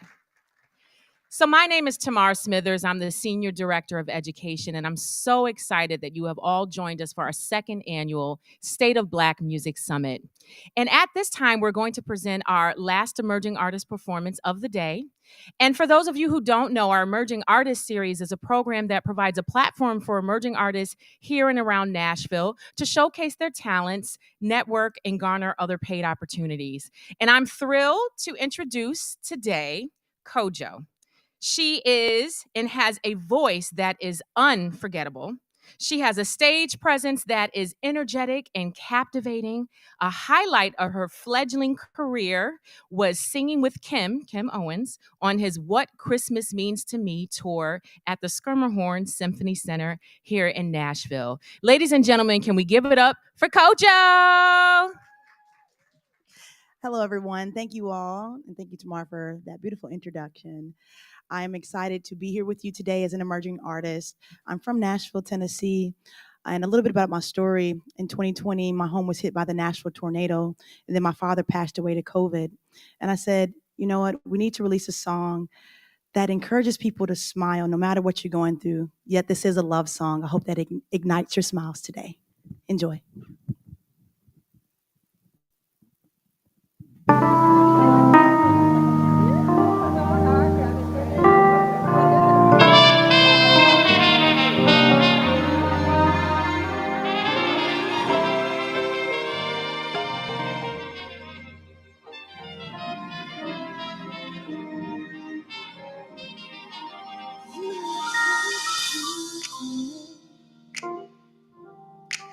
I can see nothing but your smile, smiling at me.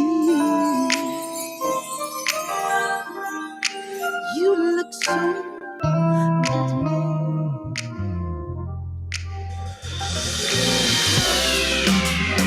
I want to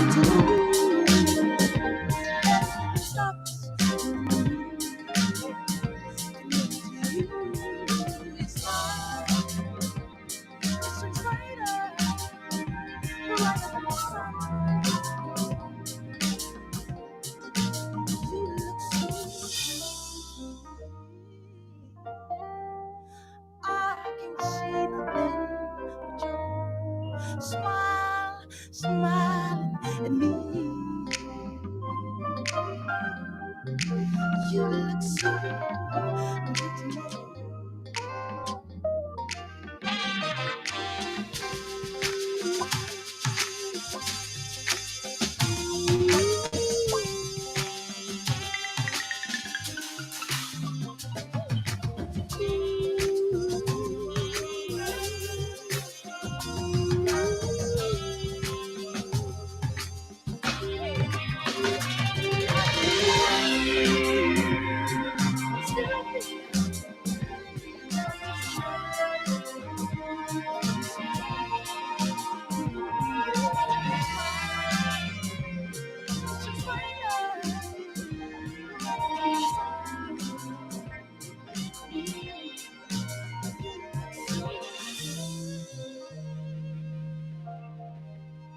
I can see your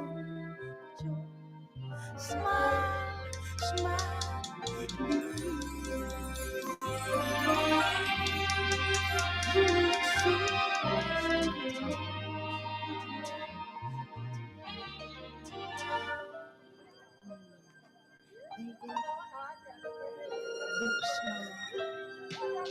Got me on cloud nine. And every time that I see you, baby,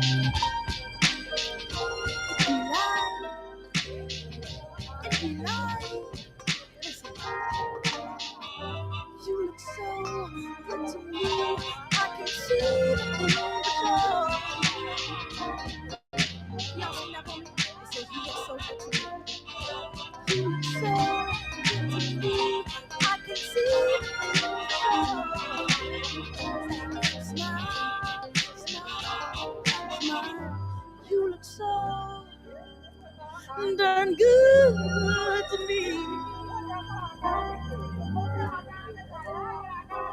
see nothing but joy. I can see nothing but your smile, y'all. Smile for me. I will be here again tomorrow at 11 a.m. doing a 45-minute set with my musician. We'll do that song and we'll get a little bit more into it. And I will love for you to come back and join us tomorrow for Community Day right here at the National Museum of African American Music. Thank you, Go West Creative, as well for this opportunity. Thank you.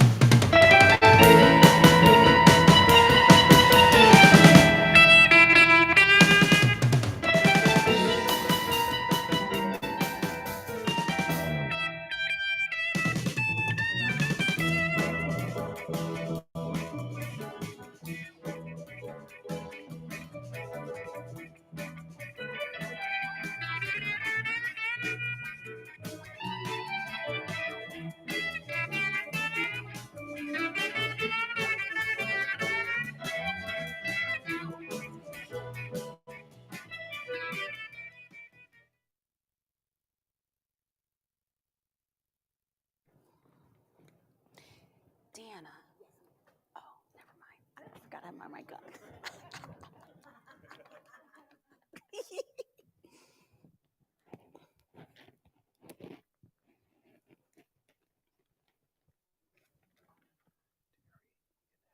Okay.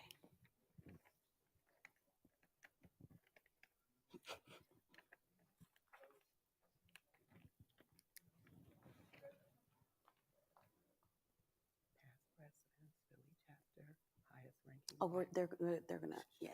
Oh, sorry. Are we ready?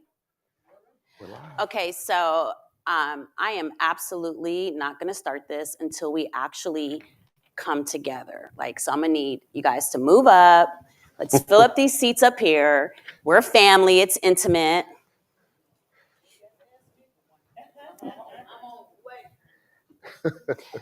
Well, I think that, as we are having these conversations and we're trying to be impactful and thoughtful, we also, we're not talking at people. We're having conversations that are really important. And for me, music is the universal language. And clearly, Henry cares about it because he is the CEO of this historical museum. And so I wanted us to kind of feel what it should feel like. And, I'm Monique Idlet. I actually come from the music industry, ran my own label, started my label with a co-founder, my ex-husband. Music is one of the most important things to me. For me, it is the universal language. It is the one thing that no matter where we come from, it literally communicates and definitely is sonically healing. I think it is the one thing that no matter what genre we love, what we do, we all come together as a family. And so for this particular conversation, we've been fortunate enough to just see where the state of Black music is from a data perspective, research perspective. But I thought it would be nice to have a historical moment, the why the National Museum of African American Music, why Henry Hicks. So I thought that it would be nice to kind of hear from Henry Hicks on who you are, why this museum is so important to you, so that we can then have a conversation of where is the future of Black music going and what we all need to do to participate in that particular transition. So let's talk about you, Mr. Hicks. I'm not sure I knew we were exactly going to do that, but okay, great. Well, you know what? Maybe I'll even do something better to kind of get your juices flowing for a second. I always like to start every conversation with one of my favorite quotes. And I want everyone to close their eyes and just really hear these words. We delight in the beauty of the butterfly, but rarely admit the changes it has gone through to achieve that beauty. And as we're all here discussing this conversation, this museum, the state of our Black music, will forever be something of evolution. We will forever be growing and changing. And that is the beautiful thing. And so just like ourselves, sometimes we're in a cocoon phase, sometimes we're in that butterfly phase. In order for this museum to be successful, we have to understand it as something that will grow.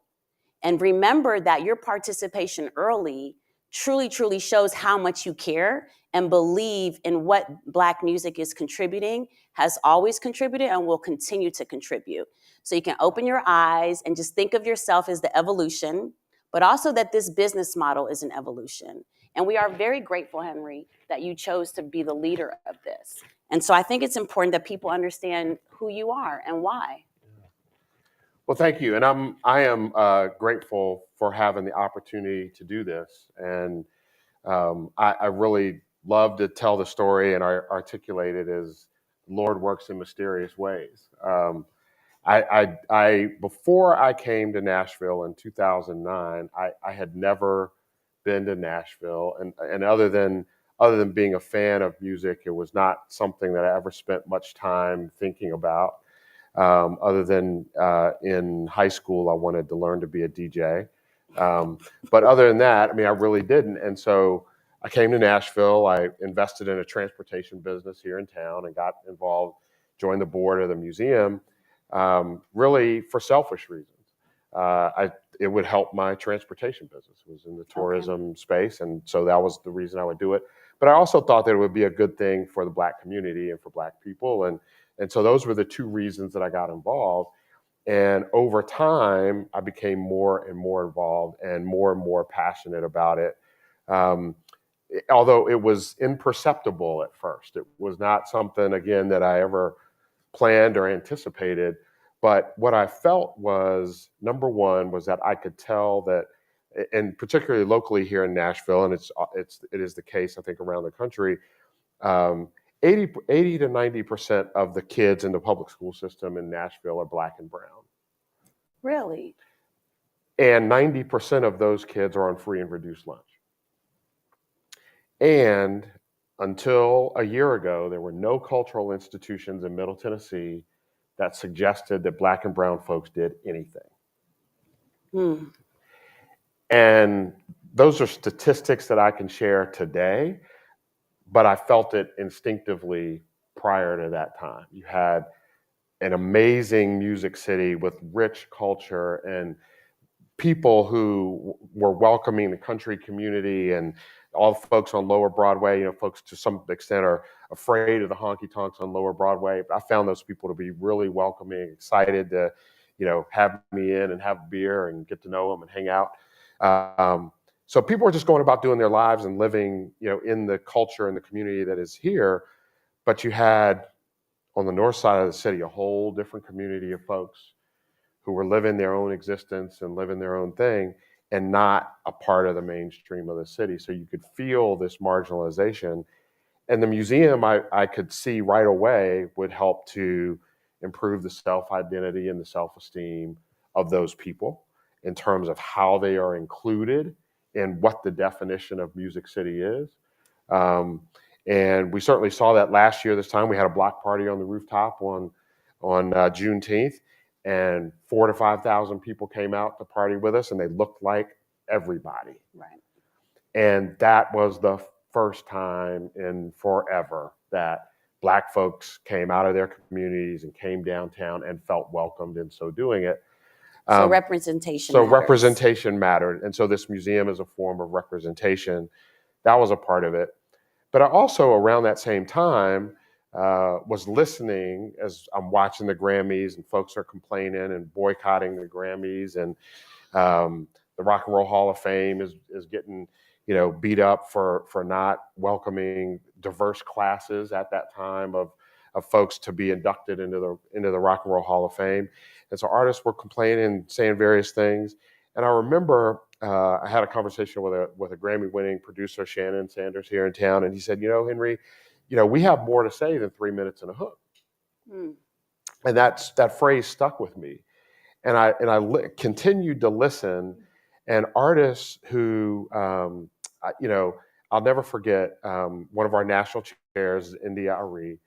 India complained loudly on social media and in writing about the Grammys and things that they weren't doing right from her perspective. And I watched and continued to observe, and I noticed that, she didn't have a brand product deal.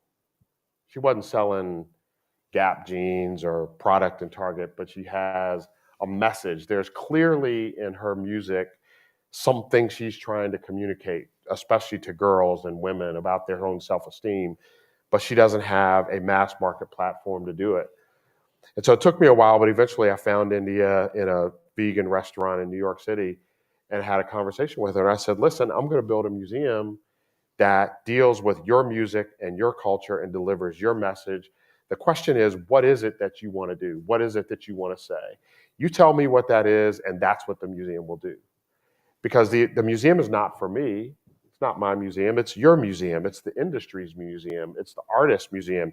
It's the executive's museum. It's the A&R person's museum. It's the folks who build and are in the music industry. It's their museum. And too often their voices are not heard. Right. So here's a place where we can do that. And so I just became— it's safe to say historically that the National Museum of African American Music is the first ever to be the voice of Black music. Right, yes. Okay. I mean, I think that is a big deal because it's going to be hard to get the creator community to understand your why if they don't actually understand what this means. Yep. Yeah. Yes, it is. It is the first of its kind, and you know, and we say it so often. You know, I tell folks, you know, from month to month, I go hoarse talking about the museum, but you know, when you come to the museum, you see it, you feel it immediately, you feel it right away. From the time you step in the front door, it feels like home. Number one, because you hear your music. Right. And then number two, when you begin to go through the galleries, you realize that, wait a minute, this is my story. And even if it's not my generation, it's still my story because maybe it was my grandma's story, or maybe it's my kid's story, or maybe it's that story I heard sort of told once upon a time, or I had no idea that Timbaland and Nas were really drawing from a blues tradition to tell those stories. So wait a minute, I'm a big Nas fan, but if I'm a big Nas fan, then maybe I ought to be digging a little bit more in the crates to find some stuff about the blues. And that's why mom or dad or grandma were interested in that. And the same, so when you get there, that's when you say, okay, wait a minute, this is my voice. This is my story. This is who I am. This is why I came to do this music, this art, this creativity. Deanna Williams and I were talking last night, and I said, you know, one of the things that drew me into this was the love.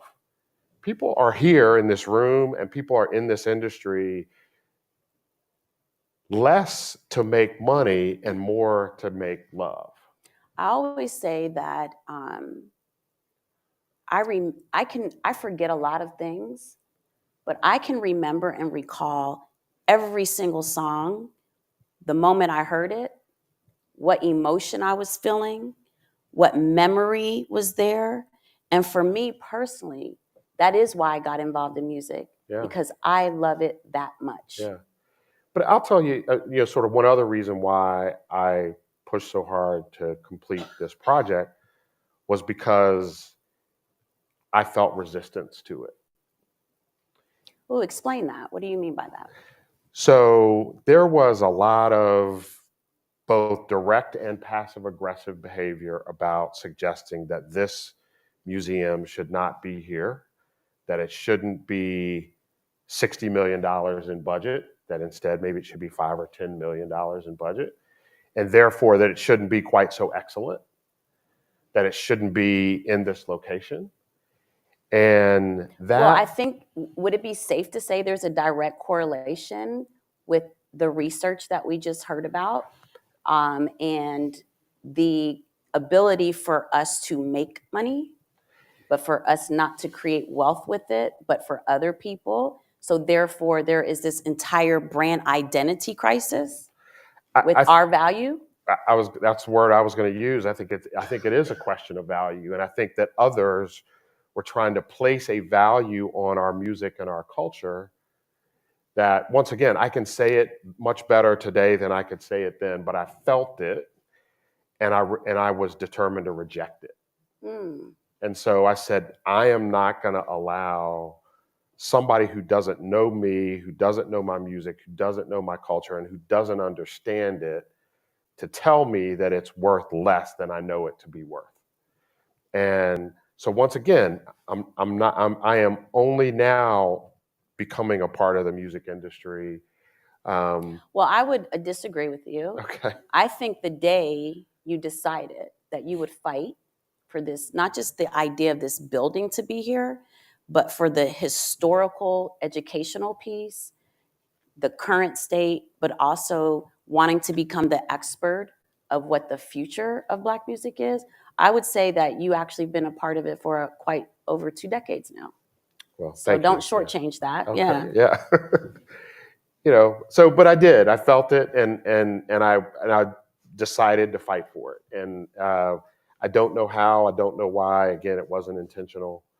It just felt like, you know, it just felt like the right thing that was necessary for our people, like it was necessary for our musicians that I love their music and I love what they're communicating, whether it's, you know, India, Ari, or the baby. Like, I mean, or Richard Smallwood, right? I mean, it's all over the place, but it all means something to me, just like it does to you in terms of where I was when I heard that song and what it meant and what I was doing, what it communicated about my own personal soundtrack. And that was worth fighting for. And that's what brought me here. Well, you've done an amazing job. And, I always say that this is a startup. And that typically when you're dealing in new business and with startups, that it's really hard to get people to embrace it before it becomes trendy, so to speak. So first, I think that to acknowledge even the ones of you who decided to come in person to experience this weekend with Henry and the museum and the culture of music, of Black music in particular, that you should all applaud yourself, because 10 years from now, it's going to be hard to get space into these places. And for me, I always like to remember the people who believe early. I'm more of the person who likes to sow the seeds. And that's what your leadership has been, right? You're sowing the seeds. And, originally we were going to kind of have a different conversation up here. But then that research came out. Sure. And I wanted to have a real conversation with you. Yeah. On one of the issues that you've been having as a leader, which is the support of all things that we create for the Black community. And why there is this, just like the data showed, this really wide range of wealth that's created, right? And that boils down even to the business models, this entity. First, I think it's important for people to understand that this is a not-for-profit. And in order for you all to exist, it has to be funded. And for me personally, I would like for this particular moment to be a challenge to the community that is making billions of dollars off of Black music to be accountable to support this entity. So that's number one. I think we need, as a music industry, we need to put more of the accountability within our industry. We are not just telling the current stories, we're preserving the history.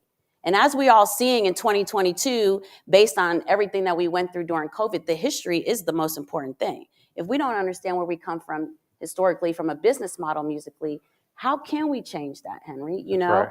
And so what I wanted to talk to you about now is something very different than I thought coming here, which is there is a real issue with the Black community, and we'll just speak to the music community in particular, of creating value with brand. Right. So as you're building this museum, how important is it for you to stand up the same way you just discussed and not back down on what the real value of this building and the content that comes in and out of this building? What can we do moving forward to really create a brand identity for this museum? Yeah, well, yeah. So, I mean, I think you've said a lot of it. I mean, the first thing is that it has to be supported, and so that we can invest the resources to build an identity for the museum. It takes money, it takes time too, but it takes money to build a brand and to build an identity. And I mean, that's really the first thing, is that has to happen. And so, I have challenged every day. I continue to challenge the music industry to find ways to get involved. And I've said it already once on the stage tonight, but I'll say it again. My desire is actually to give the institution to the industry. Can you say that again? My desire is to give the institution to the industry. It's your institution. And, we were talking earlier, one of the things that the research suggests is that certain artists don't understand their value. We need to really talk about that, because that's what gave me this whole concept of, wait a second, as a collective community, we only get what we ask for. And clearly the mindset is we're not that valuable. Right. And that at least I'm getting something, and it's better than nothing. Right. And I think I'll circle back, but we need the industry to support institutions like this who are trying to commission this research to tell you what your value is, or to tell the industry what its value is. Spotify is paying 0.3 of a cent per stream, and we learned today 60% of which goes to goes to production, and the other 40% goes to the artist. So, and Tidal is paying 1.2 cents per stream, which is a lot better, but it's still But not think an awful about lot. how many streams you actually have to have Oh my gosh. just to make $1. Yeah. And for whatever reason, the music industry, because there is no research and development, okay? Right. I am a market research person. I don't believe you can build any business model without understanding to be able to create a future prediction. And clearly, someone in the music industry decided that that was okay. Right. So how do we change that? So we've got to insist on doing the research like we're doing. I mean, so I have been, Deanna will tell you, we've been talking about this idea of really developing a state of Black music report to create that kind of conversation for many years. Right. And so now we are finally, weeks only away from being able to deliver that report. And it's intentional, just like it's important and it is more valuable for an artist to sell a physical unit than it is to stream it. We'll make that report available online, but we're going to deliver physical copies as well because that is more valuable. People will pay more attention to that. I remember 16 years ago, I did I paid a ton of money for internal research and development to teach artists, you are a brand. You have a brand identity outside of your ability to perform. You have consumers, right? Just like Target does. You actually need to understand your consumer. You need to understand their perspective of you. It's a real business model. And I believe that the museum can actually be the expert, right? And share this information with these Black artists because what they need to understand is they are business models. They are indeed. I mean, and look, I mean, I think, as our board vice chair and Deanna here is one of our board members. No, I mean, one of the things that we are discussing actively in our board meetings is what is the extension of the business model that we should be undertaking ourselves. And so maybe we need to start a market research and development agency that is specifically. I used to have one. You should actually. Is specifically an arm of the museum that is for profit, that works directly with artists and with labels to do that kind of work, so that is a part of what we're doing as a part of the extension of our mission. So our mission, I mean, I'm very clear on the mission of the museum. It is to educate, to preserve, and to celebrate. And those words are in that order. Can in the we mission. add monetize? Well, I think we have to stop Yeah. running away from teaching artists. They are to make money for their business model. Yeah. And a part of preservation starts at the beginning. You don't preserve something by accident. And so you have to start at the beginning saying that I am going to be long-lived, long-lasting, and valuable in the long term. I mean, the last panel that we had up here talking about digital markets and NFTs and things of that nature was talking about starting with the end in mind. Like, you cannot just toss an NFT out there and expect that it's going to be valuable over time. You got to think about what you're trying to do on the front end. Yes. And so that is how you begin to preserve, is right at the beginning, defining who you are and what you intend to be. And again, you need research and thoughtfulness and intentionality and strategy in order to be able to do that. And so we've got to think about, as an institution, this museum as an institution has to think about how we build our own brand identity in the industry, such that the industry over time not only invests in us because it's the right thing to do, but invest in us because we bring value ultimately to the industry. And a part of that value has to be saying to those who participate in Black music and Black artists specifically, that we're going to help you understand what your value is. We're going to help you to understand that, look, I mean, based on that data that I saw today, we need to be encouraging Black artists to insist on selling physical units. We need to be encouraging artists to insist on a higher ticket price.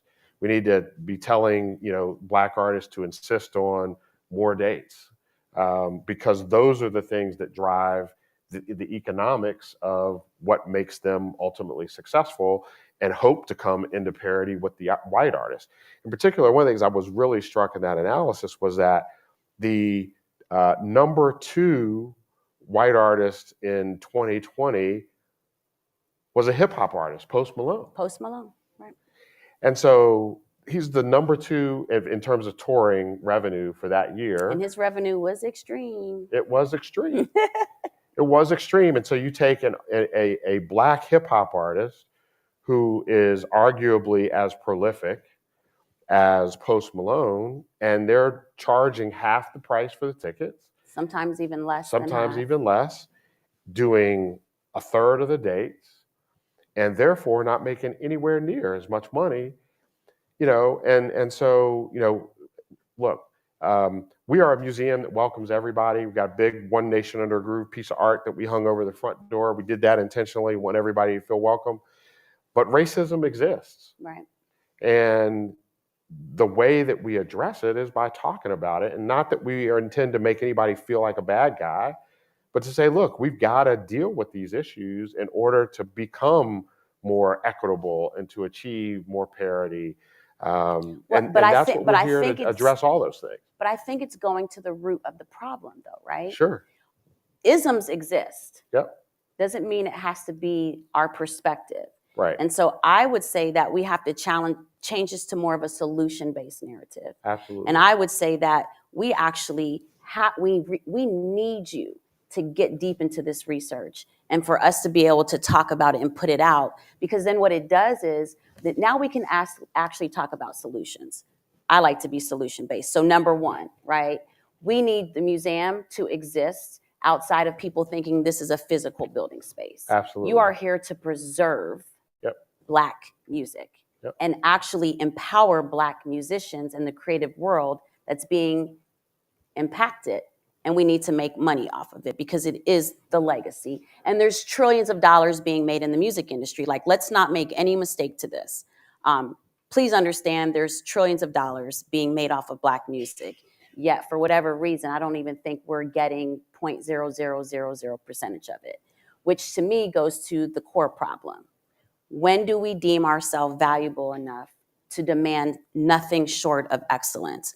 Me personally, I've always understood I'm never going to get what I don't ask for. No one's going to hand anything to me. That there's billions of people in the world. Right. So how do I fit into a smaller percentage? Right. Okay, well, I'm going to go get it. So what you're saying is that, look, I have the tools. I need you all to be my allies, my supporters. So I would say our first solution is we have to challenge the music industry, and not just a little bit, very aggressively, for them to be a part of this, not because we want them to, but because they should. They should care about this the same way we all do. Well, right? and it ultimately because it values, it will ultimately build value for the industry. Long term, that's right. Long term, it works for them. I mean, if Usher can sell his concert tour tickets for the same price as Justin Timberlake, then the labels make more money. So does Usher, but both of which are good. Yep. And so, yes, it has to be. And interestingly enough, I mean, I think one of the reasons that I was sort of able to get clarity around the desire to fight for the museum was that, my friend Kyle Young, who runs the Country Music Hall of Fame, which is 2 blocks down the street, I had been through that museum and I was not inspired. Okay. It's not my culture. It's not where I come from.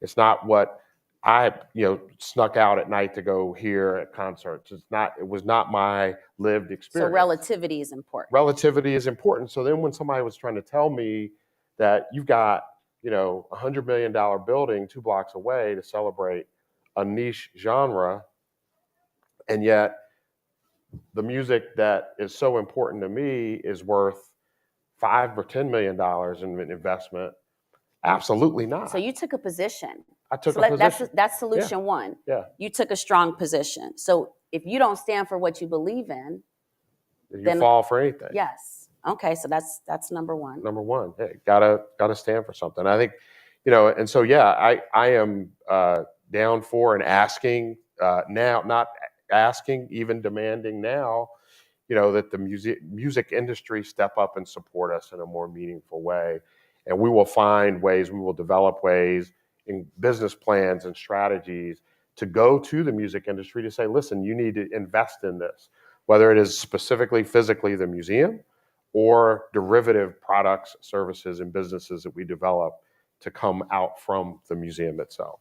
I think it's really important that we actually acknowledge historically what keeps happening to Black music.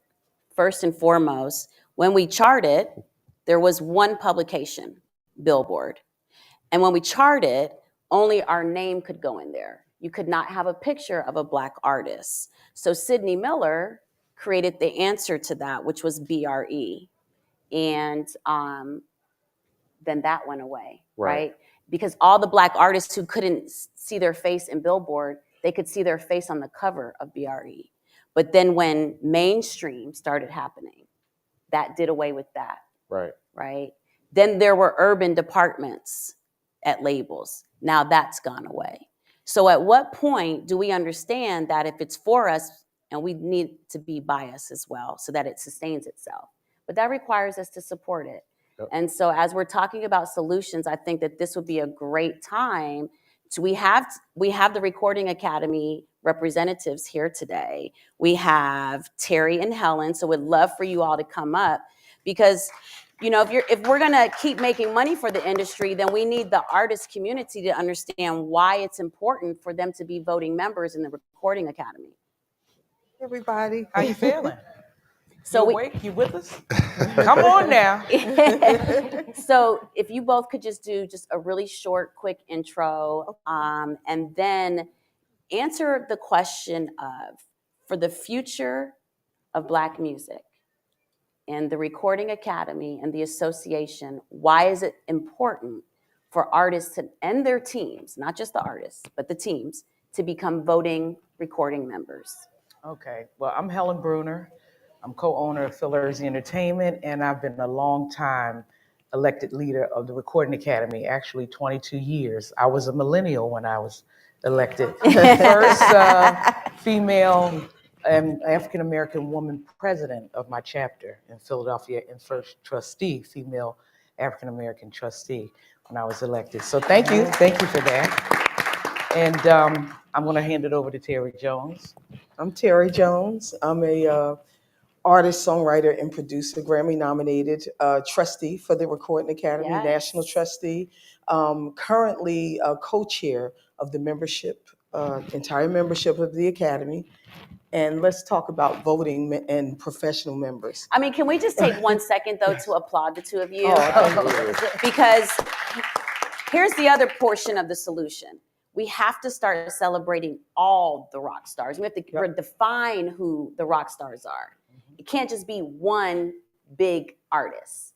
We have to celebrate the entire collective community of creators on all levels. So thank you both for what you contribute We're so to happy music. to be here. This is amazing, and congrats to you and your whole team. Beautiful. I'm so taken. And then I'm walking through, and my grandfather's in here, Roberta Martin singers, Marcellus McClissick, and I'm like, oh my God. You know what I mean? It's like, woo. Legacy. But you know, we have to be at the table. In order to change things, you have to be at the table. So people think that the Recording Academy is this mystical, magical thing. Now, to become a member is different now, where before you could just, as long as you had enough credits, you could be a member. But now you have to be recommended. And Terry, of course, being the co-chair of the membership committee, the National Membership Committee, and I forgot I was co-chair of the awards and nominations. Yes. Forgot about that part. In order to be there, Jill Scott said to me, you know, this Grammy thing. I said, no, come on. We signed up Jill, we signed up Troy Carter, we signed up E, we signed up Jazzy Jeff. I mean, we could go on and on and on, because you have to be there. It's very important. When there was no best gospel performance category. So all the records for Donnie McClurkin and Kirk Franklin and all them was going to Record of the Year. No one's going to know that. So you know what we had to do, because we're in the room? We wrote a proposal. And now you have best gospel performance. So now when you see Kirk Franklin and can get a Grammy, know why? Because we came to the table and we said, this is what you got to do, because you got to be in the room. Yes.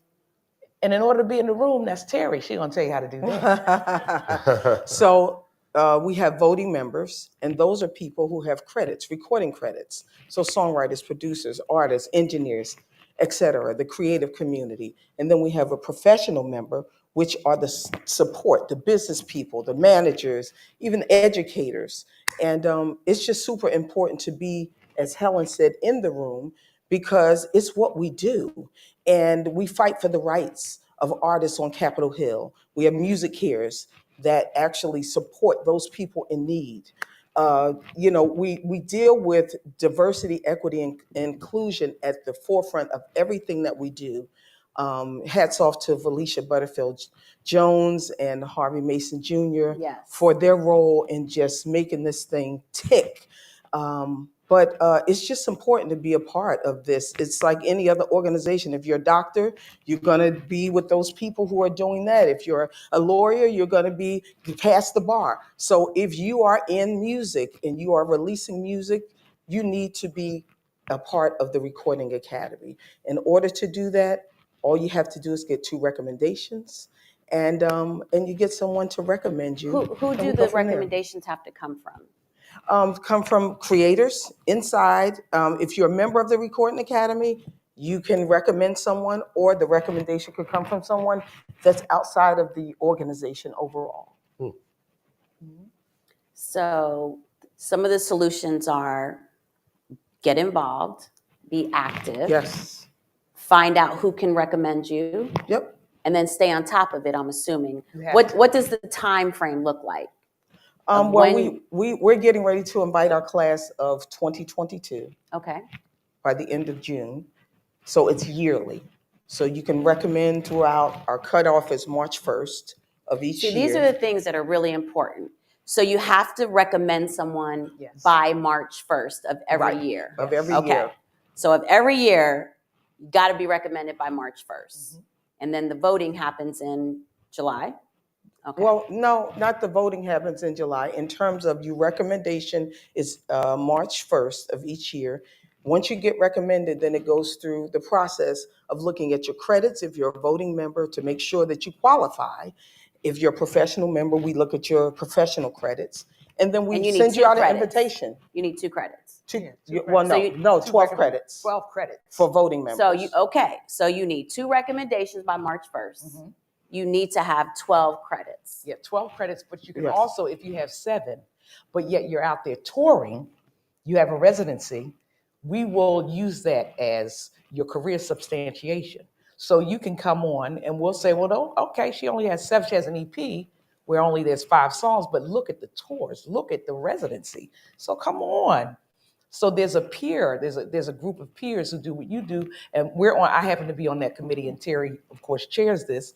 But what we'll do is we'll look and say, this person right here, she's doing it. Look at your Facebook, look at your Instagram. Very important. Don't just post about you cooking in the kitchen. Also, I'm cooking while I'm on my way to the studio. There you go. You got to. So be intentional. Be Okay. intentional. Yes. We look at what you're doing, because if you're, you may be a real estate agent and you moonlight as an artist, but we need you more artists moonlight as real estate.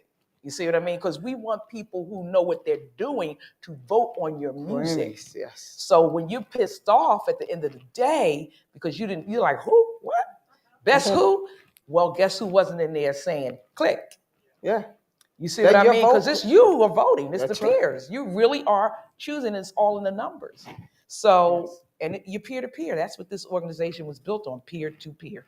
So it's How can mystical, people magical reach thing. the 2 of you if they have any questions about membership or what to do, where to get help and support? Well, you can email me. I mean, I Go can ahead, give tell you them. that. Yes. HELEN at PHILERZY.com. That's my email. Helen at Philerzy, and Terry is the same with a Y. Terry at Philerzy.com. But also the Recording Academy, please go check out the website. See what we offer, because like we said, you have to be in the tent. In order to make change, you have to be active, and you have to vote. Yes. That's what I said always. So we are here with whatever questions that any of the creators or professionals out in the audience that might questions you have. We are here because we want everybody in. That's how we make change. Exactly. That is how we make change. Oh, yeah. So it's, that's why I say everything to me has to be solution based. We can keep talking about the problems, but we're very well aware of the issues. Yes. What we have to do is every day move towards the change. Yes. And that requires us all to be actively involved with the change, which is something why I'll end with this, is that Henry, you and I were talking, and we discussed from a psychology perspective, because again, I do believe that all of these issues internally, meaning Black music as a collective, it's a mindset perspective, right? It's what is our value? We have to understand it.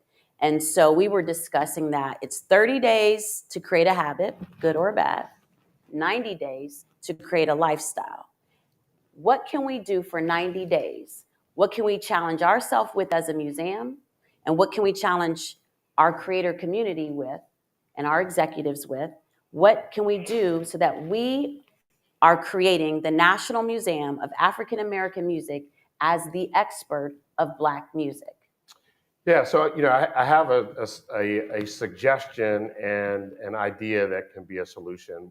One is I'd actually love to have some dialogue on our social media channels about what we as an institution, but also the industry can do to create not just a habit, but a lifestyle based upon value and articulating and making sure that we know our value. So those of you who are in the room as well as who are watching online, I'd love for you all to jump on social and let's start a conversation about that. Let's start a 90-day challenge. Let's start Every a day 90-day, we're going to yeah. find something, so we are creating this as a lifestyle for our Absolutely. community. And then one of the things that we can do in that regard is we'll take our State of Black Music report and we will post a statistic about the report or from the report every day for 90 days. So that data, that information about the value of Black music is something that becomes habitual. Yes. For us. And because the value of this data is actually limitless. And for those of us who are on the executive side, the business side, we cannot help creators become superstars in their own rights if we don't present a strategy based on business models. And so you're right, we need to give the data. Yep. So we'll do that. All right. I mean, first of all, thank you, because that's a lot. It's data, by the way, research is not cheap. So as we move on and celebrate the rest of this weekend, I just want to thank you all. Thank you all for what you continue to do. And we all need to challenge ourselves. We all need to be evolving on how do we keep the story, the narrative, and preserve this information moving forward. Sam Cooke was very aware of the business model. So this is not a new concept, right? He was very much trying to teach the industry of Black artists how equity is better. Yeah. Ownership. Don't take the bag now, look at the long-term bag. Right. And so thank you for trying to stand up for something, even when it's not easy. This is not an easy model. This is a not-for-profit, which makes it even more difficult. So thank you for caring enough about all of this. Thank you to you ladies for every day continuing to fight. Can I say something also? You guys should be a part of the Black Music Collective, which is something that's, with the Recording Academy. I think some sort of partnership, some sort of dialogue in that room would really help. Yeah, with the museum. Absolutely. I was actually going to say that, just towards that vein, just yesterday, we hosted here at the museum our second institutional summit. And we invited the leadership of Black music museums around the country to come to Nashville, hang out with us for a day. We had the party last night. And the point of that was really simple. Let's get to know one another and let's explore things that we can do together to have a greater collective impact. Importantly, in that case, we really tried to make it a point to say we are not trying to create an organization. We ain't trying to be in charge of anything. We're not trying to convince anybody to do their thing any differently than they're doing it. We're just trying to make sure that we have open channels of communication so that we can maximize the impact. That's very important. And then the second thing that I was going to say is that Harvey and Felicia and I are cooking up some stuff. So Very good. so we're not. So the partnership is coming, and and we will be a part of the Black Music Collective, but that's just the beginning. Yep. All right. Yeah. You're right. So we thank are you the all. change. Yes. We are the change. You all are the change. Be present. Everybody's individual work adds to the collective. So please be diligent about it. And we need to always remember that this music is valuable. It has always been valuable, and it will continue to be the change that we all need. So thank you. Thank you, Monique. Monique. Please join us for the happy Congrats. hour outside. All right. Oh yeah, we always love that. Right.